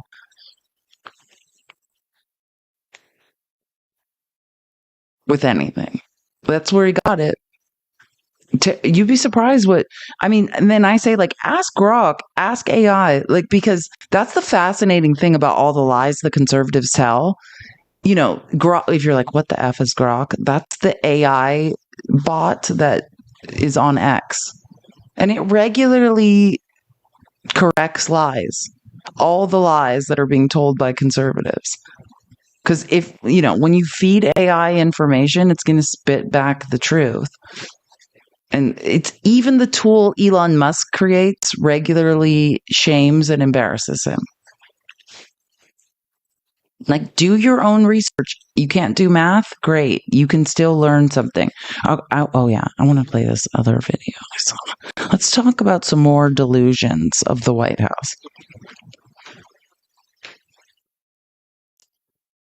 The Trump administration is desperate for some sort of good media coverage. His approval rating is plummeting to the lowest approval rating ever at this point. He's getting shot down in every court case in which someone sues him for doing something completely authoritarian, kind of like trying to get rid of the Civil Rights Act that Martin Luther King and others marched for and gave their lives for, and other stuff like trying to get rid of birthright citizenship. No matter. The fact is, they're desperate for some sort of good coverage. So they manufactured this Trump effect post where they say they have $8 trillion in U.S. investments and climbing. And you know, I got curious because I was like, yeah, that's a lot of money. It must be the art of the deal, right? A book he didn't write, by the way, and the author says it was the biggest regret of his entire life writing it for him. I noticed at the top of the post here, there's a little Grok button. You wanna know what Grok told me?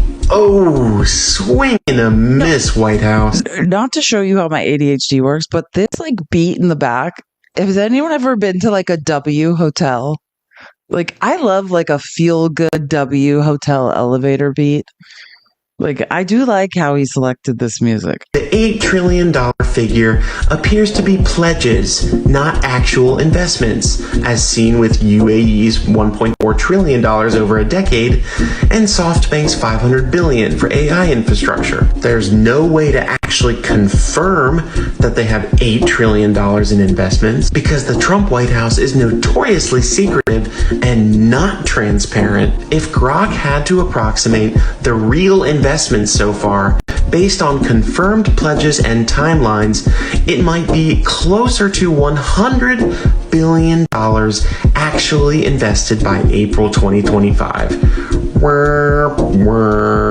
Propaganda like this can only occur and look the way it does when they're basing things off of falsehoods. You know that they don't have the facts to back up what they're saying when they're overly patriotic and there's extra sentimentality to all of their propaganda. So yeah, if you're ever on X and you see something like this, just look for the little Grok button at the top and you'll know the truth instantly. Tools created by Elon Musk regularly debunk him. That's what I'm saying. Regularly. More often than not. And someone yesterday was like, AI is not accurate all the time. It's more accurate than humans. Like, period. If statistically speaking, mathematically, you should trust AI more than you should trust human brains. But again, I'm not saying believe it's gospel, right? That's how research works. Someone tells you something, then you look for supporting evidence. Because I'm not saying it. There could come a day when AI is manipulated, but right now it's just being fed massive amounts of information. So, I mean, but could a day come where AI bots are being fed false information? Sure, but that's not what's going on right now. But the point is not, don't believe any information source, right? When you get information, then say, okay, this is some information I just received from a source. Now I'm going to look for other sources, hopefully more primary sources, congressional record, court documents, whatever, to support this information I received. But again, yeah, like I'm going to let AI do statistical analysis more than I'm going to let Billy Joe from MAGA tell me what's going on. But I'm just saying, but that's my point, is just understand, like, and I'm not saying you should hang out on X and use Grok. You shouldn't. There's many other better. My favorite AI tool right now, free one, is DeepSeek. Try it out. Created by a 40-year-old Chinese quants trader / genius. DeepSeek is the shit. Does amazing statistical analysis, is using half the energy of the AI like bots that and AI data centers they're creating in the US. It's amazing. And it's undercutting the tech bros. So, but hold on. I have a couple more clips I need to show. Oh, I don't know if I have the energy to go through this. I think I'm just going to say this out loud and tell me if you want to see more, because it will kill you. This is, I think, yesterday was is either 3 or 4. like Caroline Leavitt, she's not just doing like lying in White House press briefings, but now she's gathering MAGA creator influencers who, when I say, I mean, average influencers, there's influencers on the left, there's creators on the left whose brains aren't that great. But like when you get a group of MAGA influencers together in a room to ask questions, like she's holding press briefings like in the White House press briefing room. And then there's like, I showed you this when Tim Pool was there, right? There's one chair in the White House press briefing room currently for like the luckiest of the lucky dumb MAGA influencers who get to sit in that chair. But then they're now holding separate press briefings for MAGA influencers where they gather like MAGA influencers together to, I would say ask questions or to be educated, but I would say really what they're doing is like yelling conspiracy theories at each other and insane delusions. I've never, like I said, I can't remember.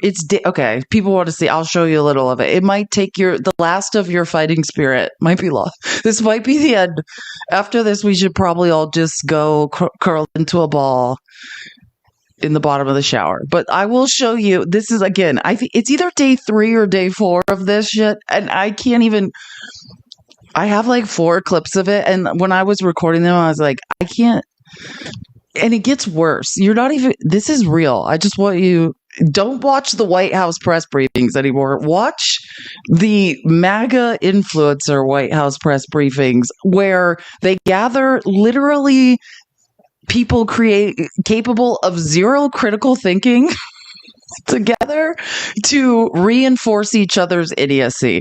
Like, if I knew Caroline Leavitt was stupid, and then she gathered people who are even more stupid, and they all just talk to each other and be like, hey, we're really smart, right? Like, we're all right? This is not, the delusions and idiocy that I'm projecting, you agree with them, right? You're about to it's okay to bang your head against the wall. That is the remedy for having to, I'm sorry in advance for what you're about to witness. Prepare yourselves. And actually, I don't know why Eric Bolling was there, because I want to say one of these people actually works at Fox. He's not so much of an influencer. The rest of them are, but I don't know why maybe they put him in there to like make those other people feel special. I don't know. But they have one guy who works at Fox who is just just prepare yourself. Will Trump sue Fox for their methodology in polling? 2 great questions. Let me hit. He's saying, are we going to sue math for math not being in Trump's favor? That's what the guy at Fox is saying. Are we going to sue mathematics for math correctly saying that no one likes Trump? That's the question. The first one first. As for CBS and the White House Correspondents Association dinner, it was laughable. They gave an award to a journalist for talking about Biden's mental incompetence. He wrote a story about it years after the American people knew that story to be true. Didn't take much, just 2 eyes and 2 ears to realize that Joe Biden was completely inept, was unfit to serve as president of the United States. And nobody in the legacy media, nobody in this city wanted to talk about it. In fact, I recall being... Not even the question that he asked. Like, what the... do you have 2 eyes and 2 ears? Can you hear? On President Trump's campaign and calling out Joe Biden's cognitive decline. And we were accused of manufacturing deepfakes. My predecessor accused us for manufacturing deepfakes from the White House podium when she knew and everybody in this White House knew the true status of Joe Biden's physical and mental fitness. And the mainstream media allowed that cover up to take place because they refused to dig for the truth. They tried to get the American people not to believe their own eyes. It is truly one of the greatest cover ups and scandals in American history.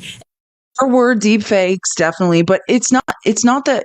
I think, and I want to clarify, because it's not that no one's ever made a deep fake or whatever, but it's not even about what they call deep fakes.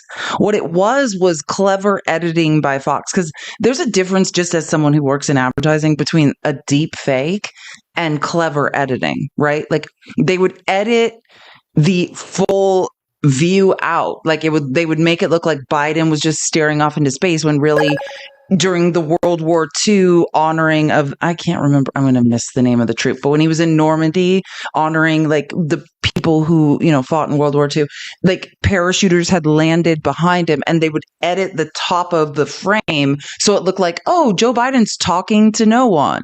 Like, so I don't actually know if I would call them deep fakes. I would say it was more clever editing.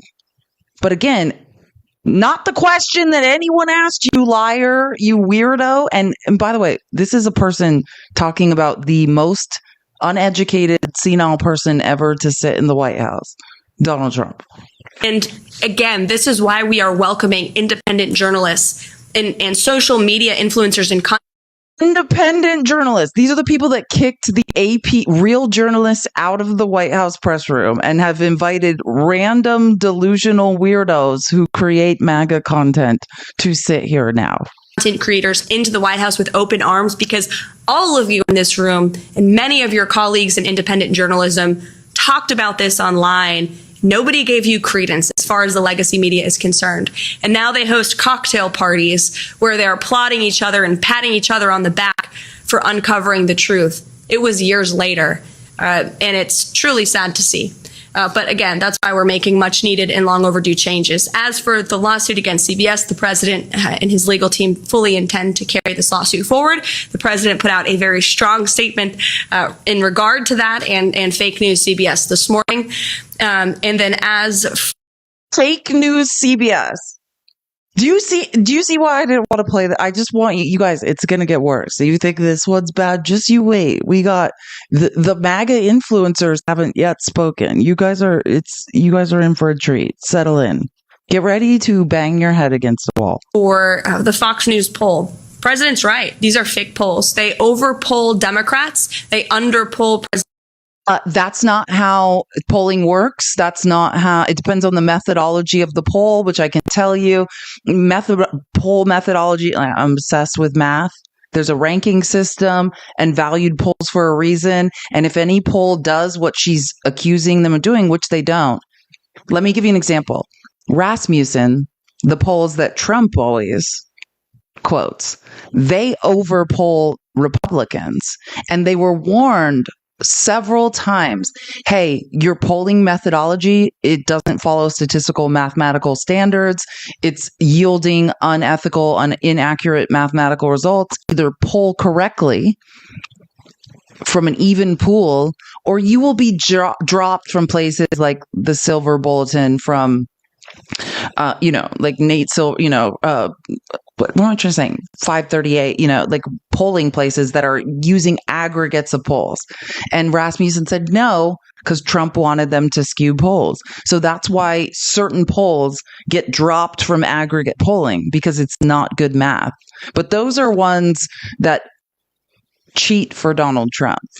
But again, if any reputable polling ever stops using the correct methodology or it's inaccurate, I will let you all know. This is just a 27-year-old woman making up a bunch of lies for a man who paints himself orange with really bad makeup every morning. President Trump supporters. It's always been the case for media polls. They consistently underestimate President Trump's support amongst the public. That's why we don't really blink when we see them, to be honest with you. We're staying focused on the mission and moving forward. The president knows everything he's doing is exactly what he promised the American public he would do. And if you look at the key issues in the polling, the president is still ahead because Americans know he is delivering on them, on those issues for them. Yeah, nobody that can do math thinks that any of that is true. So let me help you, MAGA. Like, I know you want to be like, yep, case closed. But I want you to know that just because you stick your head in the sand and are ignorant and cannot read or do basic math, it doesn't make you right. It makes you embarrassing. people who can read and can do math. And again, you don't have to do math. You can use AI created by your Lord and Savior Elon Musk to do math for you and determine that this is not in fact true. You can look at the methodology of every single poll and determine whether or not that poll is fair or not. Because that's what math is. Math doesn't lie. She's lying, or is an idiot, or what I suspect is a combination of both of those things. But math doesn't lie. And if you look at the methodology, you're right. They're over-polling Democrats, under-polling liar Republicans. Anyways, I'm sorry. That was just one clip. Just, you wanted this journey, so now we're on it. Just prepare yourself. If I may, also misinformation, though, right? And maybe as detrimental to the presidency as what CBS has done or the New York Times is doing. Mm-hmm. Yeah, no doubt about it. The president's spoken quite strongly about it, and I know he's made some phone calls to express his displeasure with it as well.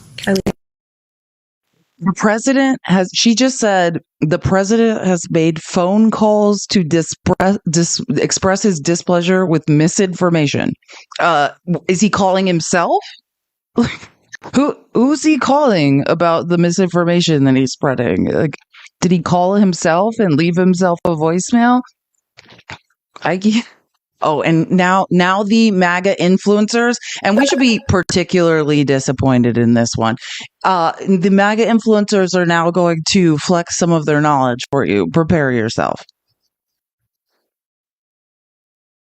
Thank you for giving me the honor to be able to ask a question, provide some transparency for the American people. Speaking of, I wanted to reference the election integrity. A lot of people in America are questioning if there's any possibility that we could see further investigations for anyone that could have violated our election integrity rights. And more importantly, so is there any possibility for names such as Barack Hussein Obama, Hillary Rodham Clinton to ever possibly? This black man just said Barack Hussein Obama. Can we all just let's just witness again this black man throwing it?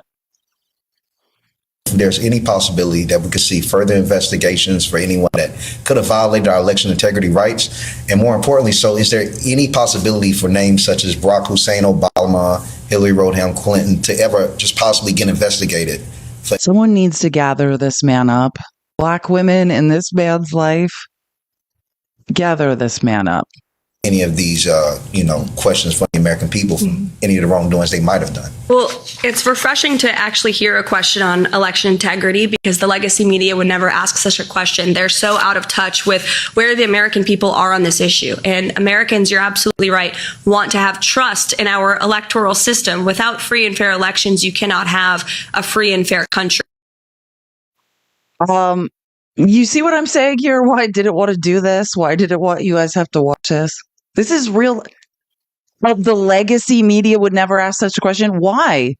Because 3 consultancy firms hired by Donald Trump, professional auditors, like the inspector generals he fired, did audits and found no outcome determinative fraud, that state courts all over the country held lawsuits. There were evidentiary hearings where people could submit and no outcome determinative fraud in the 2020 election was ever found. That kind of stuff. The only fraud that's ever been located was the fake elector scheme where someone did try to fix an election. Maybe that's why the actual media, who are beholden to real journalistic ethics and have gone to journalism school, don't tell random lies. But I just want you to know, these press conferences are going on every day.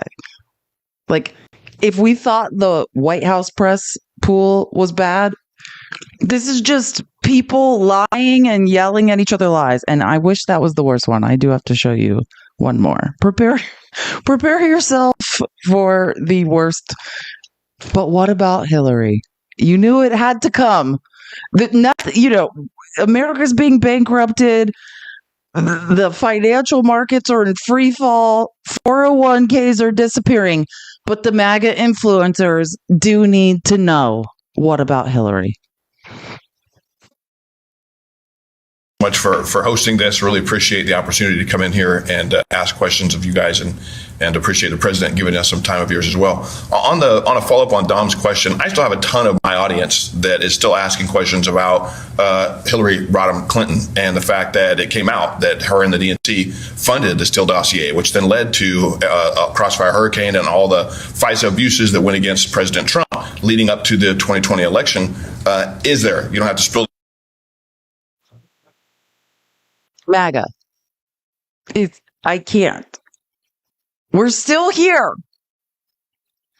Beans, but is there something? Is there somebody still looking at it? We just want to know that it's not dead in the water, that Hillary's not just off scot-free after knowing what her and the DNC did leading up to the 2020 election. It's a great question. Absolutely understand and agree with. Opposition research opposition research is always legal, right? Funding opposition research, what Trump does every day, what every Oppo research is not just funded against people, it's also done on yourself. I can't explain this one more time, but the ignorance of this question is what's wrong with MAGA. They are robbing us blind, and they're like, what about Hillary? I'm surprised they didn't bring up her email server. Why you're asking it, but I would want to let the president weigh in on that front. I haven't discussed it with him, to be honest with you, but certainly we can ask him and get back to you. All right, that'd be good. Eric. Yeah, and I can answer your question. Separate of anything that happened, which, by the way, the Trump DOJ handled the Mueller investigation. That was Trump. That was his presidency. Can you guys think? That was under Trump. So you're asking Trump to investigate his own DOJ, first of all, which is pretty idiotic. But separate of that, let me help you as a historical researcher. There have been separate investigations done by many intelligence agencies that don't lean on FISA warrants or what, the flimsy thing you say, well, these warrants never should have been obtained, so no one should know that the Trump campaign was colluding with Russia. Cool. That's cool. I don't actually even care. What I'm saying is separate bipartisan investigations have been done. I don't know. There's a congressional one submitted to the congressional record that's like 900 something pages that independently, outside of the shit you guys cling to delusionally about FISA warrants, was done and confirmed all this stuff. So you can go read. You can't read. Oh, and what is the point you're making? What is it? Russia is continuing year after year to interfere in our elections, to manipulate, to spread misinformation and disinformation. And what are you saying? That Hillary Clinton should be in jail? Why? She was investigated by Donald Trump's DOJ. And they said no charges were going to be brought. Why? Because you think she poured bleach on a server? That's not what happened. I'm not going to tell you what happened. You can figure it out. But if you believe that bleach was poured on a server, that's not what happened. Enough of you have said that to me during debates, which I find it hilarious. But if there was someone that tried to drown a server, then I suggest you read the actual court documents of the Mar-a-Lago docs case. Someone did try to drown servers. It's not Hillary. Are you saying, leaking of classified information is wrong? So you're saying let's punish Donald Trump? And definitely the Signal chat. Pete Hegseth has to go. Let me help you. If you want accountability, then and you're not a giant hypocrite or a delusional person in cognitive dissonance, then that line of logic of accountability, then we have to keep extending it to all the people that need to be caught up in that accountability. Or you're just a hypocrite. Let's do. Are we going to hold people accountable? I feel like if the left, it doesn't have a problem with accountability. Where I regularly see the line of logic of accountability break off is when it's time to hold conservatives accountable. That's when it seems to become hypocritical. I could watch, I mean, I actually hate watching this stuff. And tomorrow, I'll probably show tomorrow because I have a really good piece. I think my throat is hurting and I'm going to kind of rest and hydrate for a little bit. So we'll stop here. But tomorrow, I want to say this because, like I said, there's a lot of things because I was gone for a week I didn't get to talk about. And then, you know me, like I like to really understand something.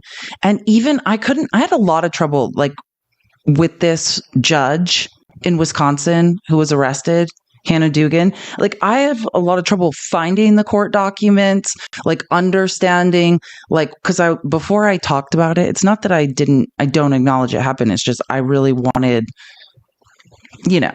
there's a huge delusional narrative going on, which of course I can just dispute that and say that's delusional, but I wanted to like understand. And normally I can find information easier, but then I finally found something.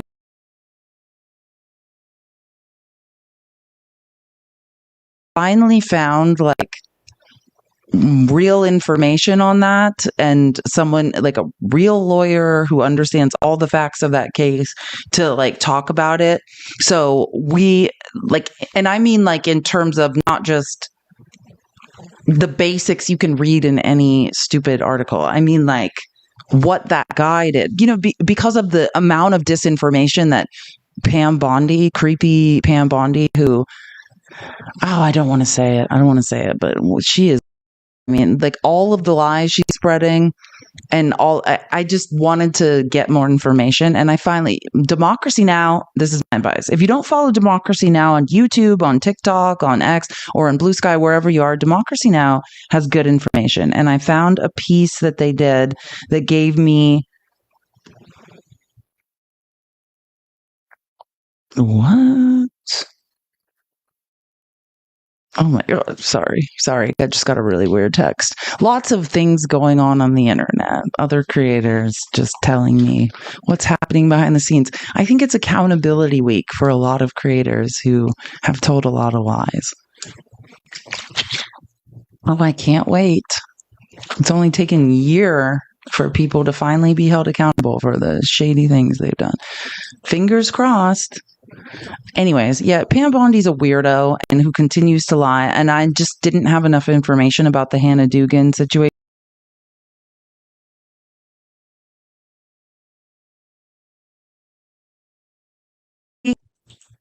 There we go. Sorry. TikTok froze for a second. I thought I was a puzzle piece, but it was. I thought I needed to do another puzzle piece, but it wasn't. So yeah, so we'll probably start with the Hannah Dugan thing tomorrow while it's fresh in my mind, but we'll stop here. I'm going to get some rest. I'll see you guys tomorrow for the People's Receipts, 11:30, 2:30 Eastern. I know who you're talking about. You were right about them, please. Yeah, thank you, Thomas. And let's not anyone name any names, but I just would like, let's end this live with another hypothetical. Like I started with a hypothetical story of someone being held accountable. Hypothetically, let's just say that I had hypothetically said, hey, there's a reason that I won't vouch for any creators on this app. And there's a lot of people who continue supporting a lot of creators on the left who actually aren't good people, who might, I don't know, be doing awful things to women or to, I don't know, defrauding people, whatever the case may be. And then there were times, and this is all allegedly, this is just me making up a fairy tale story that is not real. And then I said, and for that reason, there's two people I will vouch for, which was Matt, USMC angry veteran. In fact, not saying that other people aren't good people on this app, but just I know of so many creators on the left that they have these cult followings of people who, if anyone tries to say, hey, they might not be who you think they are, then those cult followings attack everyone and try to shame them for pointing out that maybe some people might not be who you think they are. And then when I would say things like that, people would go and hypothetically, if this was a real story, which it's absolutely not, would go tell those people in their discords that I had said their name, which even I didn't. I just said, I'm not going to vouch for them. Right? And then those people would then show up and say, really crazy things like in my chat. So just pointing out that as it seems to be turning out with accountability, maybe people knew a long time ago, but because of legal reasons and other things, you can't necessarily say like, hey, some people might be scary. Maybe we shouldn't all be supporting them. But you can't necessarily say it because, allegedly legal reasons on the internet. Like, that's all my point is like,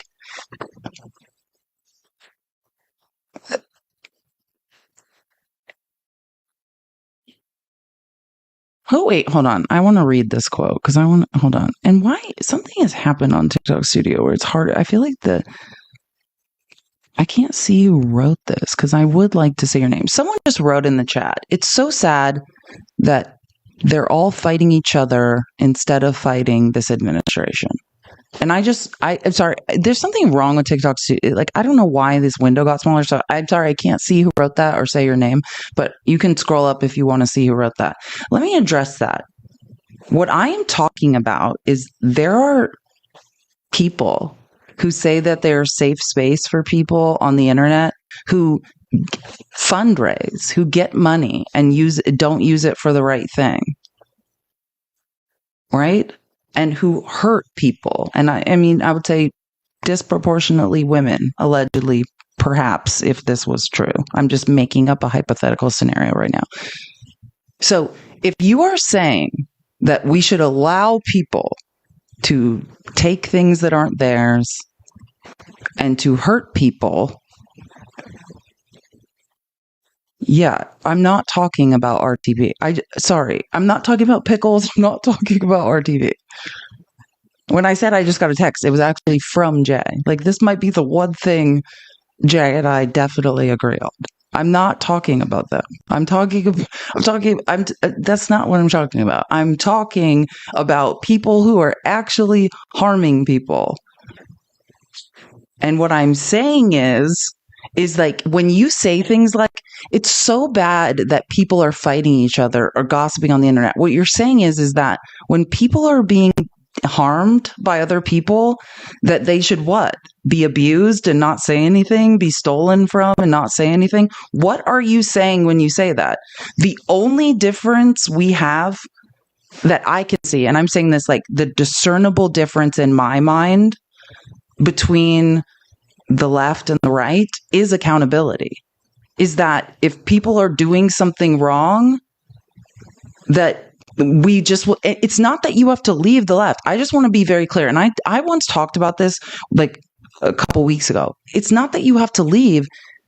You don't. It's just, I've been canceled, not extreme. I mean, there's degrees of cancellation, but I've done some things or said some things or been associated with people and not like done my research. Maybe that's the best way to say it. Where like, a couple years, like people got very angry at me on the left, and like I could have been like, hey, I don't want to take accountability for this. I'm just going to leave. But instead, like, you sit in it and you say, hey, I hear that people are upset with me for my behavior. I want to take accountability from it. And accountability, it depends on what you've done or how ignorant you were. And, there's degrees of accountability, right? Like, that's accountability can be very painful, like, to some people, right? Some people aren't used to being held accountable for things. But no one has to leave the left. It's just, hey, if you harm people, and then people say, hey, I was harmed by you, and I would like you to listen to me express to you how, like, you've got to sit in that, right? And like, to me, what accountability is, and it's fascinating that people have such a problem with it, is like, people are just trying to say like, hey, I was hurt by you, and I need you to like grasp that and understand how. That's it. Like, demonstrate to me that you understand you've hurt me. Right. And that's what I'm saying when I say accountability is a spectrum. Like, there's just like, hey, I didn't mean to do this and I've harmed people and now people are angry at me or whatever, and then there's different degrees of like, hey, I don't know, fraud or whatever the case, or, harming, deception. Like I said this when I was talking about the beginning of my show about a hypothetical person. Deception invalidates consent, right? Like if you're not giving people the whole story, if you're not being honest about things, then nobody has agency anymore. And that's what I think, like, as a creator, you have to be very careful about, right? Like people need to know what they're agreeing to do, whether that's donating money to a cause, whether that's, who you are as a creator. You know what I'm saying? Like people need to know where their money's going, who you are, if you're harming people or not. Like that's all. Like it's about transparency and accountability. Like that's the point. And yeah, and I say very clearly, I'm not talking about Jay or about Pickles. Period. That's not what it's about. I'm just saying like that the only thing that makes us different, the only thing I noticed with the right, like when I was debating with Pickles, of course I'm not talking about Pickles. I hang out with him all the time. He's my favorite. We were debating on Tuesday for a couple hours together, and some guy came up at the end and was like, hey, like what the, like some MAGA person was just like, oh, like what's going on with the Un-F America tour? Like you got, it seems weird. And I was like, that's what you're seeing is accountability. Like when people do things they shouldn't be doing, when people lie, when people defraud, when people cause people harm, then all you have to do is take accountability for it. That's it. It's super simple. You just got to take accountability. But sometimes when you do like really bad things, accountability, can be more extreme. It's not just like, hey, I did something wrong. Sometimes accountability is more extreme. But that's all I'm saying is it's just about, it's not that nobody ever makes mistakes. Everybody makes mistakes. Like I saw this video that Charlie Kirk, I don't even know. I'm sure a lot of people have seen it, like talking about the Un-F America tour. And he's like, oh, like, oh, this is or you can't have a movement when no one's allowed to speak and all this. It's not about that. Like anyone can say whatever they want. And maybe you're going to say something, not think first and make mistakes. And that's fine. But like the point is when you cause harm, you just acknowledge it, period. And depending on the degree of harm that you have caused, you might have to go away for a while, And like, all I could say is this: if I ever cause harm, it will be unintentional. And when someone points it out to me, that I'm going to immediately just fall on my sword and apologize. That's because I can't promise I'm never going to do it. Sometimes it's unintentional. It's just, if I do it, I'm going to take accountability for it. I'm never going to just, be like, oh, I have no idea what anyone's talking about, because that's the only thing that separates us from conservatives. On the right, you can make up lies, you can steal, you can cheat, you can harm women, you can do anything you want, and then you can just invent your own version of reality. The only difference between us and that is that we won't allow it, right? It doesn't mean you have to leave. You just got to take accountability. Period.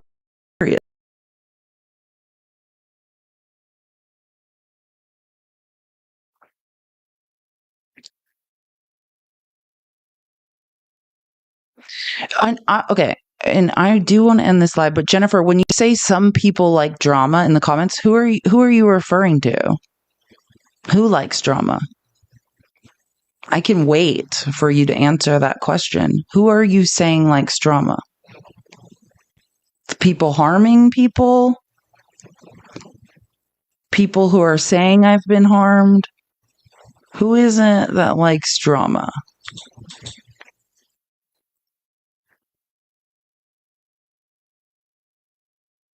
You're saying if someone harms you that you need to swallow it and never mention it?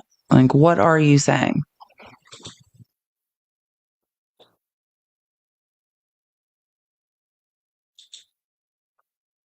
because I think that's a very weird thing to say when we're talking about accountability. Accountability has nothing to do with drama. It has to do with, and this is the thing, like I would encourage everyone to just look up like information about parasocial relationships. Like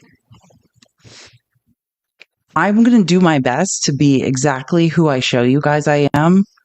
And I think facts still matter. Like the reason I like him so much and why we work together often is because he always says like the reality test, the level test with him is like, am I the same person I am offline as I am online? Like is what I'm saying, who I'm telling people I am, is that the reality? And I think that's like how the first time I heard him say that, that's how I endeavor to be. Like I'm trying to make sure that like who I'm telling you I am is always going to be the same person, the same way I'm living my life. Like I don't want you guys to ever have a moment when you're like, well, this is who she said she was. But it turns out that's not who she is, right? And I would say that is what I'm trying to communicate. There are people online on the left who there is a discrepancy that exists. And I think the most honest we can be as creators is make sure if I'm telling you I'm somebody, that who I am away from when I'm not online is that I'm that same person. And if there ever is a discrepancy that exists between the two, then I'll be honest about it to you guys, and I'll say, I'll take accountability for it.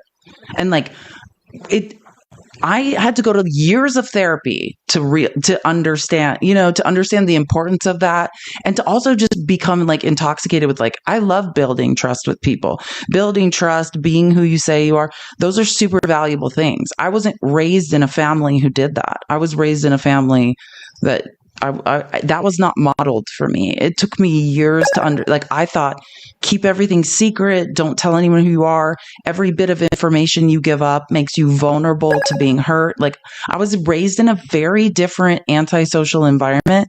And then I had to go to therapy for years to realize like, no, building trust is awesome. Like being who you say you are is awesome. Like when you get people to see who you are and you can see who they are, and having trust and building that, like that's real value. Like it took me, I was not like my 20s. I was not like this. I didn't know how to be like this, but now I do.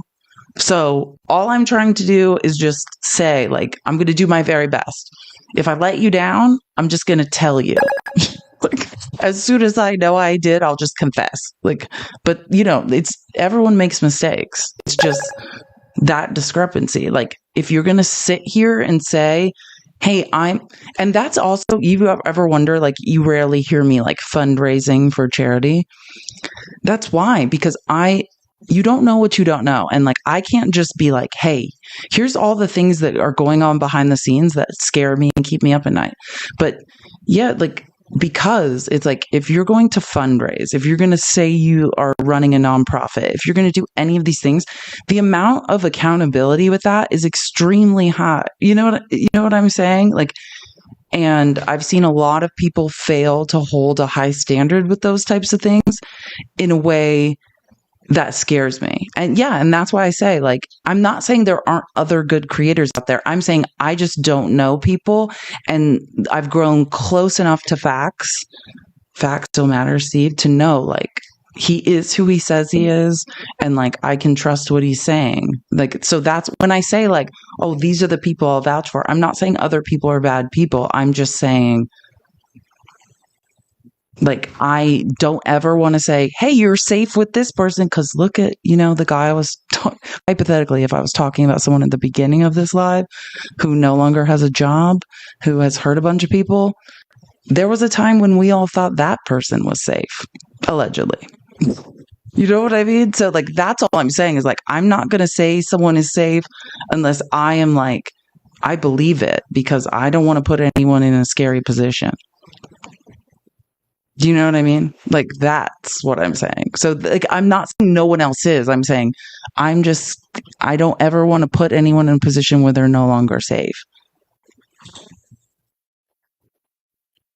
Someone said no job. I didn't know that. Oh yeah. I was talking. Wait, what is happening? That was something I talked about at the beginning. I just figured that out too. There was an hypothetically, if we were talking about that person, they were removed from teaching at that university because what people were saying, dozens of women were saying happened to them might have happened to a student upon investigation. So that's what I'm saying. Like, you never know who anyone is. So I'm saying, like, I watch people form attachments to creators, and you're like, this person's amazing. I want you to trust me, and I'm saying I'm going to do my best to be a person that you can trust. But also, just know, like, you don't know who anyone is. And I say that to try to protect everyone else too, because like I've had enough instances since I've been on the internet of other people. I was like, oh, I trust this person. I'm like, who is this? But I'm saying, trust, as I've learned, and I go to therapy twice a week for the last 2 months. So I can say, my therapist would want me to say, trust is not black or white. That's what you need to know. It's not like I 100% trust this person or I trust them not at all.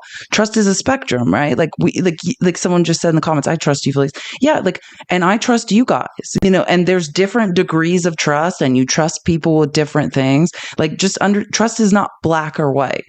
But I just want, as a woman on the internet, I want everyone to protect themselves as well.